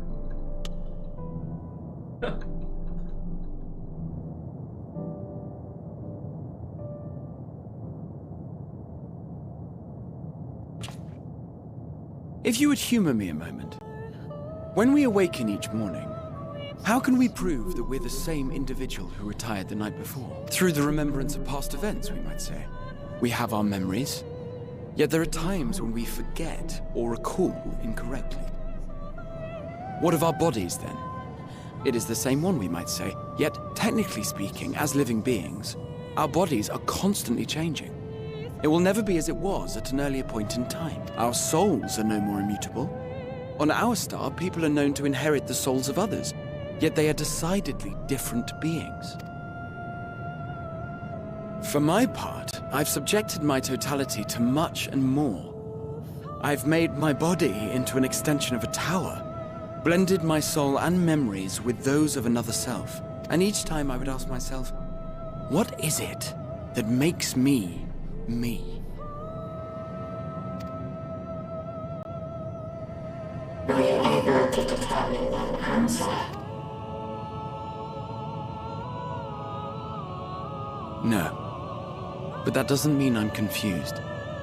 It simply means I'm the same as everyone else. So I posit this. Who we were need not describe what we now hold in our hearts. Whatever came before, what matters most is the present. For me, that is being here with my friends, full proud of how much we've grown together. So I urge you to not give up. Heed your heart's desire and hope that the future you long for shall be realized. I cannot.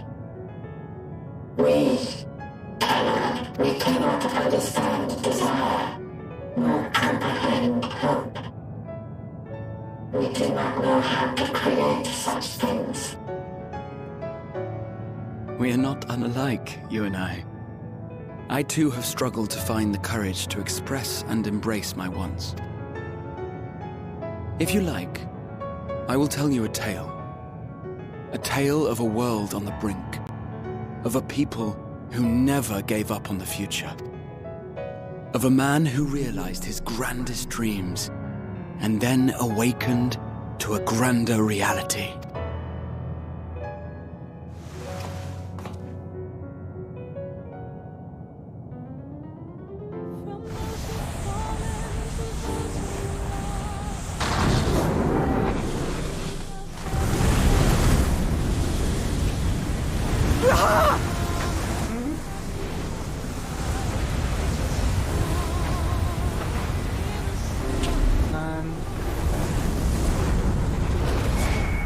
Endwalker, what are you doing to me?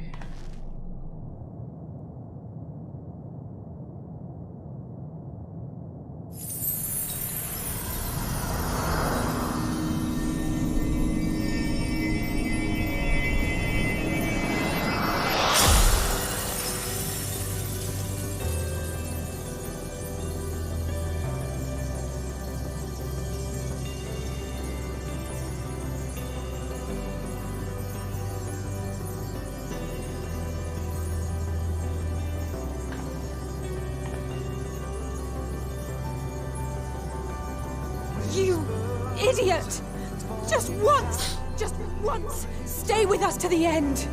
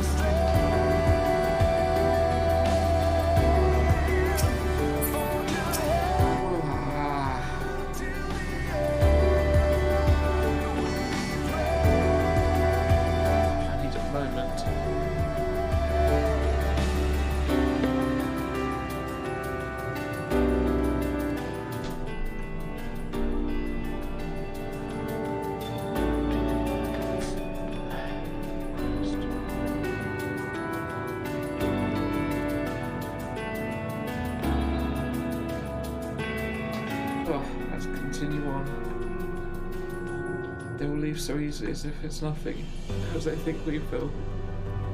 Next time we meet, I'll give him such a flick. That'll be just the start.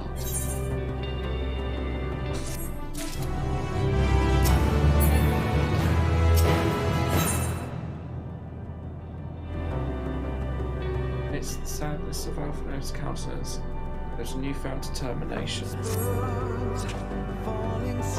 A crystalline path Graha has paved for us. Difficult as it is, let's carry on for our friends and all who await us in faith. But come, there's a secret path's beginning. It appears to be near the outpost.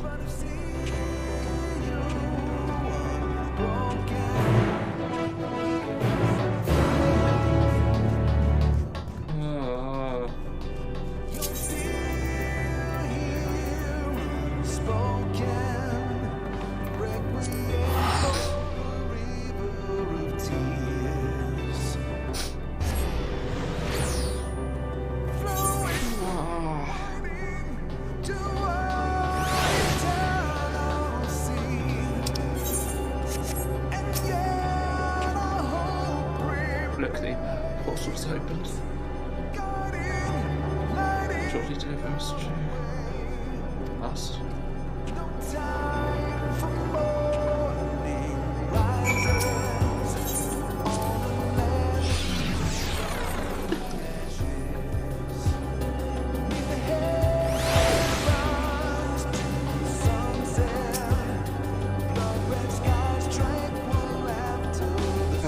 Where the path begins, and it ascends to dizzying heights.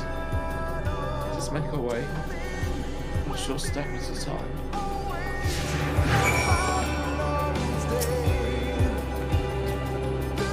Our friends got us this far, their courage, their strength, their wisdom, their love. We owe it to them to continue, no matter how long it takes.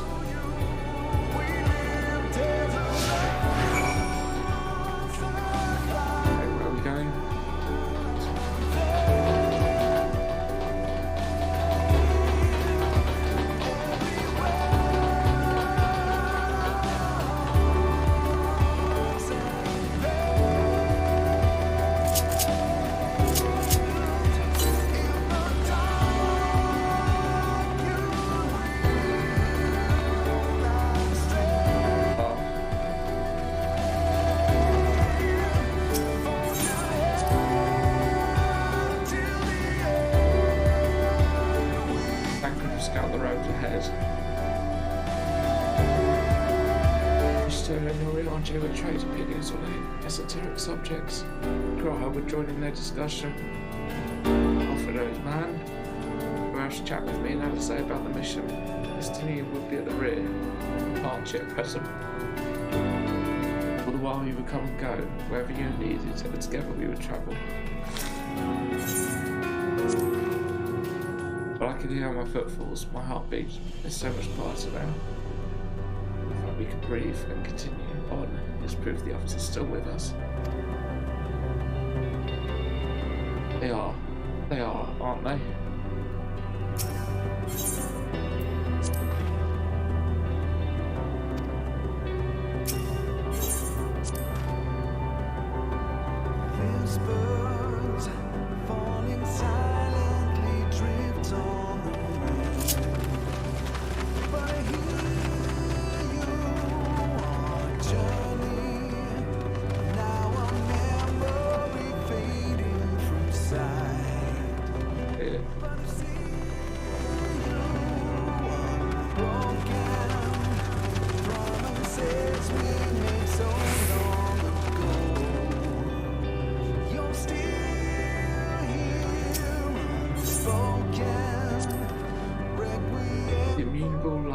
Shine in the distance, the Big Bang.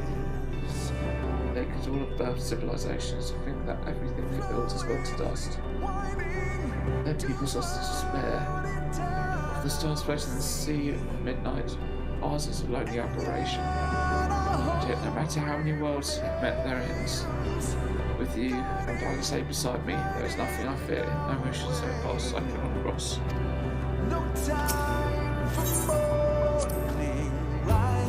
focused stars I see shattered, ruptured, unraveled.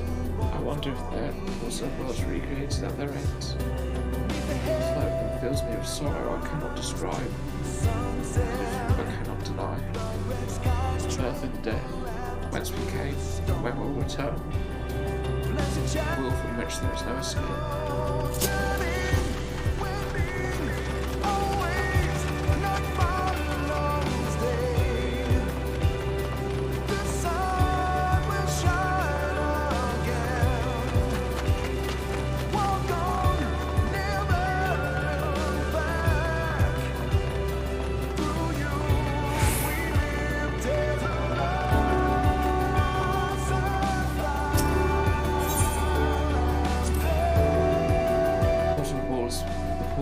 Visible from up here. Truly we've come far, much farther than would have been possible, as we kept chasing the perfect ideals as we did in the past. It's because we have known failure and frustration. They've learned, grown for them, our hidiness entrusted us with this mission, the fate of the very start. All a dream, isn't it? A long elaborate dream. Any moment now I'll wake up in my bed. Still a student, grandfather alive. Just go about my day, relieved as the fragments of that other life fade away. And that would be happiness, wasn't it? And none of it. No. I won't give up these experiences. Good and bad, they're mine, they're me.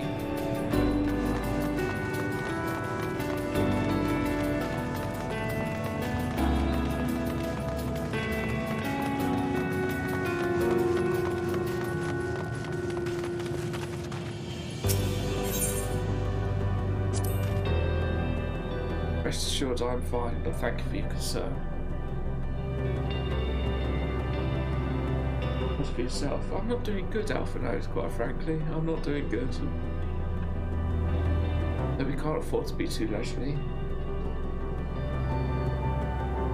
Even these we rush on duty. And the righty, man, it's so good. It's an impossible distance to stand where we are now. Just a few steps away from journey's end. It'll be over before we know it. Me? Oh, I still have plenty of legs left in me. Don't you worry. It's what I'm worried about. You always push yourself so hard for us to do it. While we're here, make sure to bear our share of the burden.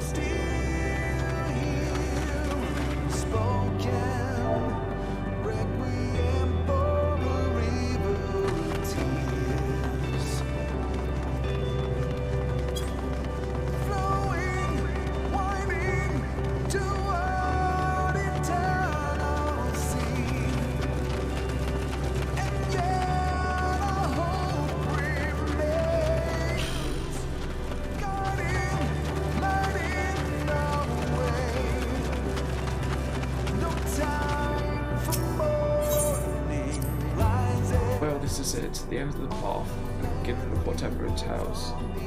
There will be greater hardships, we may be made to feel powerless. Yet come what may, let us have no regrets. No, let us have pride in what we have achieved. What we achieved and how it changed us for the better. But fasting for and dying for, as they did.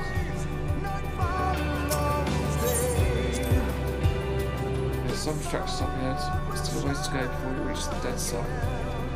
Given all this, I know how naive it must sound to it all works out somehow. Still, you will forgive me if I wish for it all the same, and for you most of all. Not that you of all people need it, it's just, after all the help you've given me, for once I want to be the one to help you.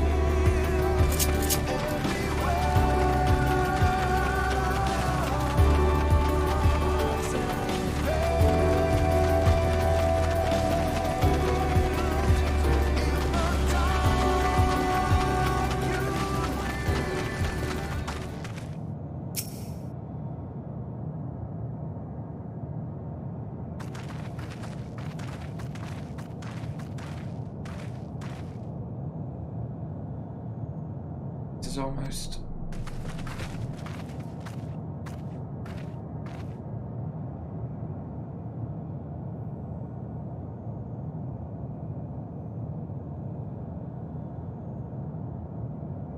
Normal. It's not unlike many cities we know, but it's definitely quiet.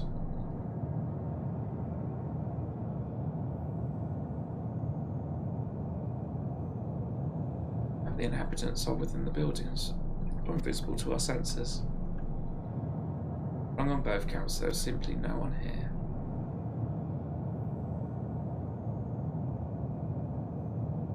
Etienne.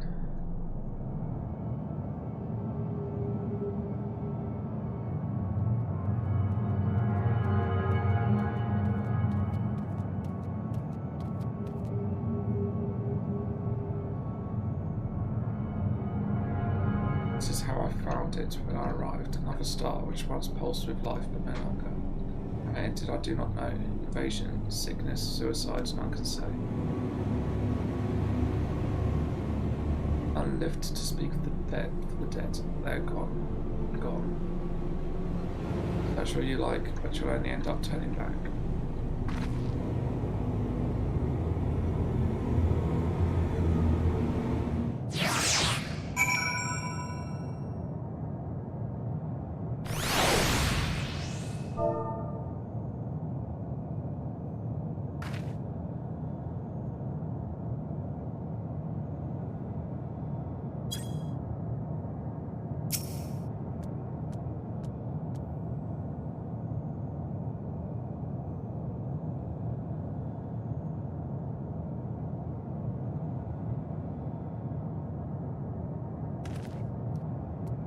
There's no one here, then neither should there be a motion to bar our way. Yet Metian seems convinced we'll turn back. What riddle is this?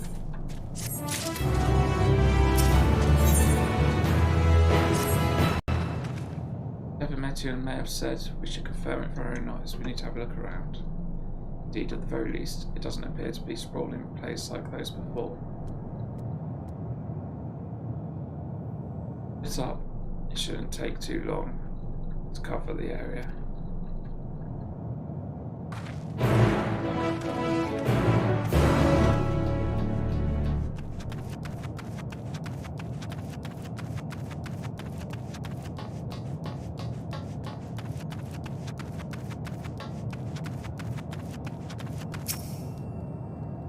This is reminiscent of a bar, but neither patrons nor staff are anywhere to be seen. Egg-shaped containers line the shelves, with a loose few sitting on the counter, vessels for beverages in all likelihood. Venue bustling with activity until it was not.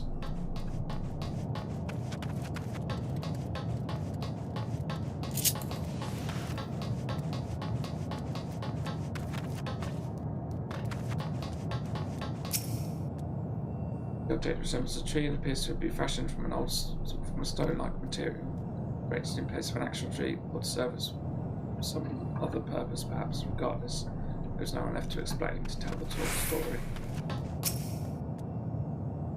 Were it not for the layers of dust, one could imagine someone drinking from these cups but moments ago.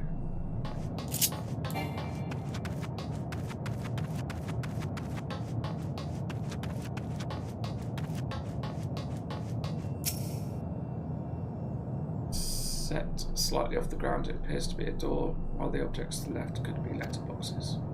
The door was rusted shut, and the film of dust all over suggests no one has come through in a long, long time.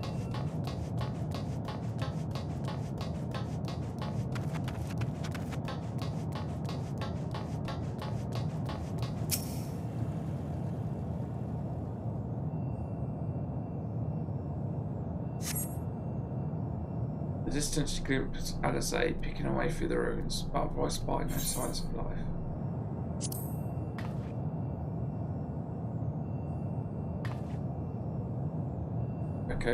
The call echoes faintly before being swallowed by the silence.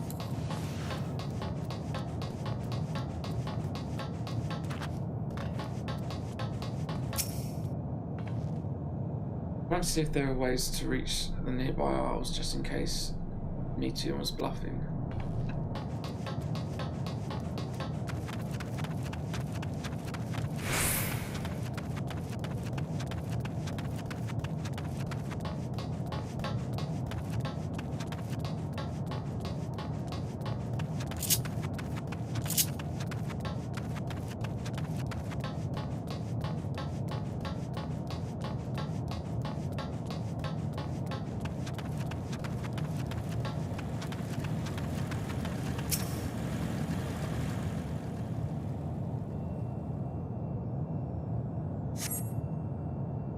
Doesn't seem to be anyone here. Perhaps you could try calling out.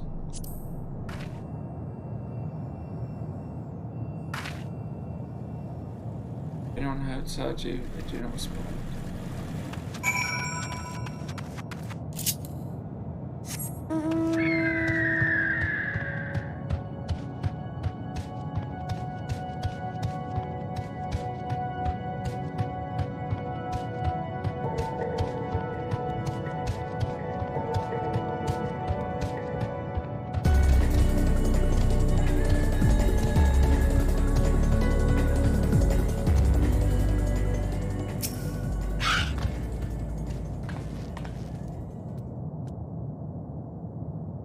Take a look at this. If the road was a little longer, we could take it to just beneath the dead sun.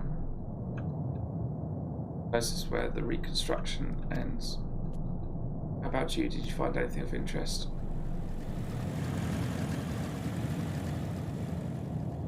I see, I noticed the same things. Cups left up on tables, chairs out of place. I don't know what's happened here, but I do know I don't want to be alone anymore. That's enough for now. Let's find Alpha nodes and compare what we've learned.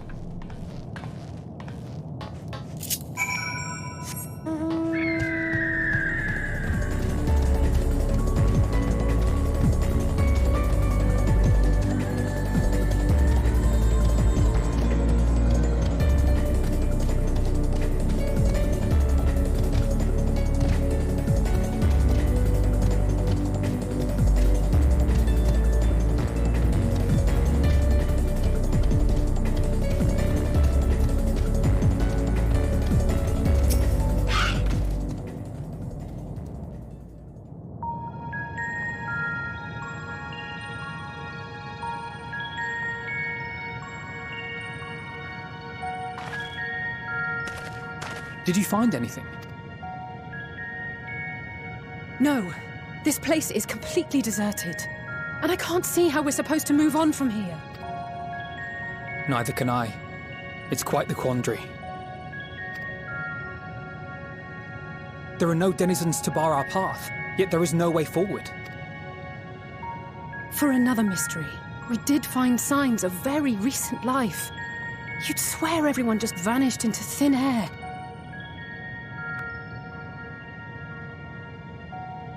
I wonder how many ruined worlds like this has Meteion seen. Ah. Could it be? Yes. Yes, I believe I may have puzzled this out. Despite how it appears, it's no different this time. There is someone here who has wished for this ruin.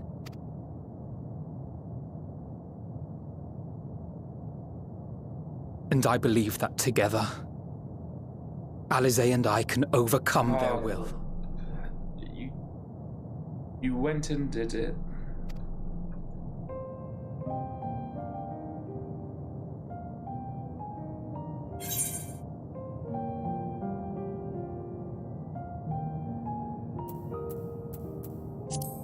Stop, not another word.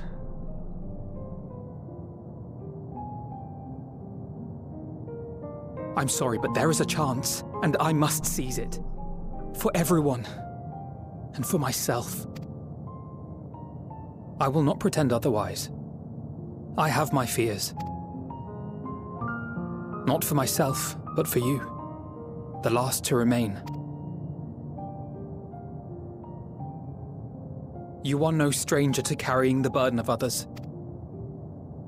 But I can only imagine how heavy the weight would be this time.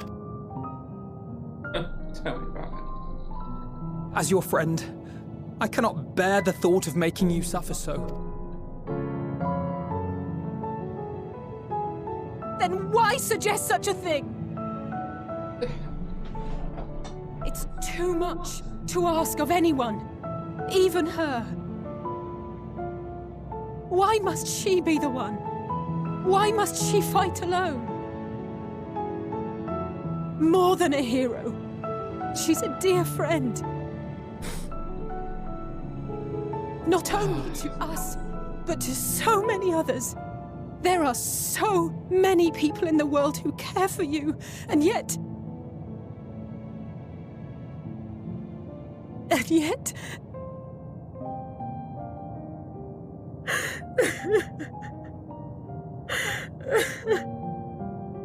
Wow, Alizé.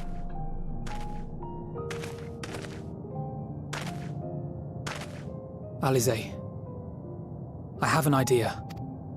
Given the nature of this realm, it may be possible to do more than unbar our friend's path. We might also pave her a new one.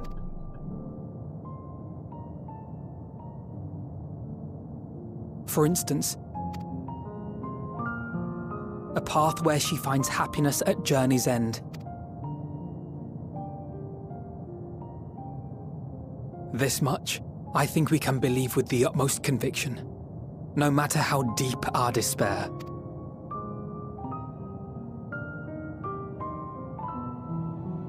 So please, believe in us too, and press on.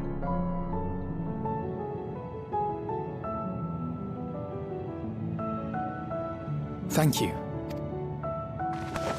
What are you? If the plan's decided, then let's not dally.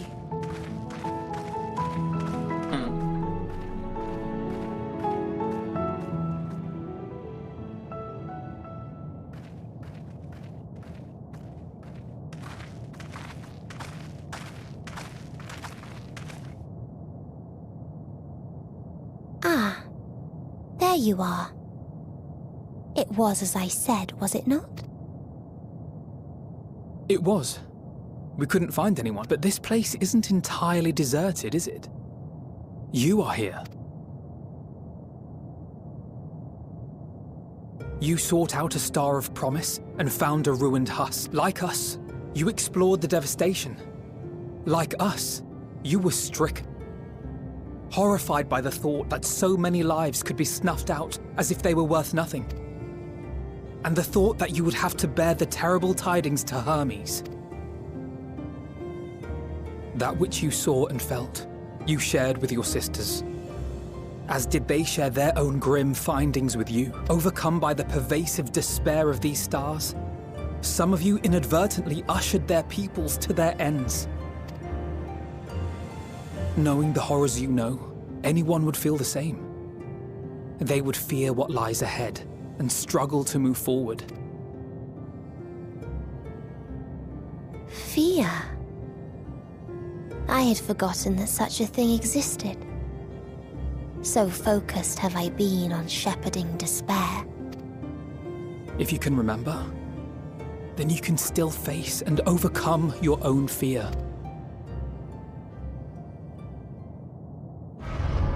Why would I bother with such an insignificant emotion? If the despair I command is as a raging river, then fear is but a trickling stream. It can do nothing to alter my flow. You spoke with the Aya, yes? Heard their tale of what awaits the universe. It's true. The stars grow colder and more distant. Eventually, all will enjoy frozen solitude. Using the power of Dynamis, I'm hastening that process. In so doing, nothing will be born ever again. Everyone will remain dead. Alas, it will take time for that to happen. So in mercy, I sent you my gift, to spare you needless suffering.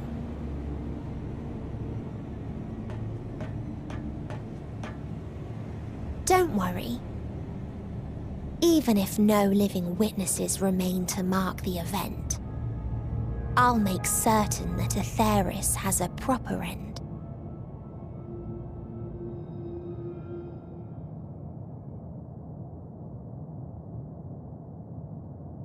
For all the power you wield, you're more fearful than the familiar you used to be. That Meteion feared simply to move forward. But your fear is such that you've given up on everything. I know it well. That sense of defeat. I've tasted my fair share of it. But as many times as we've fallen down, we've learned how to pick ourselves up and carry on.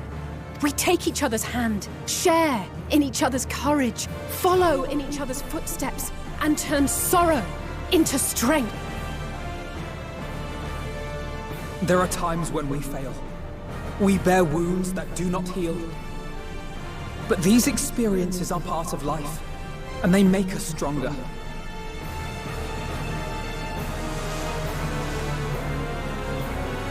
We rise, fall, and rise again.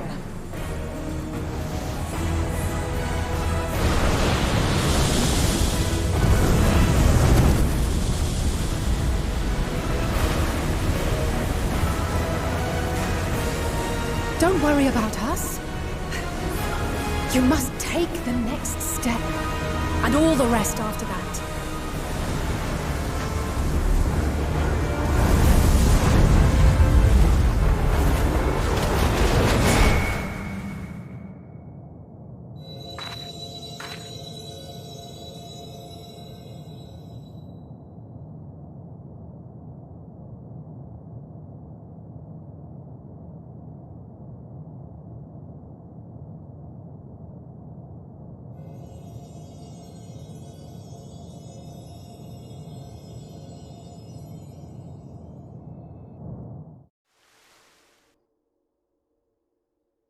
Earlier in Old Charlie.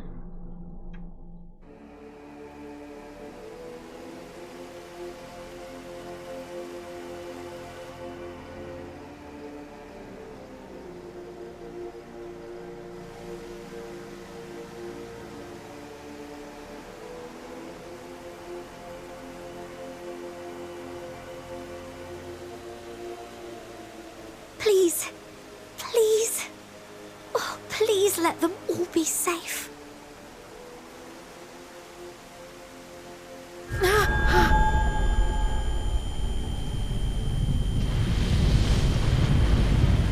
Oh, no.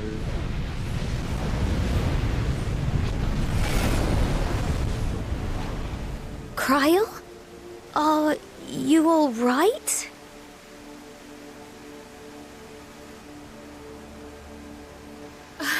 It's nothing. Just a headache. They'll be fine. I know they will.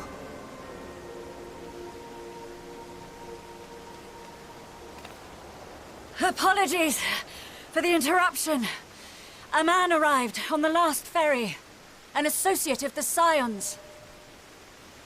He wishes to speak with you at once.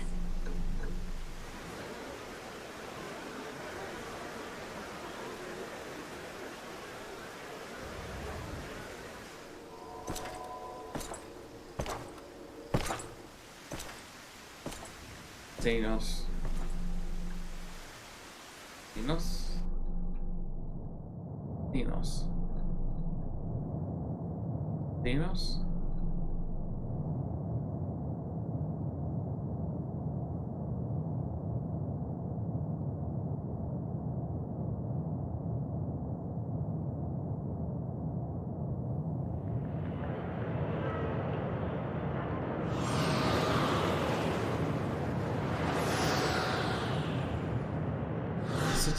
Alive, you sense the presence of another.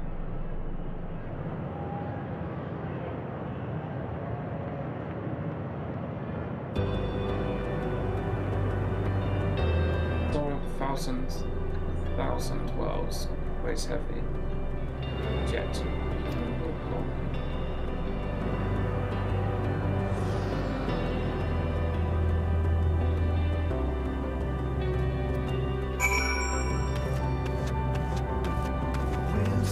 If you need a push, I'll be right there behind you.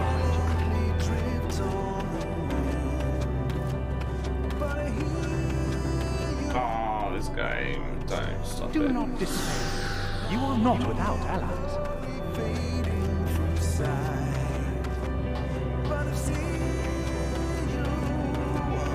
What we have sown in blood, we have reaped in suffering, and it cannot go on.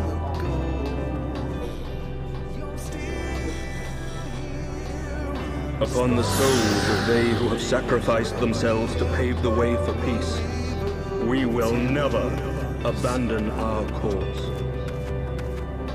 How much are you gonna drag this out, Yoshi P? While it is true that man succumbs all too often to anger and avarice, he may yet overcome his baser instincts through the forming of bonds with others. Such victories are rarely won without sacrifice, but the prize is worth the price.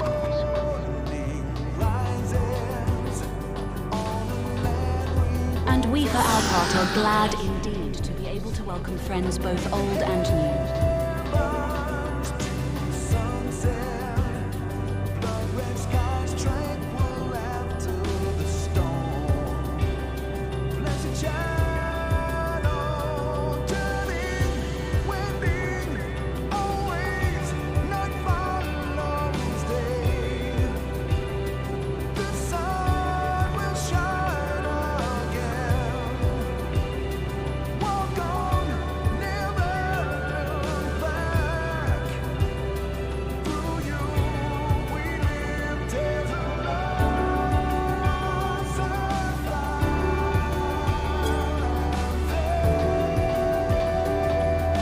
Save your tears for the moment. You may be sure you have ample cause to shed them, be they for joy or despair.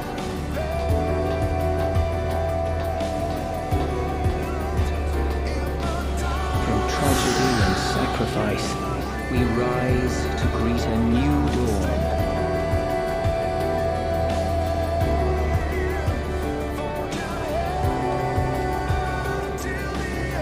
A future shaped by the choices we made in ways we could never foresee.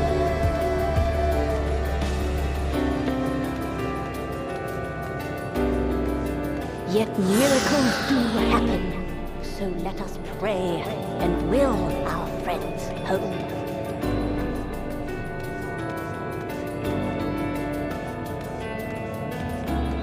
I won't stop praying until I know they're safe.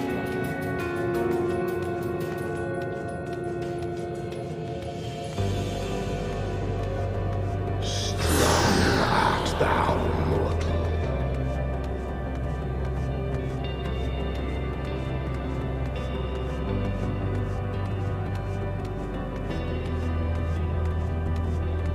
Look with light within, that you may continue to serve as a beacon to others.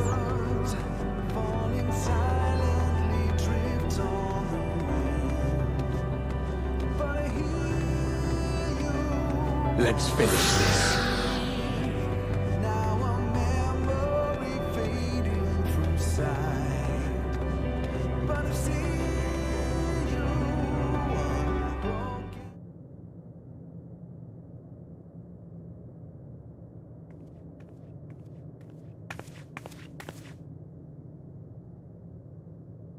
Here the path ends. There is no way to reach our nest.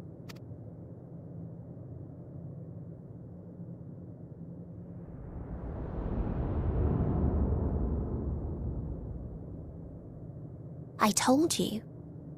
Resignation and acceptance reign in this place. The rejection of life by those who came to curse it. Those whose dreams were unfulfilled.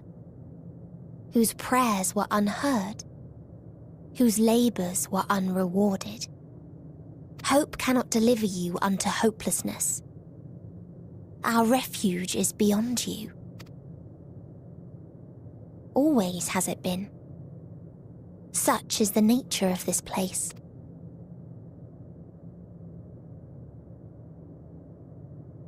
You should have remained on Atheris.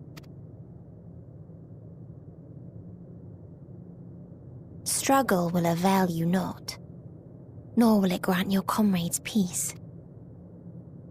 Come, let me relieve you of your burden. You have suffered enough.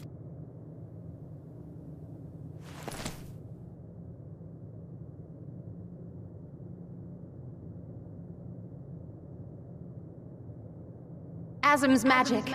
So long as our souls remain, you can use it to summon us back. But you mustn't. How do we make peace with That's why it's too soon for this to end. There are so many people in the world. You must triumph. Be safe, all of you, and come back. I am ever grateful. I came to appreciate most about our star is that there remains so much we do not know. After all these years, is this the answer I was hoping for?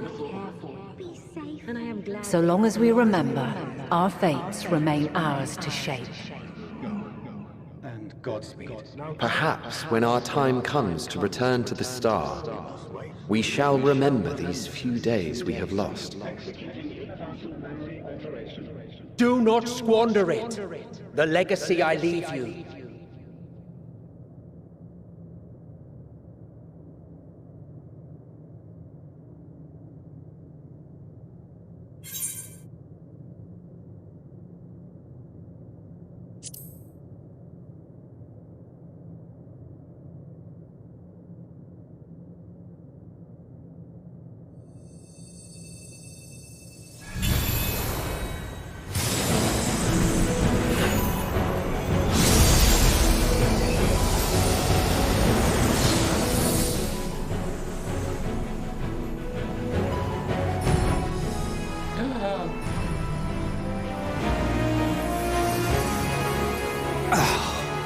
I bid them remember, but all this time I'm the one who had forgotten. A right fool you've made of me, Hermes. And to add insult to injury, I've been denied a sound rest, forced to watch this clamorous show. Oh, come now. It's been a gripping tale. Unbreakable bonds and noble sacrifice, sprinkled with moments of levity to counterbalance the pathos. It's got it all. I, for one, would have been perfectly content to watch enraptured from the stalls.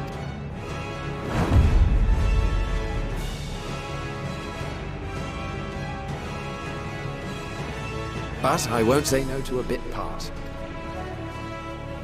What are you? Half-faded souls of the dead. Isn't it painfully obvious? Worry not. We haven't the power to defeat you, nor is it our duty to do so. Not anymore. That being said, we do have a score to settle. So here I am, Vinar. I suppose you needed me to tie it all together, these frayed threads of our history. But knowing you, I suspect there's a joke in it too. Oh yes, I can imagine you gloating over my forgetfulness. Were I feeling charitable, I might assume you had left room for the possibility of this outcome. Even so, you'll get no applause from me. A single gesture will not lighten the burden I've had to bear. Still, you must be commended. Our methods would not have brought mankind this far. And so, as a show of respect to the last of us, I make this declaration.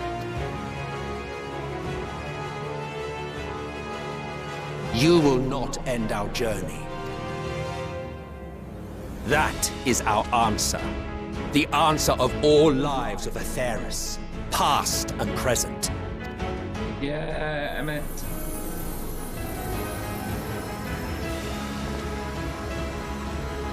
As you've called us to the stage, so shall we perform. And creation magics never fail to please. Drawing upon the hopes of your comrades, we will make for you a new path. What form said path takes depends on you. So focus. Focus and envision that which rejects the claim that you cannot attain your goal.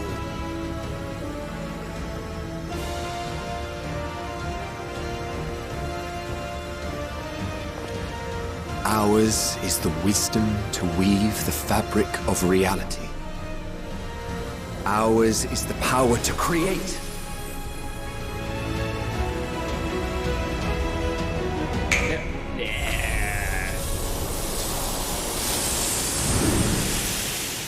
Awesome.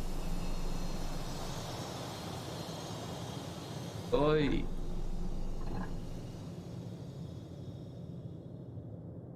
Meteion, though I gave you these wings to soar the heavens,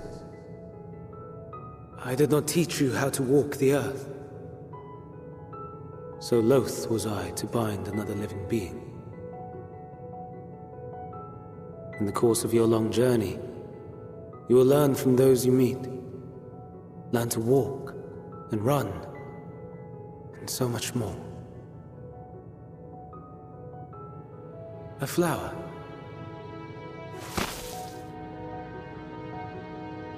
Yes. Upon your return, I will gift you a beautiful flower.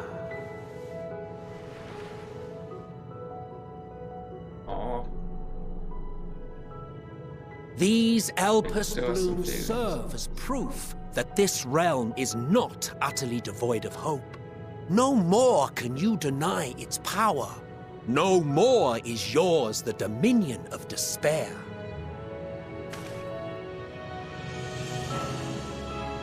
In case the practical implications were lost on you, your comrades no longer need fight their fight. So go on. Call them back to your side. Yay.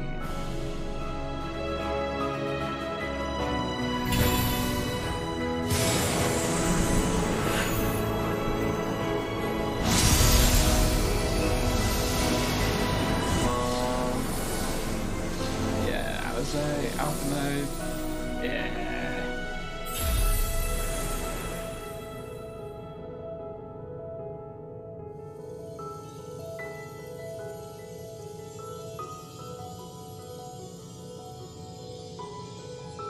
May you ever walk in the light.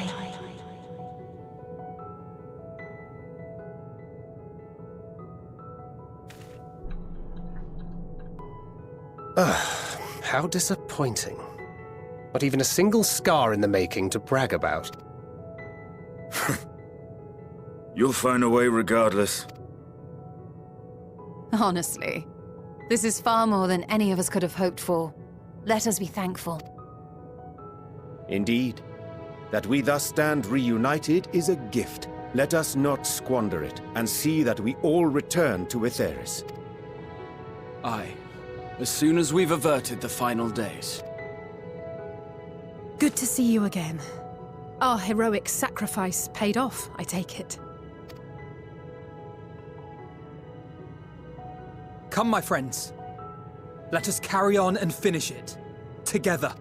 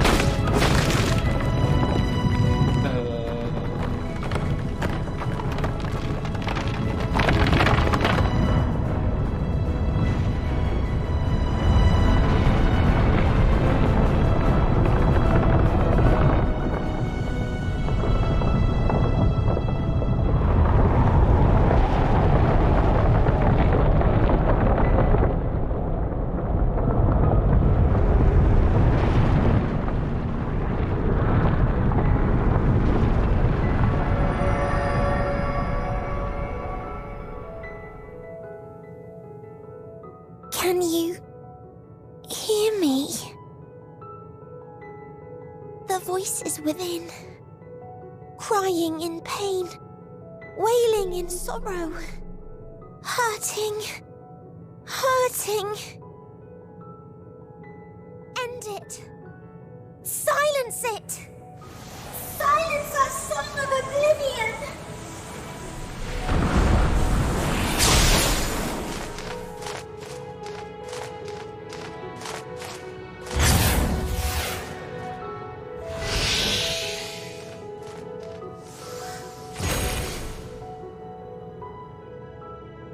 The way is open.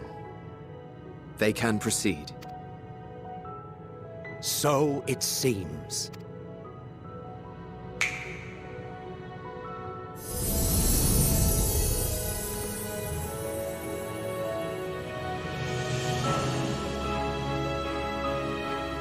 You're leaving?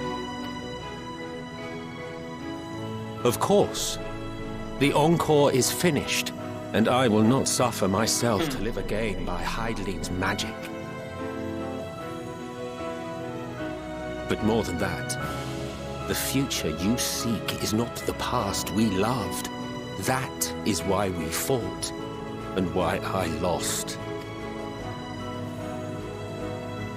But though you defeated me, my ideals are inviolate, invincible.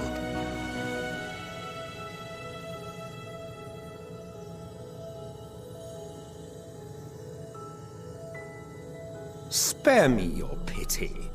I have no use for it. If you would do something for me, save our star. See this tale to a triumphant conclusion, and with elation in your hearts, bid the final curtain fall. Only then may it rise again, and a new tale begin, with new parts for all to play.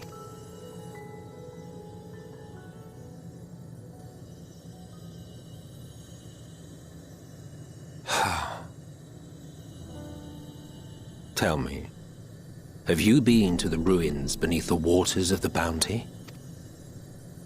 Or the treasure islands beyond the frozen waters of Blind Frost in Offerd's north? The fabled golden cities of the New World, the sacred sites of the forgotten people of the South Sea Isles? What about Mericidia, the southern continent? Do you know aught of its present state of affairs? I thought not. Even of your little Eorzea, you know precious little. The true identities of the 12, for instance. All of which is to say, expand your horizons, go forth and seek discovery. Some of the civilizations in the reflections will surprise you. As the bearer of Azem's crystal, you may consider your duty to see at least that much.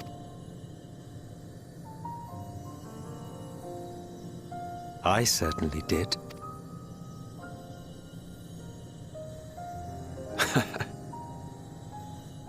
I pray we meet again. If not in this life, then perhaps another. Whensoever it should be, I trust it will be a most joyous reunion.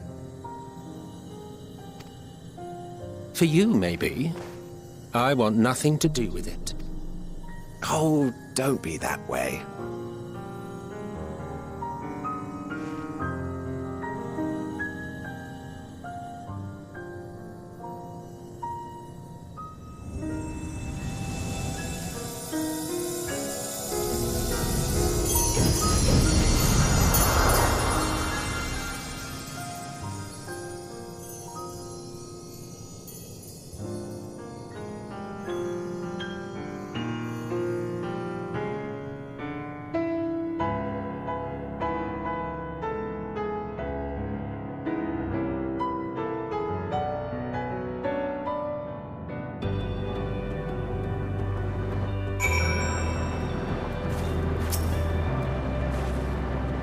I think I ever knew what to say to that man.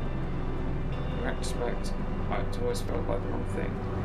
But past notwithstanding, I came to your aid in a moment of need. We are here, and we will not squander this chance he has given us. We will see this tale to a triumphant conclusion. Into the final person.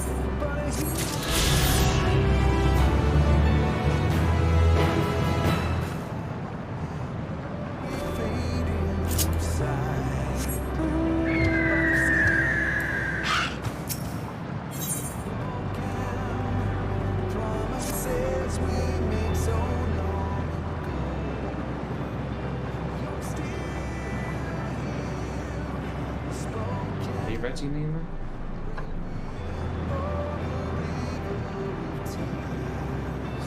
Let us set forth for the reckoning.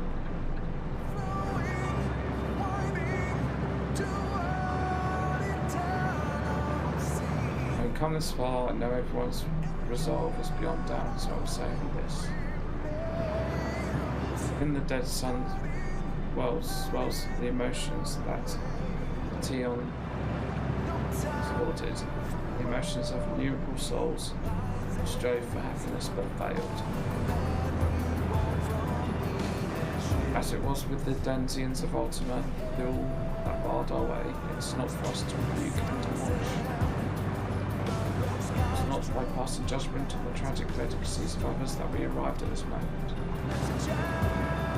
Rather, it was by opening our hearts to this, but understanding and acknowledging their fates, while still refusing to share them in ourselves. Hold fast to hope, not in ignorance but by choice. If I struggle to do so, I'm here to help. So you will help me.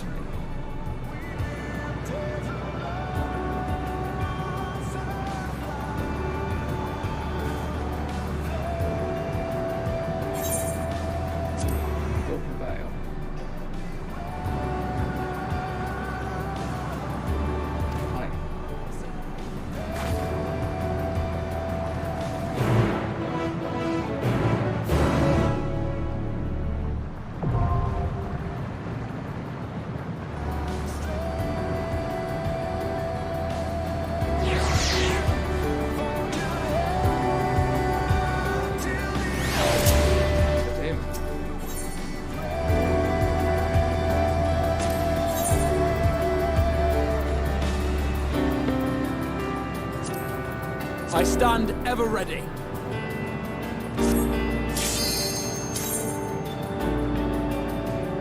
Let's do it.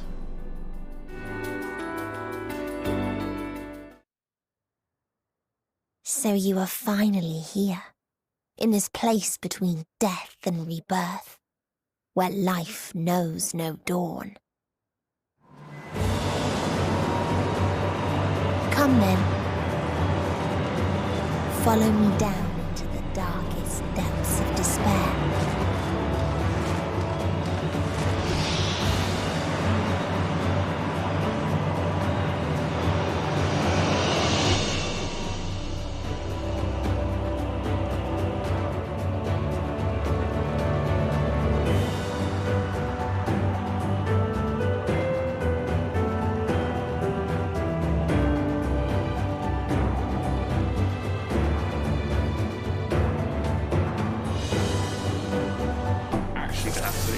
It's so late what I am at the moment.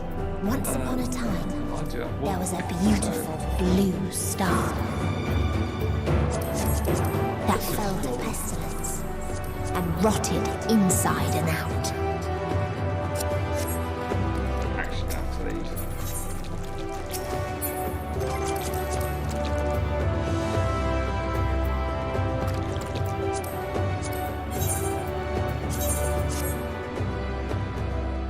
Catch you guys later. Bye.